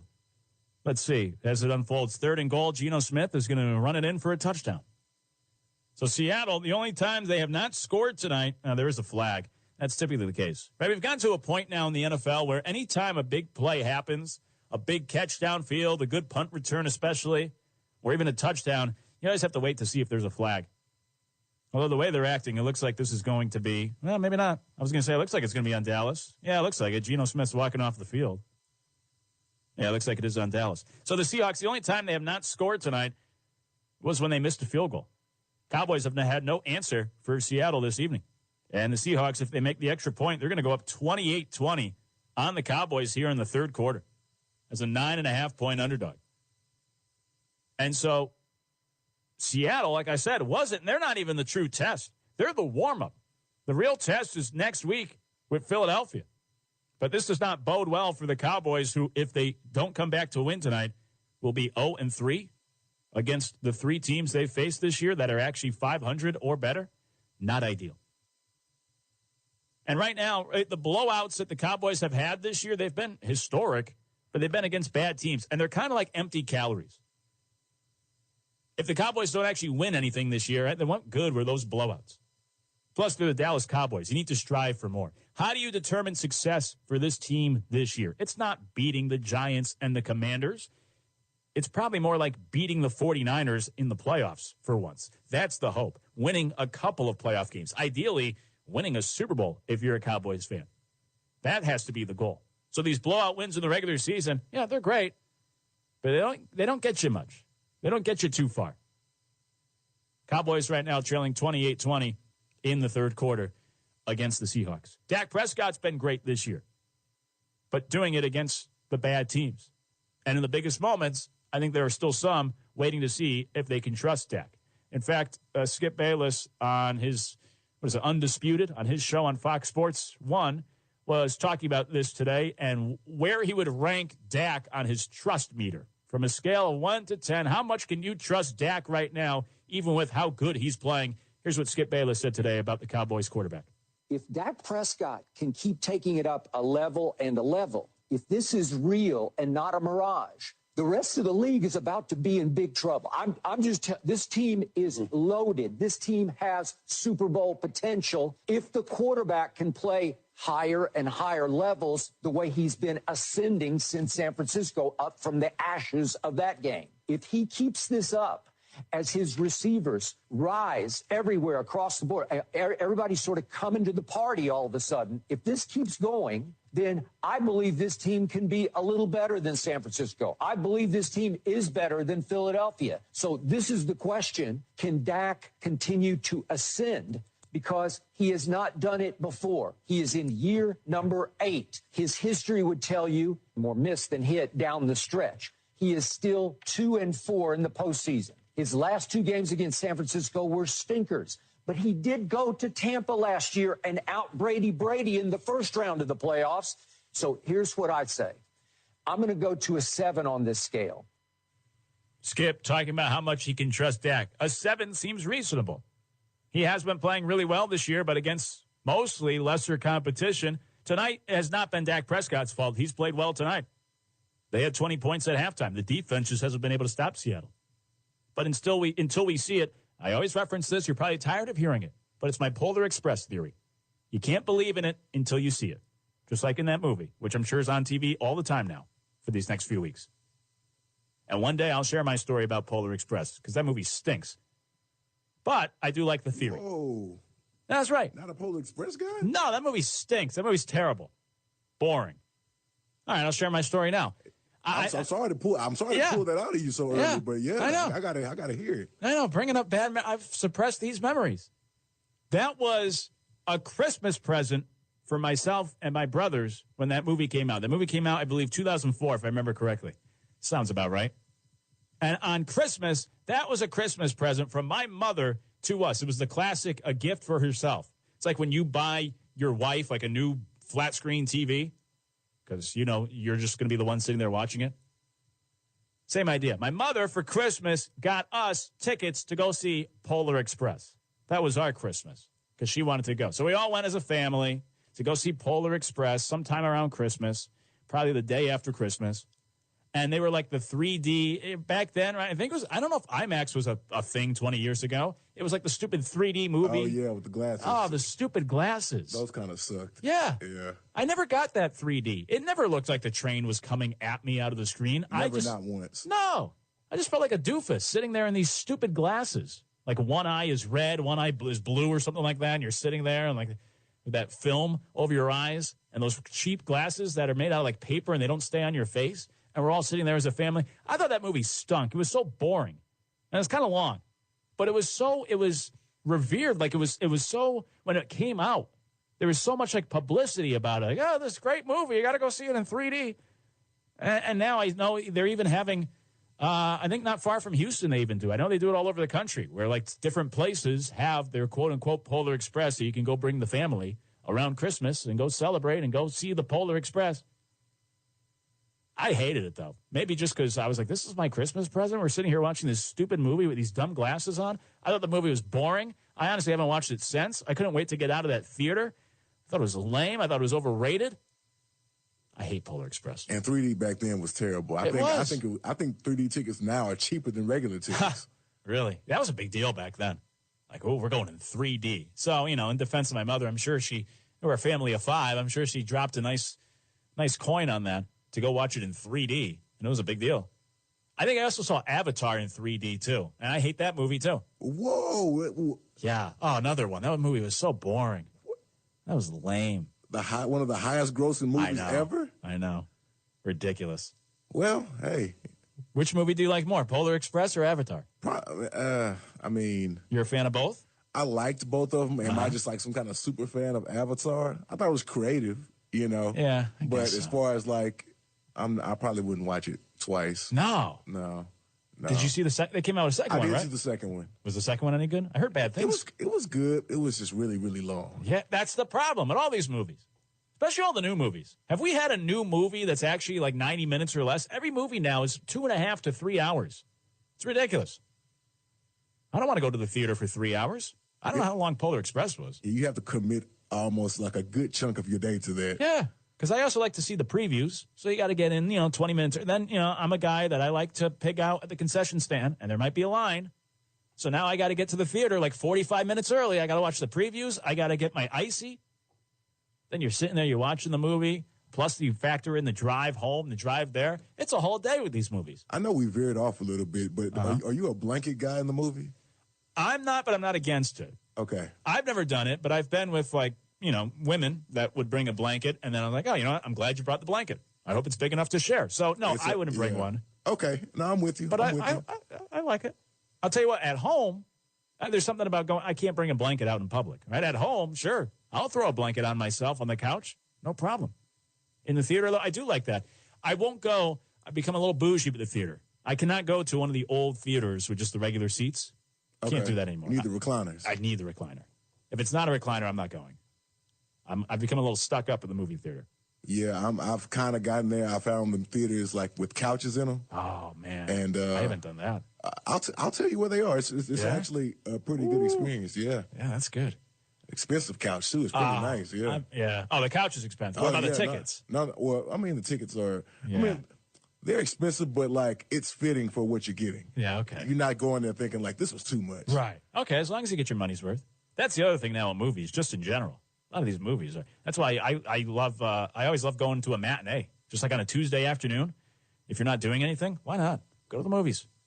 You don't have to make it a big deal on a Friday night. Go a nice Tuesday. There's nobody around. You get the whole place to yourself. Tickets are like half price. You go watch a movie. The movie's the same. Tickets are cheaper. Love a good matinee. Polar Express was, it made $314 million. Wow. I'm trying to see how long it was. And so I'm right there with you on the, I'm not going to bring a blanket, but, you know, if I'm going on a date and she brings one, I appreciate it. Yeah, for sure. Do you smuggle things into the theater, like your own drinks and food? I don't have a bag to smuggle things in, you know. It's like, what am I, you know, I'm already a big guy. Like, you know, we're on radio, people can't see me, but, you know, if I have a coat on, I look like extra huge. And it's like, this guy's bringing snacks in, you know. Either that or you're selling watches out of the inside of your coat. Exactly. I just look real shiesty, you know. I love my mother, but Polar Express, that was a dud. And also, she's the type that before we leave the house, she'll put the popcorn in the bag. I said, I got to get the movie theater popcorn. Love you, Mom, but Polar Express, 2004, that was a bust. The movie's an hour 45, by the way. That still feels too long. Hey, Lee Sterling's going to join us when we come back to give his picks of the football weekend. Sports Map tonight with Luke Morrow.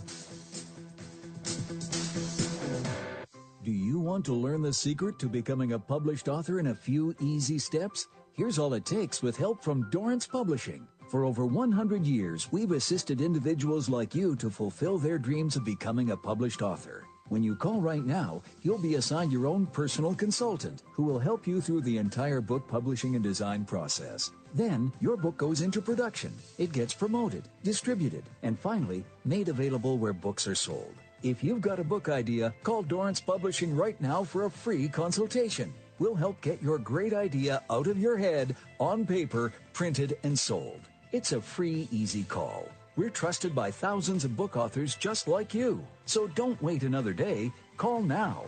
800-847-1362.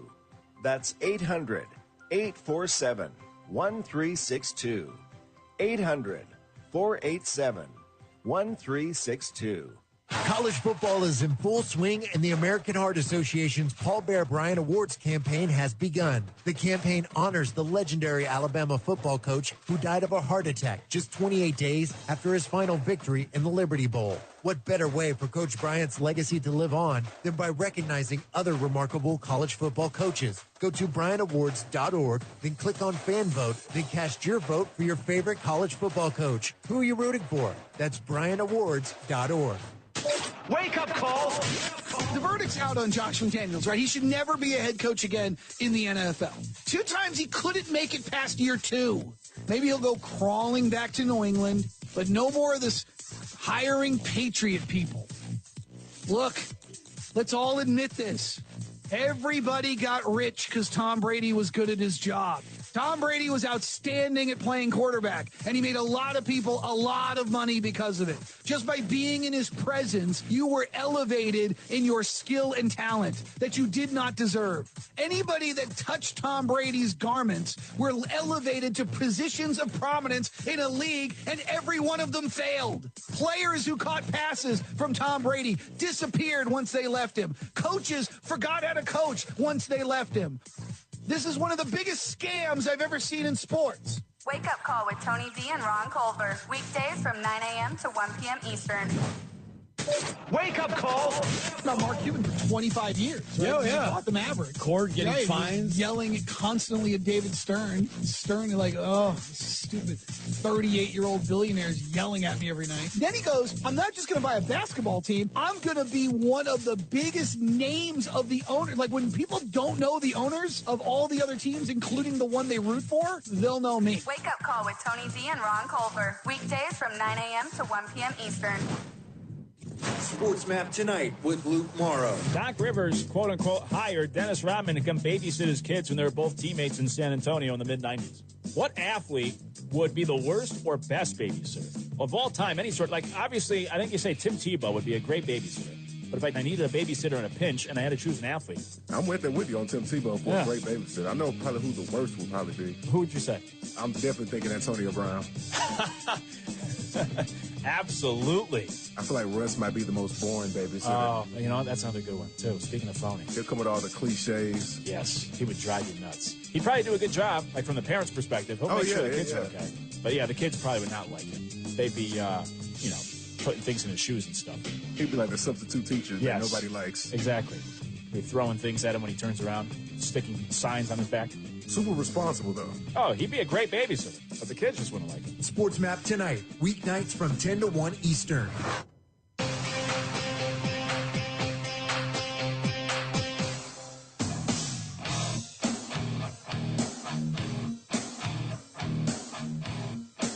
You're listening to Sports Map tonight. Now back to your host, Luke Morrow. Back on Sports Map tonight with Luke Morrow here as we get ready for the football weekend all across Sports Map Radio. And it's that time of the week as we catch up with Lee Sterling each and every week to look ahead to the games this weekend. You can find him on Twitter at Paramount Sports. Check out ParamountSports.com. He's been handicapping these games for 3 decades and is one of the best in the business to do it. He's with us now. Lee, how are we doing? I'm great. Made it back safe from New York City. Love just seeing the New York Jets fans. I mean, it's just so much fun to see them miserable. Yeah, that's right. You got to watch Tim Boyle on Black Friday, so that's always a fun experience. I think the shelf life for Tim Boyle is probably one more game. That's about it. Yeah, I think so. Yeah, that might be 2 games too long anyway. And you know what? I honestly can't put too much blame on them because I think their offensive line might be the worst in the NFL right now. Yeah, right. It's not great. That was the bad plan to put 39-year-old Aaron Rodgers behind that offensive line to begin with. No. And obviously, I mean, I think this whole thing where they're putting, pictures out and video of him, moving around a little and throwing, I don't think there's any way they're going to play him. They play him and he gets hurt again, they're done for another year. Yeah, for sure. I know. It'll be interesting here these next couple of weeks. Let's talk about these games this weekend because, of course, college football is such a huge weekend, and as always, interesting games in the NFL. Let's start in college and look at the ACC title game. Florida State, that's been the big debate about if they're a playoff team or not. Well, first, they got to win this weekend with their backup quarterback, and they take on Louisville in the ACC title game. Florida State's favored by 2. What do you think happens there? So if Jordan Travis was in this game, I might lay 8-9 points. I think he's that much of a difference. I mean, not just his running, his ability to buy time and which allows receivers to get open, and he's just so accurate. They were dominated for over 3 quarters. They were not the better team. Somehow they pulled it out. They only had 224 total yards of offense. Florida ran on them for 146 yards. And if they think it's going to be tough going up against Florida, Louisville has a better running game and more playmakers at wide receiver. So I think it's going to be really tough for Florida State. And this Louisville team has turned the ball over 3 times in 3 games. Other than that, they played pretty clean. In the 2 games after they turned it over 3 times, first one, they beat Notre Dame 33-20 and dominated them, and then shut out Duke 23-0. I just think that Louisville's going to rebound here. We do not want to see Florida State, in my opinion, in the Final Four. It could be almost as bad as Cincinnati a couple years ago when they got routed. I think the wrong team's favored. I like Louisville 30-24. Wow, interesting. Yeah, they make it very easy on the committee, too. Tomorrow night, Pac-12 title game. Oregon-Washington, this essentially serves as a play-in for the playoff. And Oregon, I think some people might be surprised that they're favored by 9 in this one on a neutral field. What do you think about that game tomorrow night? This is crazy. I mean, the first game in Washington, in Seattle, Washington's a 3.5-point favorite. Now, they won the game 36-33. They were, though, outstatted 541-415. They missed a field goal and also failed to convert 2 fourth-down conversions. This year, Bo Nix has been great. I mean, 37 touchdowns, 2 interceptions. I think he's going to win the Heisman. The Ducks are 10-2 against the spread. They have won every single game since that game by more than 9 points, and Washington has struggled. I mean, since that Oregon game, even though they're 12-0 straight up, they're 2-6 against the spread the last 8 games. 6 wins straight up have been by 8 points or less. And, I mean, Oregon's offense is better than Washington's, number 2-12, and they have the number 15th rated defense. They held Oregon State to 53 rushing yards last week. Washington does have the 12th offense, but they have the 100th rated defense.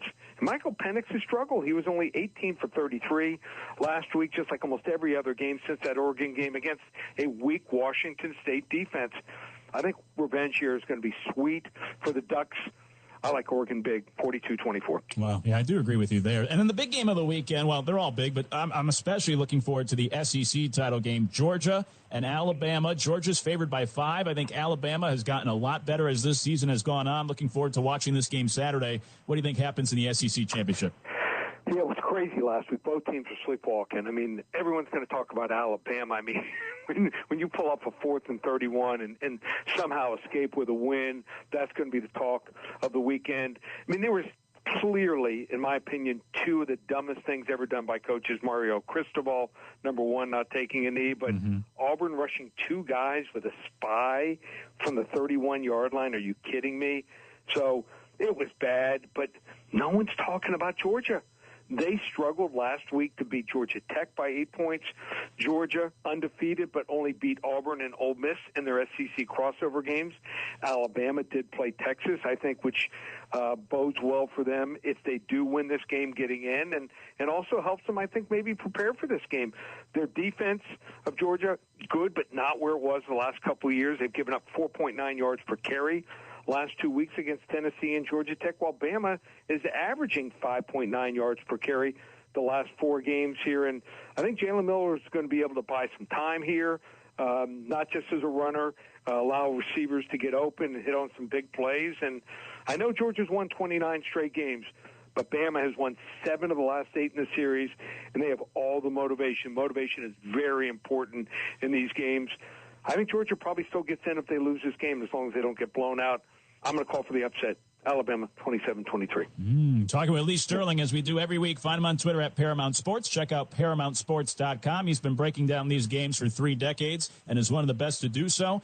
Let's shift over to the NFL, because there's, of course, a few interesting games in the NFL this weekend. One of them is Houston against Denver. We know Denver's on this winning streak. Well, now they come to Houston, and the Texans are favored by 3 against the red-hot Broncos. What do you think happens in that game on Sunday? I never thought we'd be talking about these two teams. Yeah. I mean, especially after a couple weeks, and I was at that Miami-Denver game. They gave up 70 points and over 700 yards, but how they pulled it together. I mean, Sean Payton should be Coach of the Year after what they went through. The last 4 games, they've caused 15 turnovers. They're plus 13 in takeaway giveaways during the last 5 games. And I mean, Russell Wilson, what I thought was one of the worst 2 or 3 quarterbacks in the NFL last year, he has 20 touchdowns and just 4 interceptions. And the Broncos also smashed the Browns defense for 169 rushing yards. Cleveland had given up the fewest yards per game going into that game and dominated that game. And I was asking a friend of mine who's a big Houston fan, I said, give me the pluses for Houston this year. And he goes, C.J. Stroud. I said, I agreed. Nico Collins. Agreed. Check. I said, who else? Couldn't come up with a name. I still think they have so many deficiencies here. I think Denver gets the job done, 23-20. The big game of the weekend, the NFC title rematch game, is San Francisco-Philadelphia. And San Francisco's favored in Philadelphia by 2 in this one for Sunday. Philadelphia is the first team in over 2 decades to be 10-1, have a healthy quarterback, and be a home underdog. So what do you see playing out Sunday in Philadelphia? Luke, you tell me, how many times in the last 4 games do you think, where Philadelphia's gone obviously 4-0, do you think that they got outgained? I would guess 3. All 4. Oh, wow, yeah. And listen to this. Their yardage differentials in these 4 wins were minus 127, minus 98, minus 114, and minus 98. And on top of that, I also grade the officiating in each game. They were given calls. They were in the top 6 as far as, getting preferential calls in all 4 games here. So, their defense has not been great. They're good against the run, top 2, top 3, but they're number 15 in scoring and also number 16 in yards per play allowed. This is the game that San Francisco has circled. Talked to someone with their program. They said that this is the game they've been working out all offseason for. Kyle Shanahan, trust me, he's got a special game plan ready for this game. They lost Brock Purdy in that game last year. Josh Johnson was quarterbacking the game, and then they had to go to Christian McCaffrey. Are you kidding me here? They've got the number one rated quarterback. When they are all healthy, they have Trent Williams, they have Deebo Samuel, and their entire defense. They have not lost a game. Payback is the you-know-what. San Francisco, 34-17. Yeah, I like him this weekend as well. He's Lee Sterling on Twitter at Paramount Sports. Check out ParamountSports.com. And before we let you go, Lee, of course, you always have your free play each and every week. How can all of our listeners get your insight for that? We're going to give it to the first 5 callers for free. Call 800-400-9741. First 5 callers, 800-400-9741. And you want to hop on board, now's the time. We call it not December. We call it Double Down December. We won last week. We won 10 out of 14 weeks in college football. We've only had 2 losing weeks in the NFL. So this is the perfect time. You'll get championship week in college football. You get 5 weeks of the NFL and all the bowl games, 36 of them through December 31st. Normally $497. Last year we did it for $397. Just $297. No one can touch our record this year. Documented one place, ParamountSports.com. Perfect. Check it out, ParamountSports.com. Find Lee on Twitter at Paramount Sports. He's Lee Sterling. Has been doing it for 3 decades and one of the best around. Lee, appreciate the time as always. We'll catch up with you in 2 weeks. Sounds good. See you, Luke. Take care. Lee Sterling joining us here on Sports Map tonight, all across Sports Map Radio.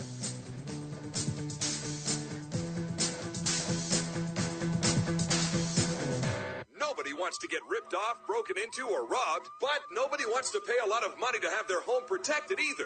I've got an offer to tell you about to provide home security for your home for less than $1 a day. For real, with no installation or equipment charges. And this is from a company rated #1 by a leading consumer research company. According to the facts, most of you won't even call unless there's a burglary in your neighborhood or something bad happens. So let's give you a reason. Save money. For less than $1 a day with no other costs, you can get your home secured. Plus, get a lifetime equipment replacement warranty. You need protection for your home. Call the Home Security Hotline right now. 800-402-7117. 800-402-7117. 800-402-7117. Call right now. That's 800-402-7117.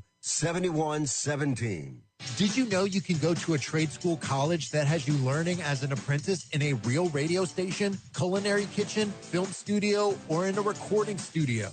Stay out of debt and out of a boring college classroom and learn on the job in the real world. The Radio Connection puts you in a real radio station. The Recording Connection trains you in a real recording studio. The Film Connection has you learning under a real filmmaker. And CASA has you learning one-on-one in a real restaurant.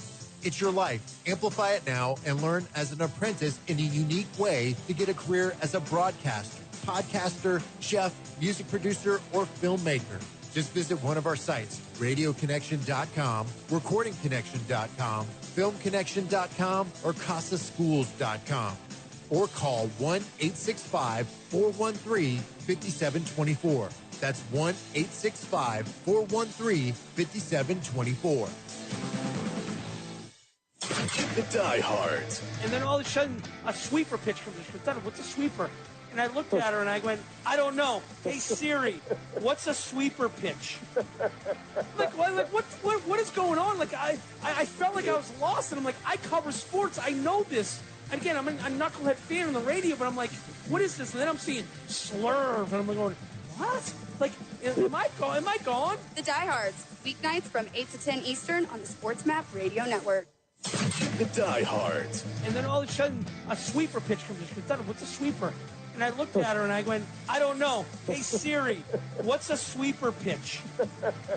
What is going on? Like I felt like I was lost, and I'm like, I cover sports. I know this. And again, I'm a knucklehead fan on the radio, but I'm like, what is this? And then I'm seeing slurve, and I'm going, what? Like, am I gone? The Diehards, weeknights from 8 to 10 Eastern on the Sports Map Radio Network. Wake up call. Polar Express would definitely be a lot more interesting. Exactly. What's more interesting, that game or that kid on that train that was like, Montezuma, the king of the Aztecs, used to drink 20 quarts of hot chocolate every single day. Used to put in chili powder. Get it? Hot chocolate? One of the things I always loved, and I would love to try to do this, is go down that slide. Oh, yeah. That's awesome. Like a toilet bowl that dropped you into the bag of toys. Yeah, that looked fun. And to hear that little girl sing the song when the northern lights appear. Yeah, exactly, right? That's a heart-touching moment. The essence of Polar Express. The elves all look like little gangster alcoholics. They don't look cute. Those elves look kind of especially when he's like worn out. Trust me. Yeah. Trust me. Like, I don't know if I...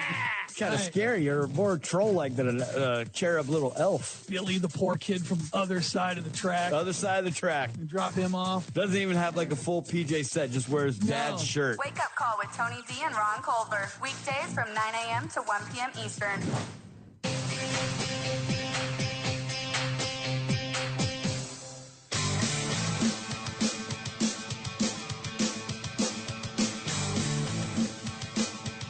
Broadcasting live from the SportsMap Radio studios, it's SportsMap Tonight with Luke Morrow.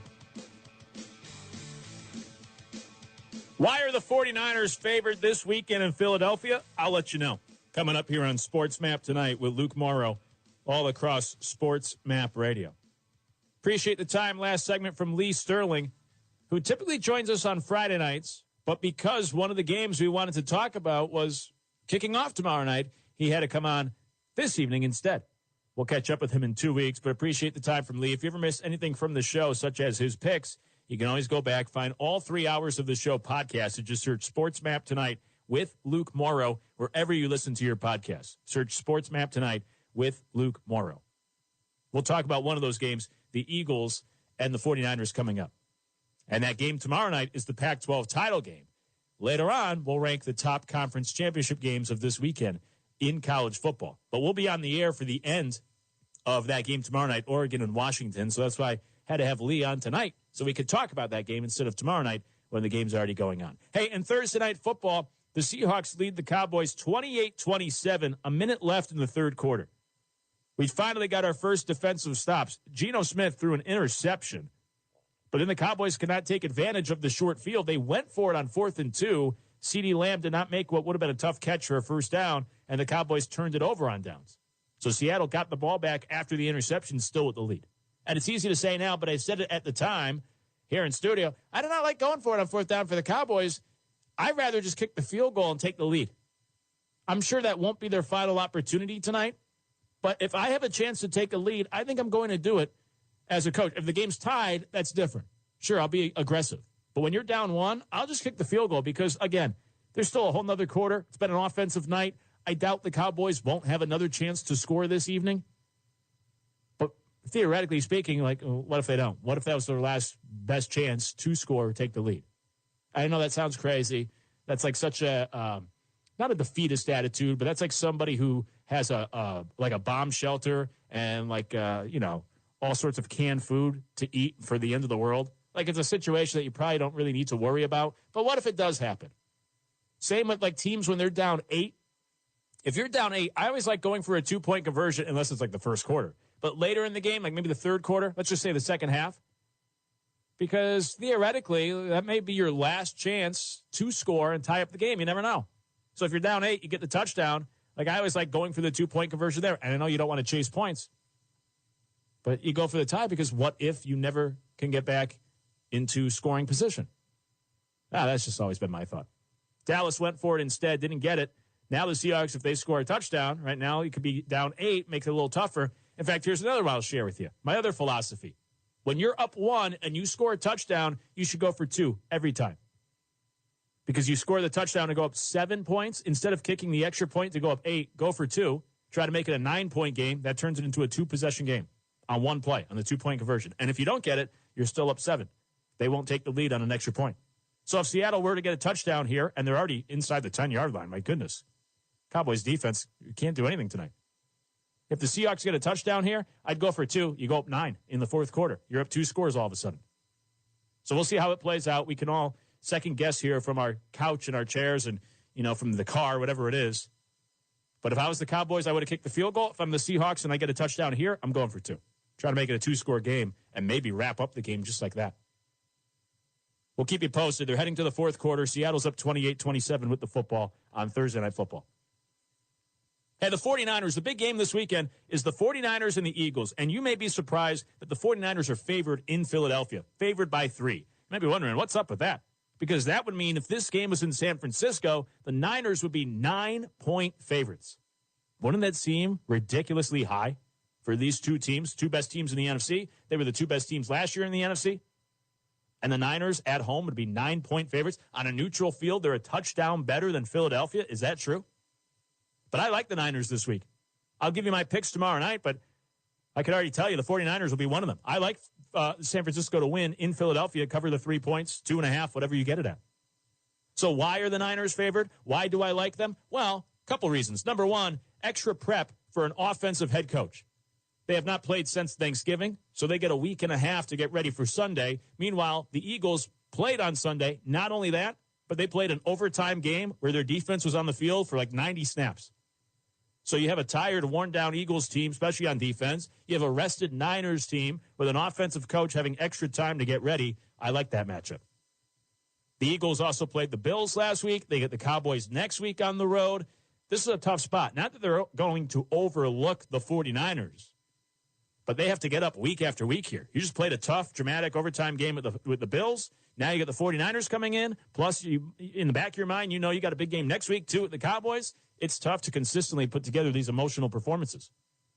But the main reason why the 49ers are favored at home, and the main reason why I like the 49ers in this showdown, is because I think their ceiling is higher. I think the 49ers have the better knockout punch. I think the 49ers at their A game is better than the Eagles at their A game, which maybe we haven't seen yet this year. But if both teams play their best, I think the 49ers can throw the better punch. Now, Philadelphia certainly deserves credit for the way they have found ways to win this year, because that's not easy. But I think the 49ers deserve even more credit for their blowout wins this year, because that's even harder. The NFL is usually a one-score league. So when you can blow out teams, and like I know the Cowboys have been doing that this year as well, and I kind of put it down because they're competition. But when you can blow out teams consistently, it just shows how good you are in this league. The Eagles have the second worst point differential for any team that has started a season 10-1. And as a Vikings fan, I know it all too well. The Vikings last year had this great record, and everyone kept pointing to their point differential and saying, this is a lucky team winning all these close games, finding ways to win. And it led to an early exit in the playoff. For the Eagles, if it wasn't for last season, we'd probably be saying the same things. If it wasn't for their track record, we'd probably be saying, this is a lucky team. Sneaking out all these close wins, they can't keep doing this. But so far they have. However, on the other side for the 49ers, when they've been healthy, nothing but blowout victories. And when you go back and you look, the last 7 Super Bowl champions all have had 6 to 10 victories that season by double digits. The Chiefs last year won the Super Bowl. They won 7 games in the regular season by 10 points or more. 2021 Rams had 6. 2020 Buccaneers had 8 wins in the regular season by double figures. 2019 Chiefs had 7 victories. 2018 Patriots had 8. The 2017 Eagles had 7. And the 2016 Patriots had 10 wins that year by double digits. Teams that win the Super Bowl, right, they're the best teams for a reason. And they're the ones that can beat teams by double figures throughout the regular season. They can be the most dominant because the NFL typically is a one-score league. Hard to win in the league. And when you look at the league this year, 49ers and Cowboys so far both have 7 victories by double digits. The 49ers have been blowing out just about everybody when they've been healthy. But the Eagles only have 2 of those wins this year by double figures. A lot of close games. So when these two teams are playing their best, the 49ers are the better team. They have the higher ceiling. And when healthy this year, again, the 49ers are undefeated. They're 8-0 and have won those 8 games by an average of 10 points or more. So that's why San Francisco is favored in Philadelphia. That's why I think they can win on Sunday. Because when these two teams are playing at their best, I think the Niners have another gear they can kick it into that we just haven't seen from Philadelphia this year. And I don't think the Eagles can get on that level. Sure, they could blow out a team every once in a while. But in general, I think the 49ers have the more powerful punch, if you will, to throw than Philadelphia. Here was the Eagles coach, Nick Sirianni, talking about this matchup this week and kind of moving past last year's game. Here was Sirianni this week. I just know that this game's going to be about two good teams, coming in here and having a good game. I got a lot of respect for the guys over there and Coach Shanahan and his coaches. There's a lot of good players on the San Francisco 49ers. Some of the best players in the world over there. So this is 2023, right? And it's not 2022. Very similar to what we responded with the Chiefs stuff, like going into the Chiefs game, right? There's different players on this team. There's different players on their team. Shoot, one of our better players from last year is on their team, right? And so, this is about the 2023 Eagles versus the 2023 Niners. Both teams are doing well. Shining Stars Dance and Baton in Niles, Ohio is home to state, regional, national, and international world champions. They offer a wide variety of classes for ages 2.5 and up for boys and girls. Celebrating over 31 years in business, the excellent staff of instructors will help take your baton twirling skills to the next level. Miss an episode of By All Means, and you can miss a lot. To the radio play-by-play voice and our buddy back from here at Youngstown, it is the voice Fitz. Everett Fitzhugh, my friend, how are you? Man, it feels good to hear your voice again, Mark. Everything's going well, and definitely excited to be back on the airwaves briefly for here in Youngstown. By All Means, Tuesdays at 5, right here on Western Reserve Radio and streaming live on westernreserveradio.com. This is Everett Fitzhugh, the radio voice of the NHL Seattle Kraken, and when I want to catch up with Youngstown sports, I tune in to Western Reserve Radio, WRDB, The Scourge. The money you do have in the stock market will go down and down. What you can bank on is gold and silver. Gold and silver have been a reliable and trusted form of currency for thousands of years. Gold and silver have never been worth zero, and typically gold holds its value during economic turmoil. Call the Gold Hotline now and learn how to protect your money and your assets with gold and silver. And learn how to set up a new IRA or roll over your current one into a gold-backed IRA. Protect your money from the next market crash with gold and silver. Call now for your free gold guide. 800-281-4224. 800-281-4224. 800-281-4224. That's 800-281-4224. Wake up call!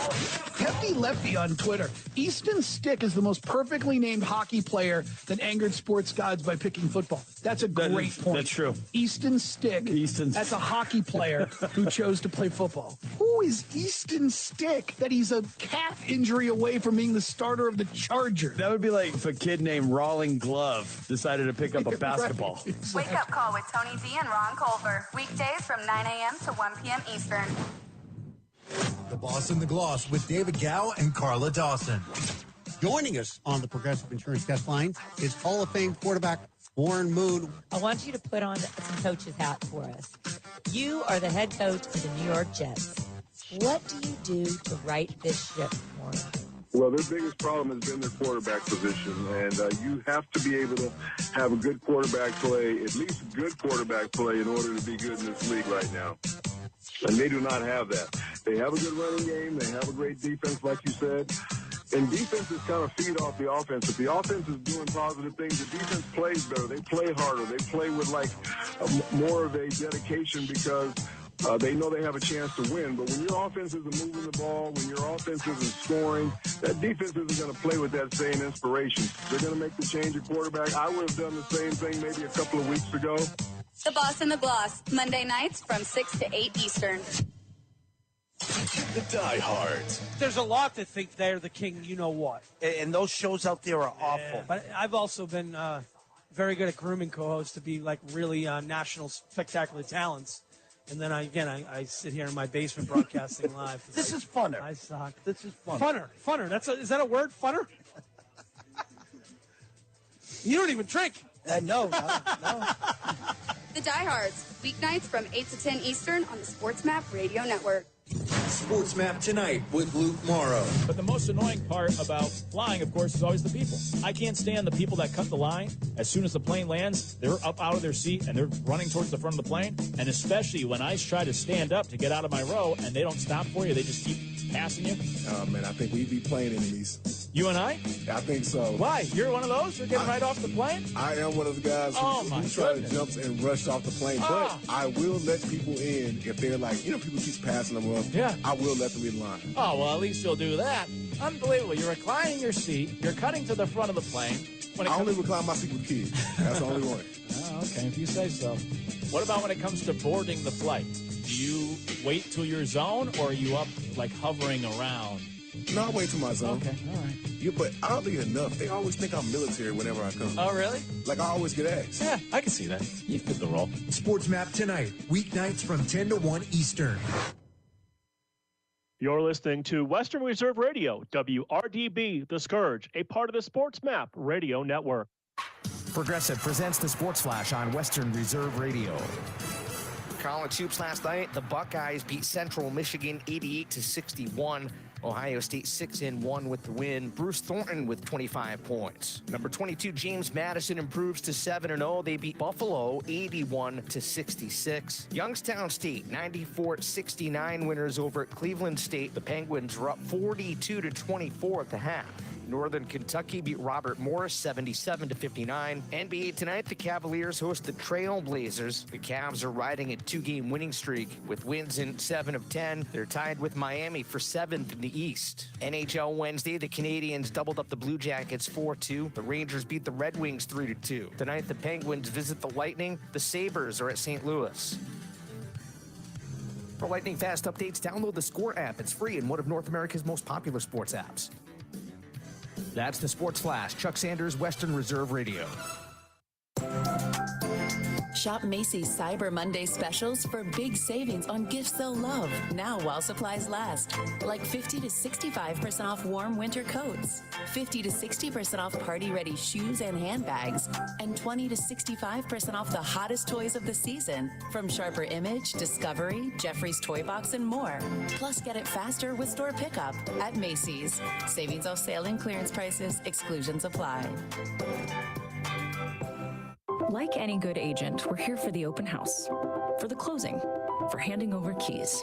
But because we're realtors, we're here for so much more. Agents who are realtors volunteer at nearly 3 times the national average. We're working to broaden access to credit, increase affordable housing supply, and ensure fair housing for all. And realtors are bound by a code of ethics. We're here for it all.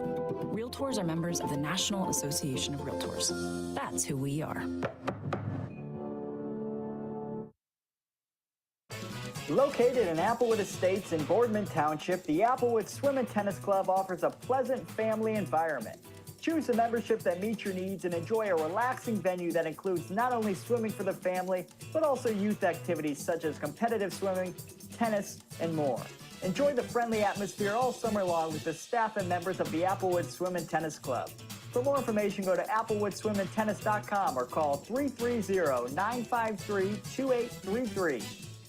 Whether you are a professional football champion or a fantasy football champion, Martusio Chiropractic is the place to recover from all your sports injuries. Proudly serving Trumbull County, Martusio Chiropractic is located at 369 Niles Cortland Road in Warren. Martusio Chiropractic accepts most insurance plans, now accepting new patients and offering some same-day appointments. For more information or to make an appointment, call Martusio Chiropractic at 330-856-9595.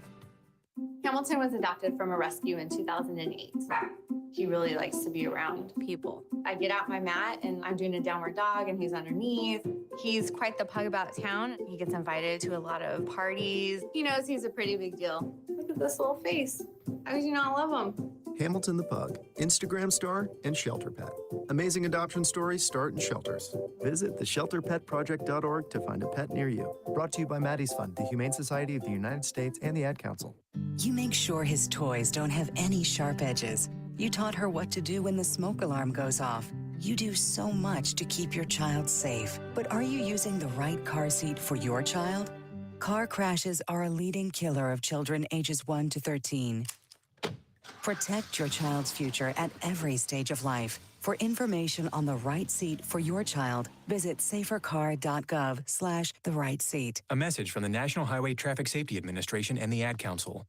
So you see, son, good manners are important. Should I go through it again? Yes. Yes, please. Yes, please. Exactly. Always say please, thank you, you're welcome, and excuse me. Sit up straight, hold doors open. Don't speak with your mouth full. Keep your elbows off the table. Share your things, play nice, and generally treat others the way you'd like to be treated. Got it? Got it. And stop picking your nose.